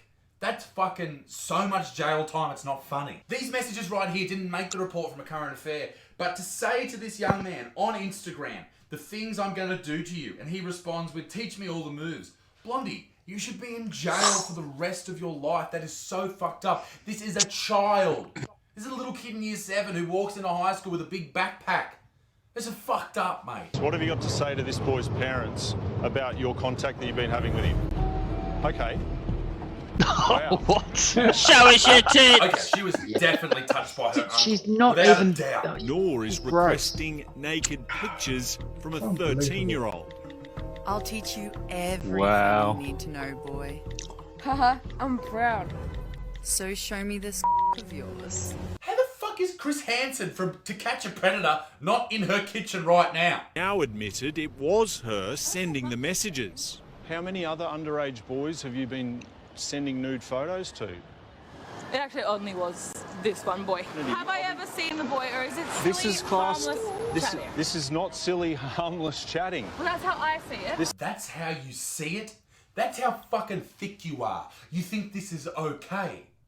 No wonder the only thing you can amount to in life, which is such a minuscule thing, is showing off your body, you fucking loser. She would be absolutely, without a doubt in my mind, arrested if she was a man. She'd be in jail right now, not walking the streets. This is exactly where the injustice lies. This is exactly where, forget the fucking wage gap. What about the criminal justice gap? The fact that men get sentenced to crimes far longer than women do, or they're much more likely to be actually prosecuted. It's absolutely bullshit. Men outnumber women in jails astronomically. And in this case, an act that would absolutely see a man in jail for 20 years sees a woman walking the streets with big fake tits from Thailand that were probably performed by some dude who works in a kitchen at night, the surgery in the morning, and the mechanics in the afternoon. called King Tut. Or, I don't know, that's Egyptian, but whatever. Ladies and gentlemen, let me know what you thought down below about this whole thing. Should she be in jail? Should she be let out? Or has it not been proved? Or what do you think? I want to know. And also, let me know what you think about the criminal justice system and how the disparity is between men and women. Ladies and gentlemen, be a good motherfucker. Peace in the Middle East, be the extincts. I can't bend down like I normally do because my back is fucking hurting. I heard it at the gym yesterday, lifting heavies. Bye. Oh, which way am I going to go? Which way am I going to go?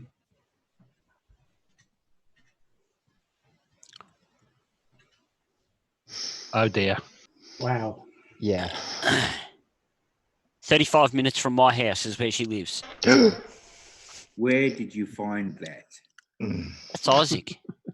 35 minutes from my house, apparently. You're going to ask her out on a date, Pete?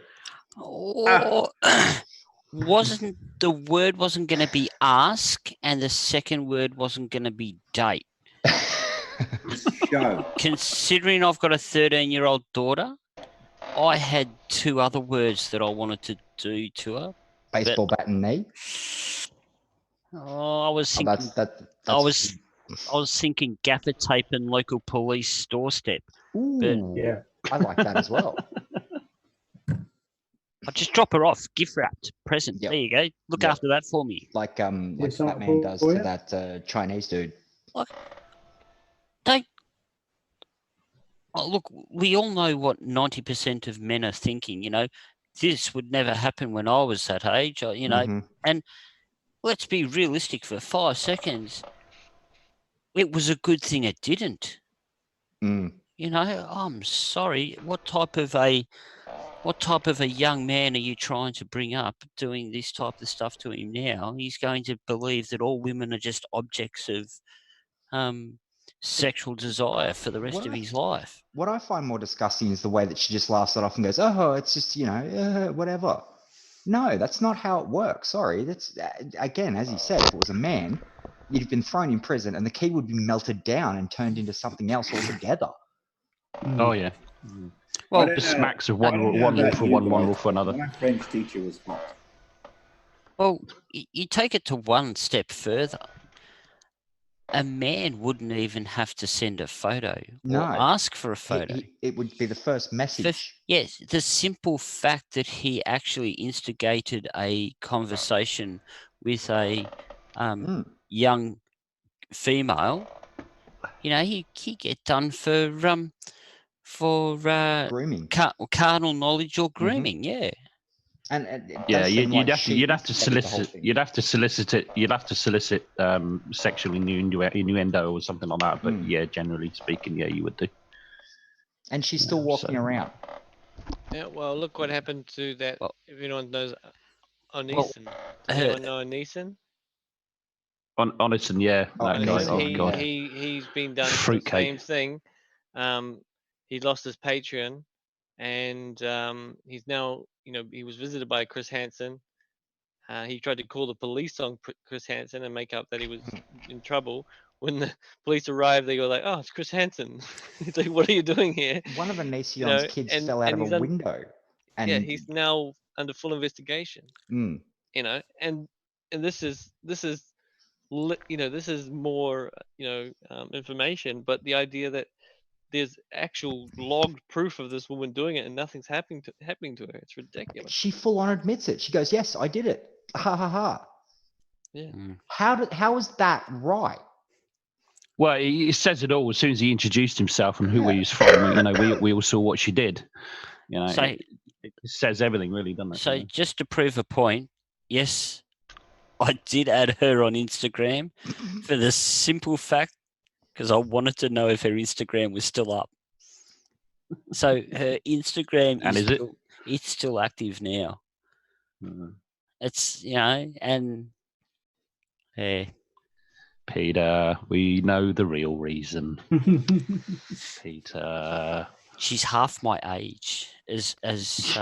Yeah. Let's be honest. Right. Let's be honest. Listen, we're just blokes here. You don't have to bullshit. Oh no, well, I was about to say, as flattering as it would be. Except Pip, you know. as flattering as it would be.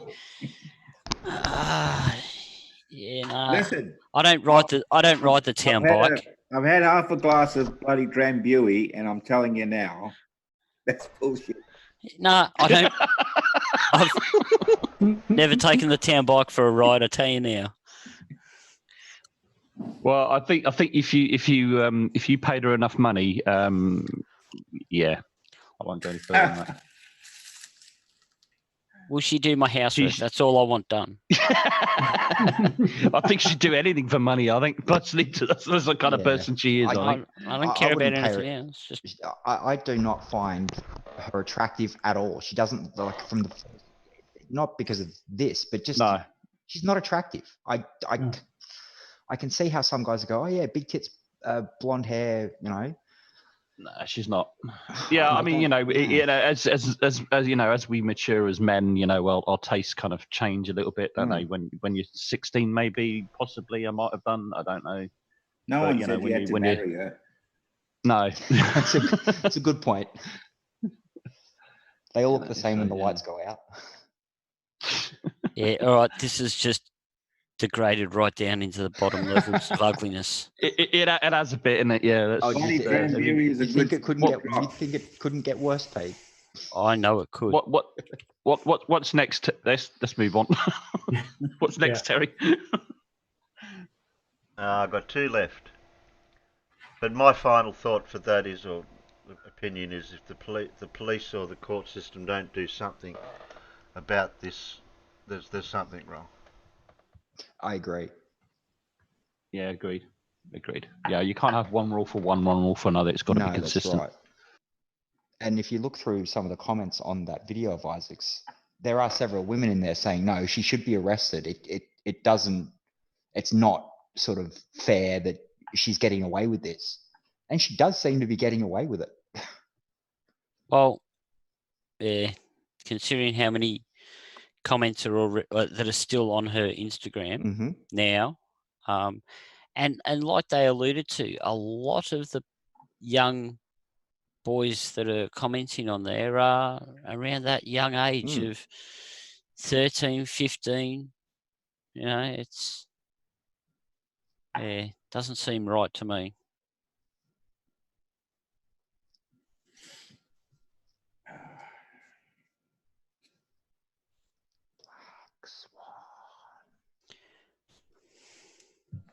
Roasted black swan, yum yum. No, barbecued. Barbecued, yeah. Rotisserie barbecued. Yeah. Plum sauce. Well, we've got 2 2s, Terry. Got 3 2s. The car can't have 4 and /2. What? Well, I think 2's winning it. I think by a long stretch. No, she's out. She's not actually in here right now, although her avatar's in here. She's out. Yeah, well, she's out and about. Is she? Her computer's logged in here, but she's on her phone out right now, Terry. Oh, geez, some people try to Does that count? find loopholes, don't they? No.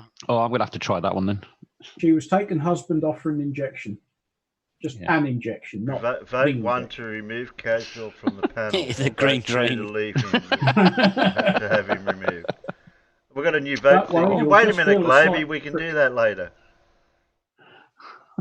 So did we get 3 2s, did we? Yeah, there's 3 2s there. Anybody, can I ask some advice? Has anybody got any idea why I'm only recording on one side? Is it got to do with the software, or has it got to do with the iPhone? Where does the problem come from? It's probably the iPhone, I would imagine. Only being able to record. How old is it? Oh, it's an iPhone 7. It should be recording. It should be recording in mono, but on both channels. But yeah, you'd think so. So I'm just thinking maybe it's in this DaVinci. Yeah. Did you render it in DaVinci? Did you? Yeah, I did. Yeah. So you might need to check that you've got your audio set up for stereo. Where's that? I'm not too sure. It'd be in settings. Don't play with. Yeah, I haven't done sound yet. Okay. Stars don't have sound. Okay. No. So you reckon it could be somewhere in the setup? I believe so. I'll have a look at. I'll have a look. Have you got that ready anyway? That you know what from you know when? Was that done? Which you mean the one that I did last night, Terry? The recent one. The recent one. That I can set it up so that we can play it for you if you like. Well, at the end of this next video, if you wish. Oh, we only got one more to go after this one. Yeah, all right. Well, so we don't need to vote for the last one. I'll What, 1-1-1? I'll bring it up and share it for you. Okay. Yeah, when we finish the last video. Yep.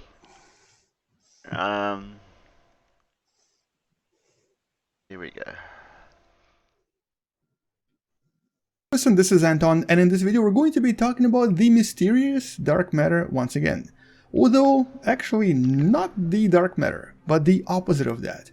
One of the theories that tries to remove dark matter from existence completely and instead focus on trying to understand the universe without needing any dark matter in it whatsoever.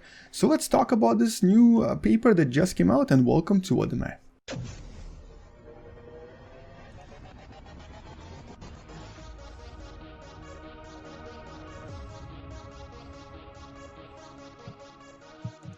So first of all, this is the paper. You can find this in the description below, and the main idea in this paper is that for the first time ever, the scientists studying so-called MOND, or the modified Newtonian dynamics, have been able to partially recreate part of the universe using the parameters from the MOND theory, and it surprisingly looked somewhat similar to what we really have in what we see in our universe.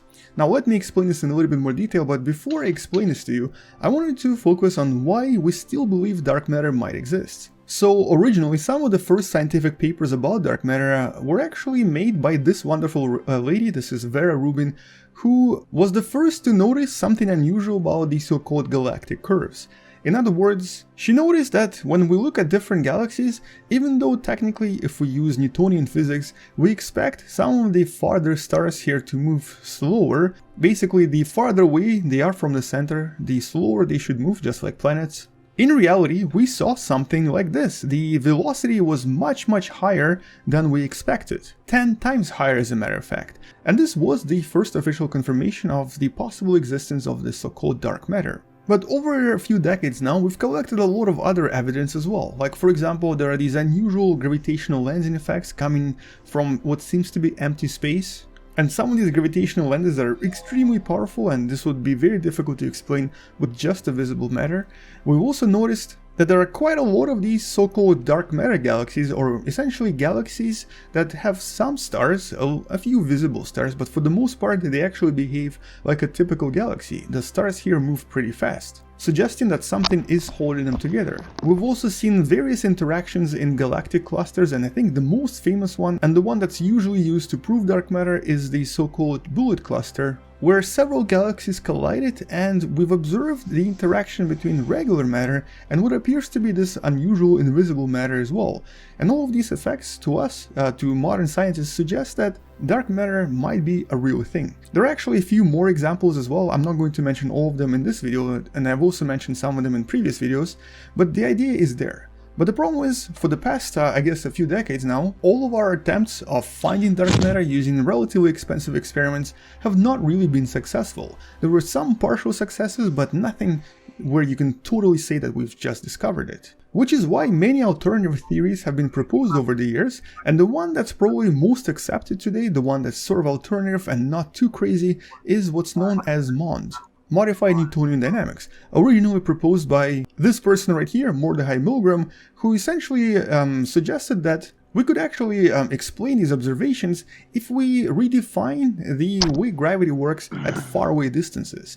In other words, he suggested that even though for a typical galaxy close to the center, you'll still observe Newtonian effects, as you move away from the center, the farther away you get, the more unusual the effects get. And the way that this theory works in a nutshell is, well, it explains the Newtonian physics or Newtonian attraction between two bodies by involving distance as well, but in a very different way. In other words, up to a certain distance, the attraction between various bodies is relatively similar, but as you move away from the center of the galaxy and the acceleration becomes lower, such as here in the outskirts of a typical galaxy, the attraction between bodies becomes considerably stronger, explaining why galaxies don't fall apart even when stars move this fast. In other words, it reinterprets the gravitation formula for faraway distances. And this is something that does explain a lot of things in the universe, including, of course, the previously mentioned galactic curves. But the biggest thing that it could not explain is the creation of the universe itself before. Basically, all of our modern computer simulations using supercomputers are always able to simulate relatively accurate galactic representations. This is basically what's known as universe in a box, using the theory that accepts dark matter, also known as lambda CDM model. This is the model where we think dark matter exists. And basically this is the most accepted theory right now. So for example, in this project here, this is known as the Illustris project, the actual galaxies generated are extremely accurate, but this does use dark matter. We've never before been able to do this with other theories. But this paper, for the first time ever, was able to generate this universe in a box, but using no dark matter. And according to the scientists, it's more or less correct. It's more or less something that we can compare to the real thing. Which is great news for the scientists that don't believe in dark matter and think that the MOND model explains it a lot better. Now, it obviously still doesn't explain some of the other things we're seeing, like for example, the previously mentioned bullet cluster that you see here is still kind of difficult to explain, or actually impossible to explain using the MOND model. And also some of the other effects, like the gravitational lensing effects, are also not particularly MOND friendly, but nevertheless, this new simulation definitely is a great step for possibly explaining the universe without the need for dark matter. Now, the takeaway message here is not that dark matter does not exist. It's just sort of a new explanation to how we can see the universe differently. And despite the success of this new simulation, we still need to work out a lot of other problems that the model has. But according to the scientists behind this paper, some of the things simulated in their model was even better than in the traditional dark matter model. Like for example, they were able to generate clusters that were a little bit more realistic, while at the same time their model was also able to generate quite a lot of various galactic disks, like the one you see here, and the one that's very similar to the Milky Way in a sense. And this is something that's not usually that easy for other models. While at the same time, the scientists also mentioned that for the most part, when the simulations use dark matter in them, these results are normally very sensitive to the location and the number of different supernovae. So in some situations, not a very realistic galaxy is created if the supernova numbers are incorrect. And in the MOND model, it didn't really matter as much. But nevertheless, there are still some major problems with this as well. One of the biggest problems here is that according to the MOND model, the speed of light and the speed of gravity is not exactly the same. But since 2017, when we started measuring gravitational waves, we discovered that both speed of light and speed of gravity are actually the same. So in that sense, MOND model is not really correct. At the same time, certain motions of globular clusters are not easily explained by MOND model either. As a matter of fact, they're usually predicted incorrectly, whereas globular clusters we see in reality do seem to follow a more lambda CDM-like motion. In other words, the dark matter motion. So in that sense, there are still a lot of questions to be answered for both of the theories. Or technically, it's not even a theory yet, it's just a hypothesis. And neither of these theories can be disregarded or disproved very easily. They both have quite a lot of interesting ideas that are quite supported by various scientists. As a matter of fact, Vera Rubin herself, who passed away only a few years ago, started speculating near the end of her life that maybe we need to redefine how we see Newtonian gravity. So in a sense, she believed in a kind of a MOND-like model and slowly moved away from believing in dark matter as an actual particle. Most of this came from the fact that over the decades, they kept predicting that we're going to find dark matter at some point, but nothing was coming out of it. So something else was happening with the universe that we just didn't understand just yet. But in all honesty, what I personally think is that neither one of these models is perfect just yet, and neither one of these explains things the way they really are. There's probably something else happening here, we're still not really sure what, but discovering these things is going to be one of the biggest groundbreaking discoveries of the 21st century, hopefully. I mean, hopefully we discover what's happening here, because, I mean, it's been driving a lot of scientists pretty crazy. And because even today we have so many experiments already running and so many more that are planned for the future, I'm sure in the next 30 to 40 years we'll finally be able to solve this mystery.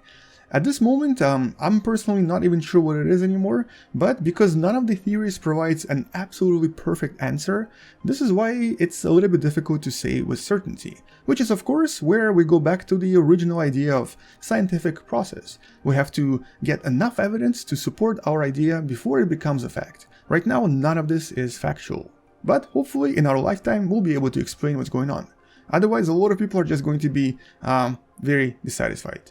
Anyway, on that note, once we discover more, I'll make sure to follow this up with another video, but for now you can check out the paper that I mentioned in the description below, and some of the pictures from the simulation are available in it as well. And before we finish, well, it's very unfortunate that Vera Rubin passed away without ever winning a Nobel Prize, and many people believe that she definitely deserved it, but a few months ago, to commemorate her name, this beautiful observatory was renamed into Vera C. Rubin Observatory. This is actually an amazing device that's going to help us understand the universe in a lot more detail. And in the next few years we'll be hearing a lot more about this particular observatory because it's going to be making a lot of new discoveries. But on that note, that's really it. Thank you for watching, subscribe if you still haven't, share this with someone who loves learning about space and sciences, and maybe consider supporting this channel on Patreon because it does help me quite a lot. I'll see you tomorrow, come back tomorrow to learn something you may have not known before, and space out. And as always, bye bye.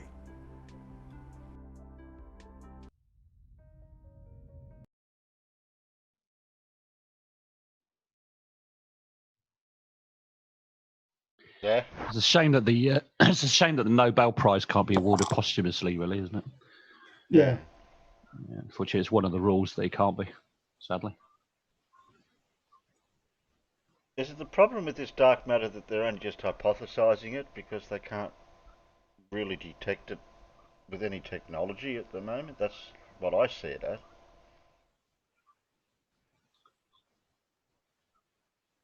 They see an effect, I really don't. That's what they're theorising it could be.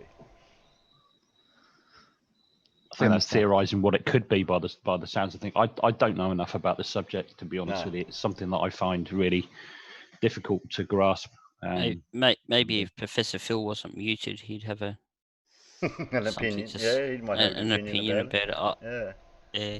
He probably does. We just can't hear him at the moment. I personally think that you're quite right, Terry. It's a matter of the maths say that it's there, but they've got no way of measuring it at the moment. So because they can't measure it, it makes it somewhat difficult to, it's that whole evidence stream again, Yeah, but that puts a bad. So at least we could probably say that it's at least a theory and not just it's not just being hypothesized. I don't like what you said, Peter, for a reason. When you say math says something, because you can't just use math as an end all. No, and that's why I added, because they've got no way of measuring it. It's not enough evidence to. It's only one. They've only got one little tick in the box rather than all of the box ticks. Yeah. Casual, what are you trying to squeeze in here? I've seen you post something internal. It's by Scott Manley, but I'm not. I don't think you'll be struck for it, but I wouldn't like to be for certain, to be honest with you. So don't worry about it. If you don't feel comfortable playing it, then don't. Well, I can't. I don't want to be blamed for. I'd have to look at it. Yeah. Scott's not too bad normally. Yeah, he's all right. What I'll do is I'll in future I'll contact him. Oh, I wouldn't play that music if I were you. Yeah. I'll contact him and see how he feels about things like that. I've well, it's only even if he does say it's okay, it's the same problem I've got with all the people, with the few people that I've got a permission off. I just have to watch out for the music. And yeah, well, that's it. It's the bots, isn't it? But as long as if you skip his intro video, his intro music and his outro, you should be fine. But as I said, I'll speak to him and I'll see what he feels about it. I do get response from him sometimes, not all the time. Okay. I've asked him questions before and he's replied, but I'll see what he hasn't got many subs. He's only got 1.01 M 1. subscribers. just over. Yeah, he hit just over 1 million not so long ago. Yeah, it's only 1 million. It's all right. Only. So Yeah, well, at least you can read out the. I can still show the what there is. Yeah, basically, I haven't actually watched the video, but the premise of it is that of trying to find a rover that will actually work on Venus for long enough, to do experimentation, more exploration and stuff like that. Because obviously, there's a lot of conditions that needs to get over. As not just heat, but is it acid gravity? rain, Yeah, I was and going all to that. say, is it the gravity or is it the heat or temperature? All kinds of things: heat, gravity, all sorts of different things. Wow. Acid rain. Acid rain. Acid rain. Wow. Oh, it rains sulfuric acid. Oh, okay. I mean, if you think of any place, any environment that could be more against sort of life, technology, and anything lasting for more than 5 minutes, the surface of Venus ticks all the boxes. I think the Russians got one. They lasted. I think one was it about 20 minutes or so, wasn't it, Farmer's Boy? Something like that. 20 minutes or half an hour. One of the later Veneras, I looked it up. I think the last Venera to land lasted just about 2 hours. Oh, 2 hours is it? All right. Okay. Yeah, well, they were learning. The first one lasted 20 odd minutes, and then I think they sort of kept developing them. Half of them, the cameras didn't work because the lens caps wouldn't open. They need that unobtainium stuff. Exactly, but yeah, it's very high pressure. It's very high temperature. You know, the atmosphere is full of various acids that start eating into the craft, and it's a fucking awful place to go. So basically, they've got to build a device that can withstand extremes in any environment. I was reading. It's everything. I was reading, Farmer's Boy, that the conditions on Venus itself are somewhat very similar to the extreme conditions of the volcanic sulfuric tubes down in the deepest, darkest places in the sea. So it's highly, extremely high pressure. Plus, you've got the sulfuric acid conditions that are similar to the lava tubes, as well as the heat from the lava tubes themselves. And that's one of the reasons why the scientists are so interested, because they've already found extremophiles down there. And with that, there's the somewhat slight possibility that they might find something. I mean, its average surface temperature is about 460 degrees C. That's an average. You know, it's air pressure. The atmosphere is 50 times as dense as ours, and the atmosphere itself is made. It contains sulfuric acid and various other really horrible, nasty stuff. I mean, it's a bloody awful place to go to or to send anything to. It's a nice place to visit, but I wouldn't want to live there. Correct. I'm not sure if he's in a nice place to visit. It's a nice place to explore, but I don't know about visiting. Maybe try and find science and stuff out, but no, I wouldn't want to, no humans ever going to go it's a short visit. Yeah, very short. Yeah. Dead within a few minutes. Yeah, I'm just having a look. I think one of the last Veneras lasted getting on for 2 hours before everything just went. Right, yeah. No, I didn't know it was as long as that. Well, did you want to watch this short video, Terry, or? I've got this one to go, and then that's it. Okay. I'm just going to ask them out in the side chat something.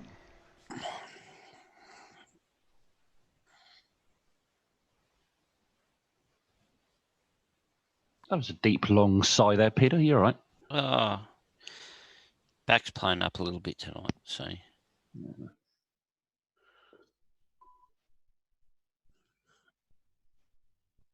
How do you think I feel after I laid that 2.3 slab, 0.7 cubic metres they had to end up getting, because the bloke dropped in because he only lived a couple of doors up that works at the cement place. Yep. And when he dropped in to have a look, and I was being conservative at 100 mil deep, but he said, no, we'll go a little bit more, so we've got enough. And then I by the time he got there, and when I got there, I assumed that my dad had a decent wheelbarrow, but no, it had a flat tire. So that wasn't very much fun trying to push concrete with a flat tire with a barrow. But prescription drugs can be great though sometimes because. Yeah, I'm taking some before I go to bed. Yeah, I'm slightly how shall I say high? Maybe is that the right word? Prescription drugs at the moment. No, it's made chemically comfortable. Yeah, chemically comfortable. That's the word. Yeah, not high. Oh, By the way, I've got to make it clear in the peanut gallery, not illegal substances. I haven't taken anything illegal. I promise. Venera 13 was designed to last for 32 minutes, and it actually carried on transmitting for 127. Yeah, but it couldn't take any pictures because they couldn't open the lens caps or something, couldn't they?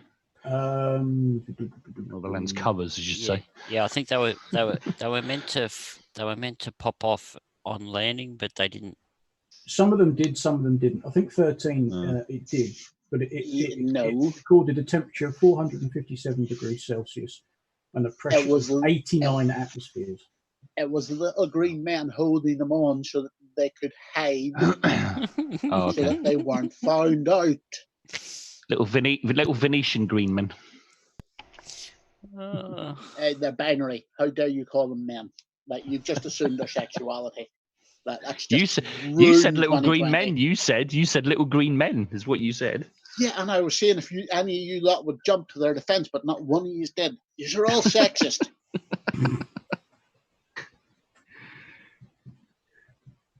Yeah, took 4 months and 2 days to get there. Lasted 2 hours and 7 minutes.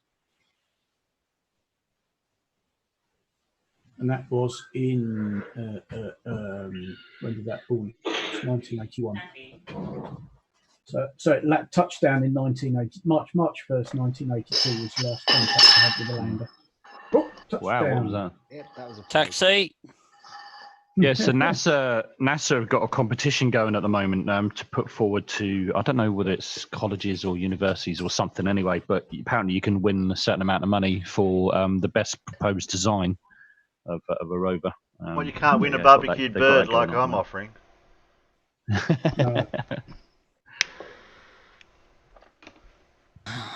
So what have they got to do to win this barbecued black swan then, Terry? I don't know. I'm just saying if they guessed the last video. I would guess be able to stomach the thing. I don't know. Roasted black swan, I think it'd be quite tasty. No one's even thrown any guesses out what the last video is.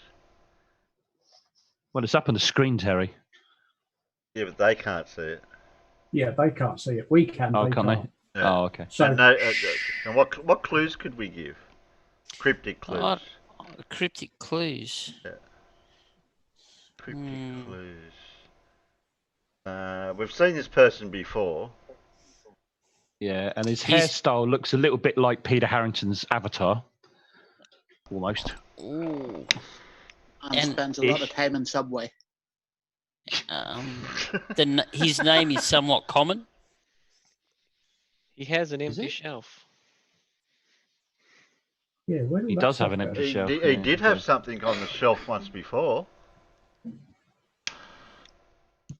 Did he? Yeah, he had to release the elf from the shelf because it was against its creature rights. Elf? No, Boggs, you're wrong. Sorry, Boggs. Boggs is out. Oh, they only get one guess then. Christolis. Yeah, they only Happy get one Bacon Day guess. to you too. They only allowed one guess.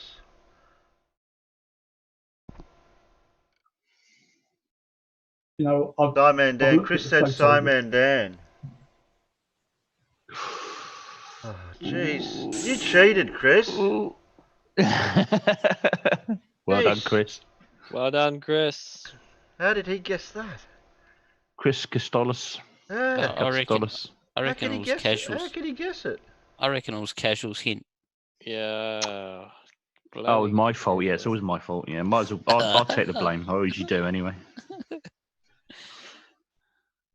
It's about time that message finally sank in.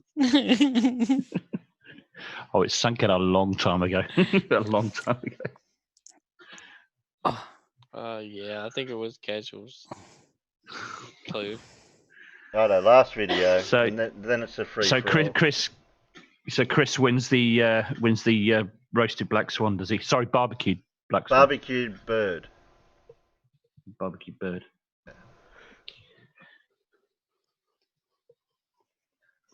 That's if there's anything left after the vultures got to it.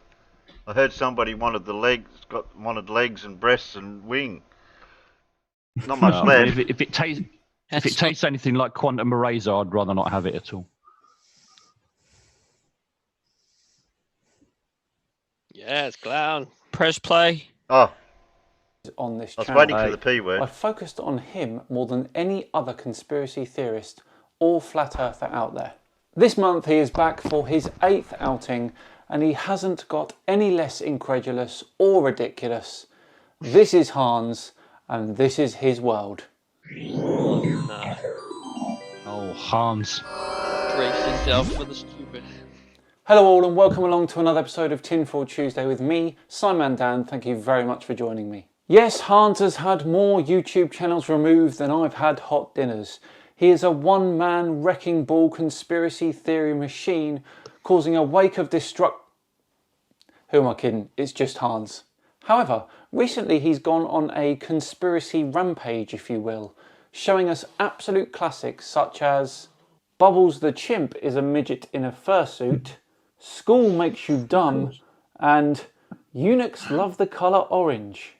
Today he's going the whole hog as he looks at the zealotry of science. Is that true, Casual Spaceman? Away you go, Hans. Hans Wormhat. Obviously. This is a video on the zealotry of science, and I could talk about this for so long that I want to try to keep it really, really short. I used to believe in science. So what happened? Because science is still here and true whether you believe it or not. And, okay, it's bad to say that because I still believe in being able to have theories and test them and prove things right. Oh, so you do believe in science? And the scientific method, but modern science has nothing to do with that. And people really follow it just like a religion, and I used to follow it just like a religion. Believe things against better judgment that don't have proof for it, and... Hang on, Hans. There is nothing invisible that's got no evidence for it in science. Just saying. Believe fairy tales that people tell you. Like, I remember when they tried to teach me the fairy tale of gravity, I remember knowing that that was not true, that wasn't the right answer. I knew that the apple fell because it's more dense than air and it's no longer supported by the tree. That's buoyancy. Well, it's not really, but okay. And you don't need the mass of the Earth to bend space-time. So what are you using to bend space-time then? A holy crowbar? And here's where they get kind of arrogant about it too. I have no problem admitting that God made this place the way that it works, and that's why there's only one down direction, and that's why things fall only in one direction, and that direction is down. But why is it down, Hans? Why is it not left? The density of the air to the left of the apple is the same as the density as the air below it, roughly. So why did it choose to go down? And I'm okay with saying that. Now, what scientism will do is they'll make up some sci-fi explanation for that. But at the end of the day, they still don't really have a why. Okay, so let's just go along with the spaceball thing for a second, just for fun. The value of G is 9.8. Well, why? Why is it 9.8 and not 4.9? Because when you drop something, it accelerates at 9.8 meters per second squared. It gets faster by 9.8 meters per second for every second it falls, not 4.9 meters per second. Or not 20. Why is the value of G what it is? They won't have an answer for that. Literally just giving you one, and you can Google it in 5 seconds. So just because they have one fairy tale answer thrown in, oh, you don't know why objects fall only down. I'm fine with saying because God made this place in a way that makes sense. There's an up and there's a down. That's a perfect answer for me. I'm okay with that. And that's another thing too. They think that they can set their own goalposts for everybody else. I'm allowed to choose what's a convincing argument for myself. I find it very convincing, the argument that there's just an up and a down and it's the same for everybody else. Now Hans here has just said one of the most sensible things I've ever seen him say. It's up to him what he decides is convincing to him personally. Fine, but when we're talking about intrinsic values that have been categorically proven, then you are basically ignoring that evidence and coming up with your own reason. There's a subtle difference there. And I find the Spaceball stuff laughable. And anyways, continuing, they don't have an answer for why. And that's where now probably they're talking about this Higgs boson stuff. If we can smash particles together and show you some CGI images, we can prove where gravity comes from or something. And it's just a bunch of sci-fi. They can always write whatever story they want and change their story. Notice that they're able to just make up whatever they want. And they don't have an answer for, they do not have an answer for how these things come out. You know what? Sometimes we don't, but we always strive to find those answers. And when we do find them, they are always, and I mean always, backed with evidence. But they'll parade around like they have better answers, where they're at the same place. They can't say why it's 9.8. And I'm just going to end this video with blatant lies. Scientism will blatantly give lies, but they're allowed to give lies and make it change stories and still pretend like everything they do is perfect. How often do you see viruses depicted like this? This is what viruses were. When I learned what a virus was, this is what they were. Nowadays, with HIV virus and stuff, they show us these CGI blobs. Okay, which is it? Why didn't HIV look like one of these little bugs? Why does HIV look like a blob and not these crystal creatures? Because that creature is only one type of virus called a bacteriophage. They don't teach this anymore because it's a lie, but people still believe it. If you go talk to people about the bitter spot and the sour spot and the salty spot and the sweet spot, people still think that this is a real thing because, and they did experiments on it in elementary school. This was a big thing, people testing this out, but now it's known that this is a bunch of BS. So what's going on there? That is just improvement in our understanding. That is real science. How can people do a bunch of experiments and they're doing experiments on a bunch of BS and nobody calls it out? And that is exactly what science is, Hans. Not as aggressive as you said, but essentially proving each other wrong is the general gist. The healthy eating pyramid. Look at the capstone removed. I don't know, this looks like some newer one. They have breads at the top. This, of course, is breads at the top is not the one that they taught us. Oh, they have some breads down here, whole grains. And what has that got to do with the price of fish? Ghost light of long dead stars. I remember in elementary school, they taught us that the stars were all dead. They told us that the starlight that we see from all the stars are long gone. Whilst that may be the case for some stars, the ones you see with your naked eyes each night certainly are still there. That's what they taught us, and that doesn't make any sense. They don't talk about that anymore. But Hubble Deep Field, of course, will say stuff, but this isn't science. Going back to what science really is, you can't corroborate Hubble Space Telescope images, Hubble BS, and it's just mocked up images. And it's not science. Hans definitely has a hate boner for Hubble, doesn't he? And I guess I'll just say here, a lot of scientism is the religion of the lost. The ones who, yeah, they're just lost. Oh, he actually cares about us after all. And most of the people who push scientism, they aren't even really into it. That's not their religion. They're just straight up Satanist. I assume that's me, Hans, is it?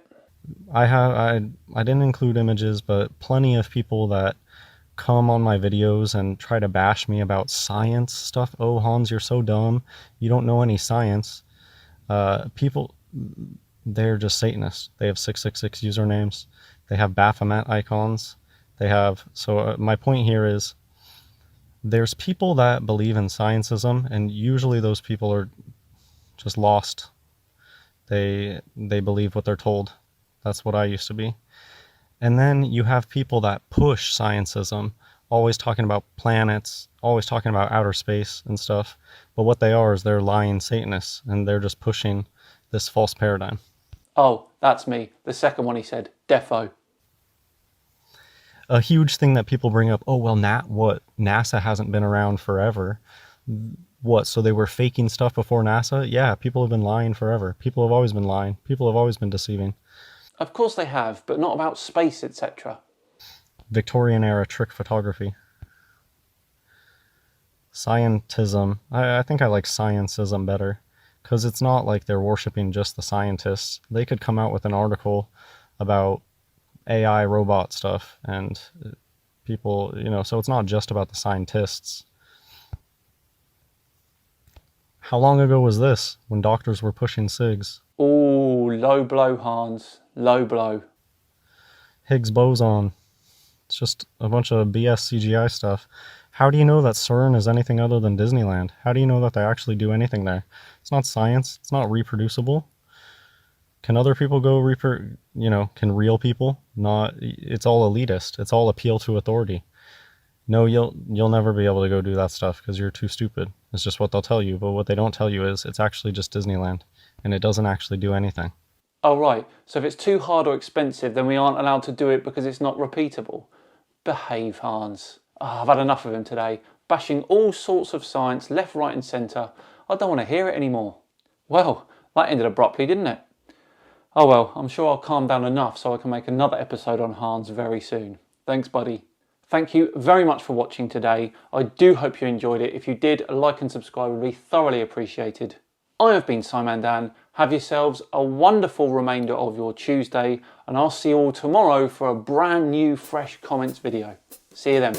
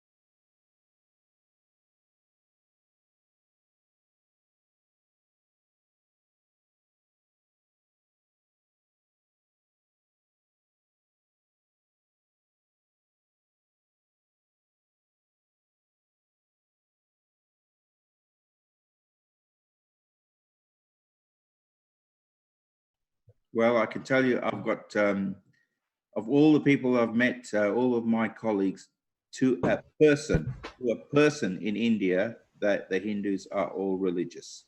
There's nobody I've ever heard say they're an atheist in a Hindu person say that, and they're all religious, but they're still scientists and engineers. And they can make a clear definition between between science and their religion. Yeah, exactly. Their religion is one thing, and their science is something else, just totally something different. And even if you look at the raw definition of what a religion is, science just doesn't fit into it at all. It just doesn't work. And this is the argument I've had with a certain flat earther, which I'm not going to name, that begins with K. We got a bit of a twist over because he couldn't make a clear definition exactly what a religion was and how science actually fits within the definition of a religion. It just doesn't work. Well, science is the opposite of a religion, really. Yeah, exactly. Yeah, and they keep using this scientism thing, and it's science is not if you scientism. listen to the people who call science a religion, they've all got one thing in common: they're all religious. Religion, yeah. Yeah, yeah, a bit of a hypocritical thing. Anyway, Peter? I'm tuning in, so All I'll right. see you guys later. Well, okay, well, Phil. just before you go, Professor Phil, this will only Yeah. take about Yeah, a minute 22. Yeah. So, well, it'll take a little bit longer, so I can just talk 5 seconds beforehand. Yeah. Terry's last stream, we saw the ISS go over. Yeah. And I set up my camera to record the best that I could. Yeah. Now, in the minute and a half-ish worth of video I'm about to play, Yeah. you'll see the ISS go over the top left-hand corner of the screen, just a few seconds in. However, it does go through the center of the screen later on very quickly, and you don't really get to see it that well, but you'll see the flashes as they go through because I'm running it 23 frames a second as the video, well, that's what the video is rendered at. Yeah. So each single shot of 10 seconds is rendered at, there's 22 frames a second. So each time the satellites and planes go through, they're quite quick.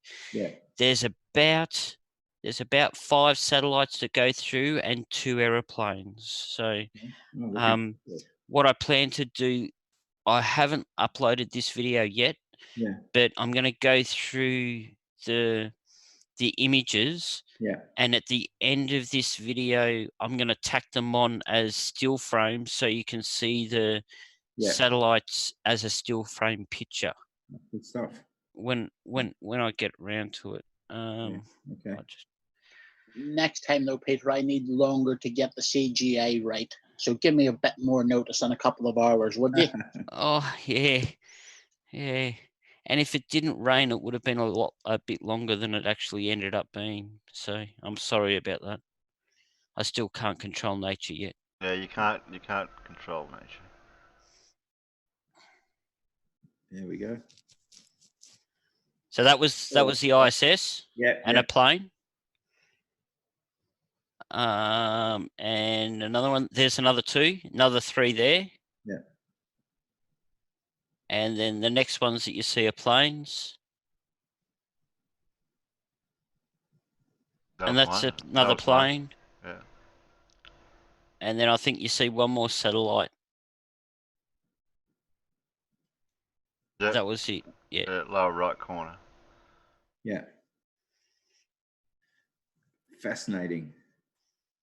So like I said, I'm going to split them down into the individual photos afterwards. Yeah, for sure. Absolutely. Fantastic.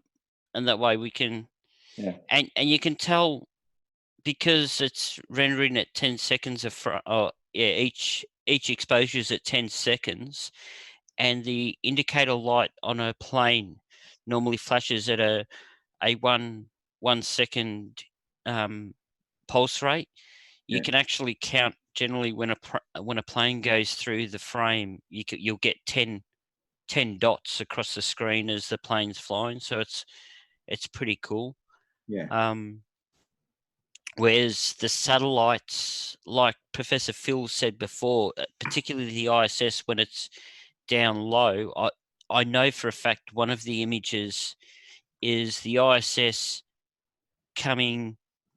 going from right to left of screen, so from west to east, and you can see the satellite path being quite dull, then getting really bright in the middle, and then getting dull again as it's picking up the solar flare from, well, the reflection of the sun from the other side of the South Pole.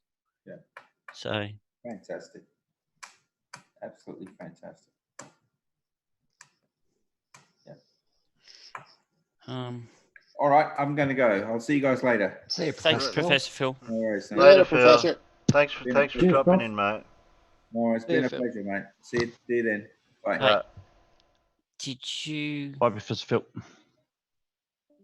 Did you want a link for that other video you were talking about earlier, Terry, or not?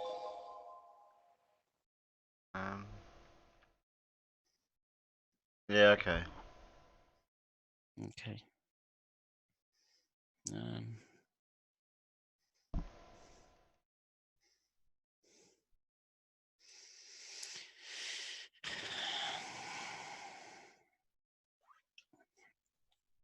Black Swan.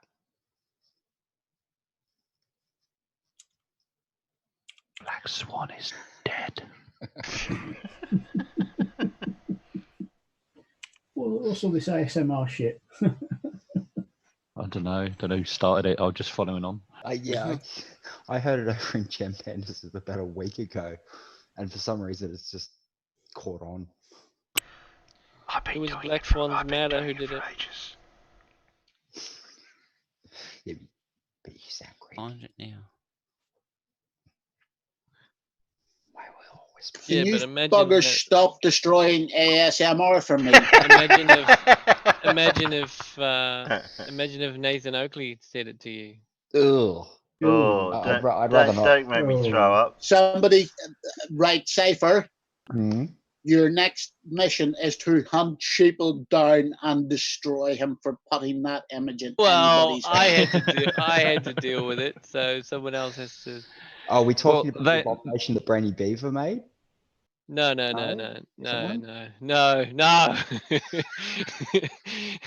Well, then, if you want ASMR, just hang around on Terry's Discord and listen to Aussie Glowhead eating. Yeah, there you go. That's your. That's wonderful. Oh shit! I have my preferred ASMR artist, and I will stick to them. Oh right, What about when I'm making a coffee? And he's never going to change because I make him feel so good. Oh, oh dear. So this is what I replied to. I love you too, Peter. I've dropped that link, Terry. Oh my god. That's it. I'm going to stop doing it now. Oh, that's where it comes from, is it? Westwood's Black Swan. This was earlier today, when Pip dropped the video about the Black Swan song. That's what I wrote to him. Yeah, well now we can actually debunk their Black Swan because they didn't use it in the right context. Oh yeah. If Nathan Oakley appears on Gem Panda's Discord or anything like that, then oh wow, I can't imagine what's. Nah, Sheeple's right. He hasn't got the spine to. He wouldn't go. Of course he won't. It's the important part of this. Destroyed. He is too scared to get away from his mute button. He'll do what Ranty did yesterday. Chicken out. Drop in for 10 seconds and then drop out again when he sees it. Chicken out, Black Swan? No pun intended. No,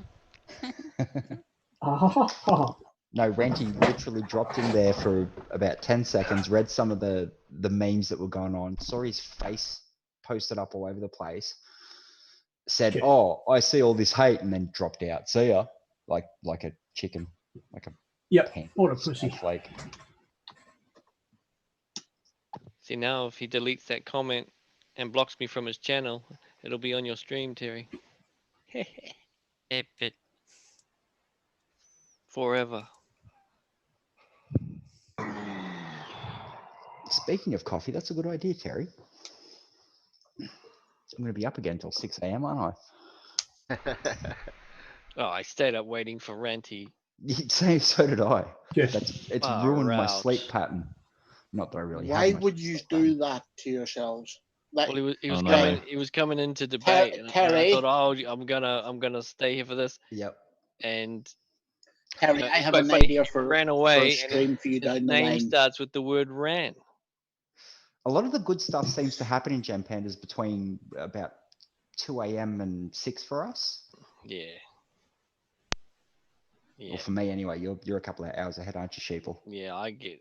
Sometimes I'm like, I look at the time, I'm like, oh, damn it, yeah. what the hell? That's why Sheeple normally goes to sleep on Terry's stream. So when Sheeple wakes up when Terry's stream finishes, he's right and ready to go for Gem Pandas. No, it's not because I feel as though I've been up from the morning, you see, so I'm crashing out too early. So I'm awake. I normally wake up sometime after I'm meant to be up working. I'm like, coffee. But yeah. Sheeple, has your better half made it home yet? No.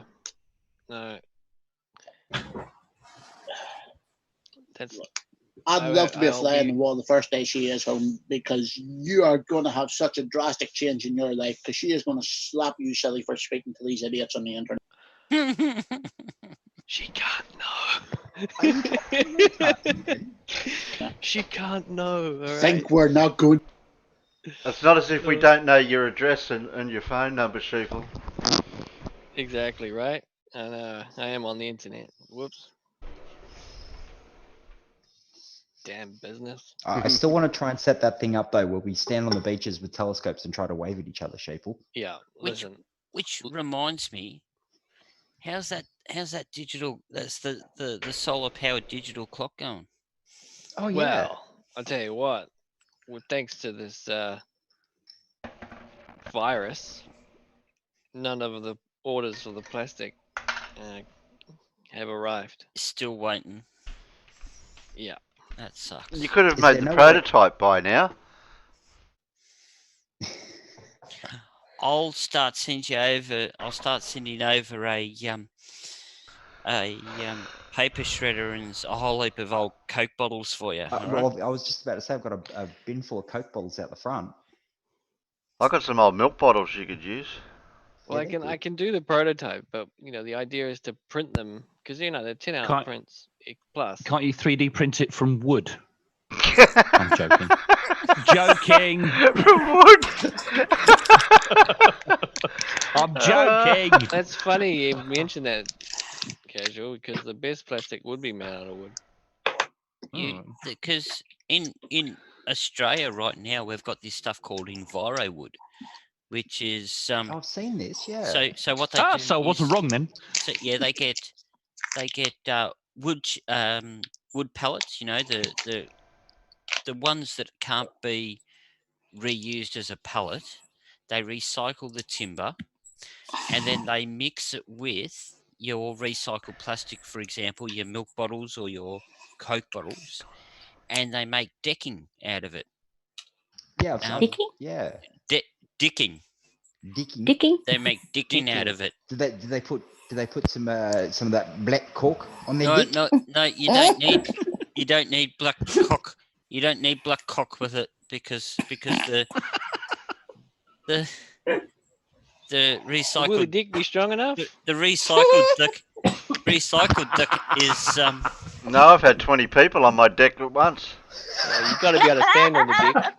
The recycled dick material is I slip on your deck. It doesn't rot and it's non-slip. Oh, so it doesn't rot your dick. Yeah, so you don't get the rotted dick. But can you scratch the dick? Yeah, that's what you want. You want a non-slip deck. But do you need the dick strengthener or the dick hardener? No, you don't need the dick hardener. You don't need the dick hardener. Sorry, whoa. Did somebody just say they need a non-slip dick? Yeah. Surely it's better to have some I'm just lubrication on it, asking like whether unless the you're dick talking is to a safe flat to get earther. on. The dick is quite rough. So. Oh, you need the dick sandpaper. Yeah, the dick is quite rough. So everyone likes a smooth dick. You need to rub your dick down a bit. Sometimes a rough dick can be fun too. You need the right dick paint. To get the right finish on your dick. This dick comes. What nice and shiny? You like a nice shiny dick? Yeah, well, no one likes. I do like a nice shiny dick. This dick comes pre-tinted and pre-coloured. So you can choose. So you're saying the dick comes ready? Yeah, the dick does come ready. You just got to screw it down. Ready to go out of the box, that dick. Press play. Bye. Frost and Frost, laser beams. Don't kill anyone. I'm getting duck porn over in DM'd on Discord. Press play. Yeah, for fuck's sake. Sleep by Adam Mansbach. The cats nestle close to their kittens now. The lambs have laid down with the sheep. You're cosy and warm in your bed, my dear. Please go the fuck to sleep. The windows are dark in the town, child. The whales huddle down in the deep. I'll read you one very last book if you swear you'll go the fuck to sleep. The eagles who soar through the sky are at rest, and the creatures who crawl, run and creep. I know you're not thirsty. That's bullshit. Stop lying. Lie the fuck down, my darling, and sleep. The wind whispers soft through the grass on the field mice. They make not a peep. It's been 38 minutes already. Jesus Christ, what the fuck? Go to sleep. All the kids from daycare are in dreamland. The froggy has made his last leap. Hell no, you can't go to the bathroom. You know where you can go? The fuck to sleep. The owls fly forth from the treetops. Through the air they soar and they sweep. A hot crimson rage fills my heart, love. For real, shut the fuck up and sleep. The cubs and the lions are snoring, wrapped in a big snuggly heap. How is it you can do all this other great shit, but you can't lie the fuck down and sleep? The seeds slumber beneath the earth now, and the crops the farmers will reap. No more questions. This interview is over. I've got 2 words for you, kid. Fucking sleep. The tiger reclines in the simmering jungle. The sparrow has silenced her cheep. Fuck your stuffed bear. I'm not getting you shit. Close your eyes. Cut the crap. Sleep. The flowers doze low in the meadows, and high on the mountains so deep. My life is a failure. I'm a shitty ass parent. Stop fucking with me, please, and sleep. The giant pangolins of Madagascar are snoozing as I lie here and openly weep. Sure, fine, whatever. I'll bring you some milk. Who the fuck cares? You're not going to sleep. This room is all I can remember. The furniture crappy and cheap. You win, you escape, you run down the hall as I nod the fuck off and sleep. Bleary and dazed I awakened to find your eyes shut, so I keep my fingers crossed tight as I tiptoe away and pray that you're fucking asleep. We're finally watching our movie. Popcorn's in the microwave. Beep! Oh shit, god damn it, you've got to be kidding. Come on, go the fuck back to sleep. The end.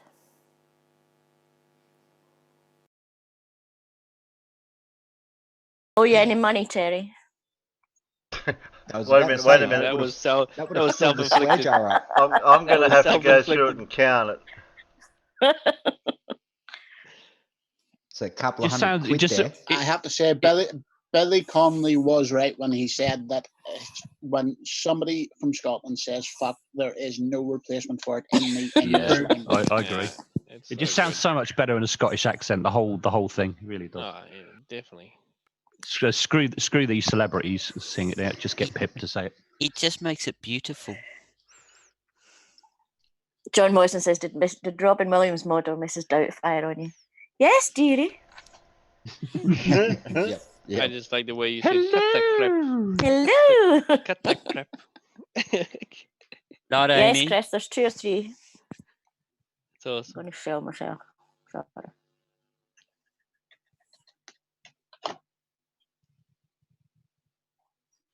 Carry on, I'm just Googling. Oh, we're just winding up here.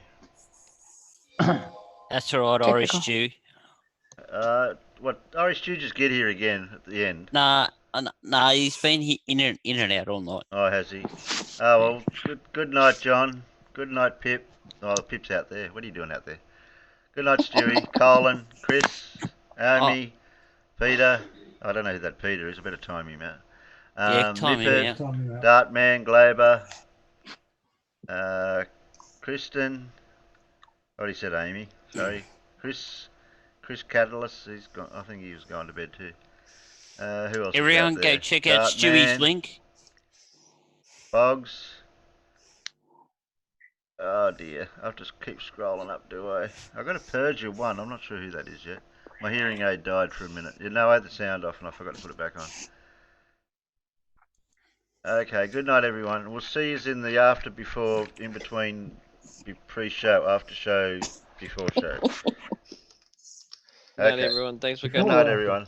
Bye. Say good night to Peter. Bye. Say good night, Farmer. Say good night. Night. Who else is there? Sheepy. Good night, Farmers. Cypher. Casual Space Person. Tat. Casual Space Person. And everyone get to fucking sleep. Go to sleep. What? At 2 o'clock in the afternoon? That's two for the swear jar legitimate. Ding. Yeah, this swear jar. I'm gonna have to buy a bigger swear jar.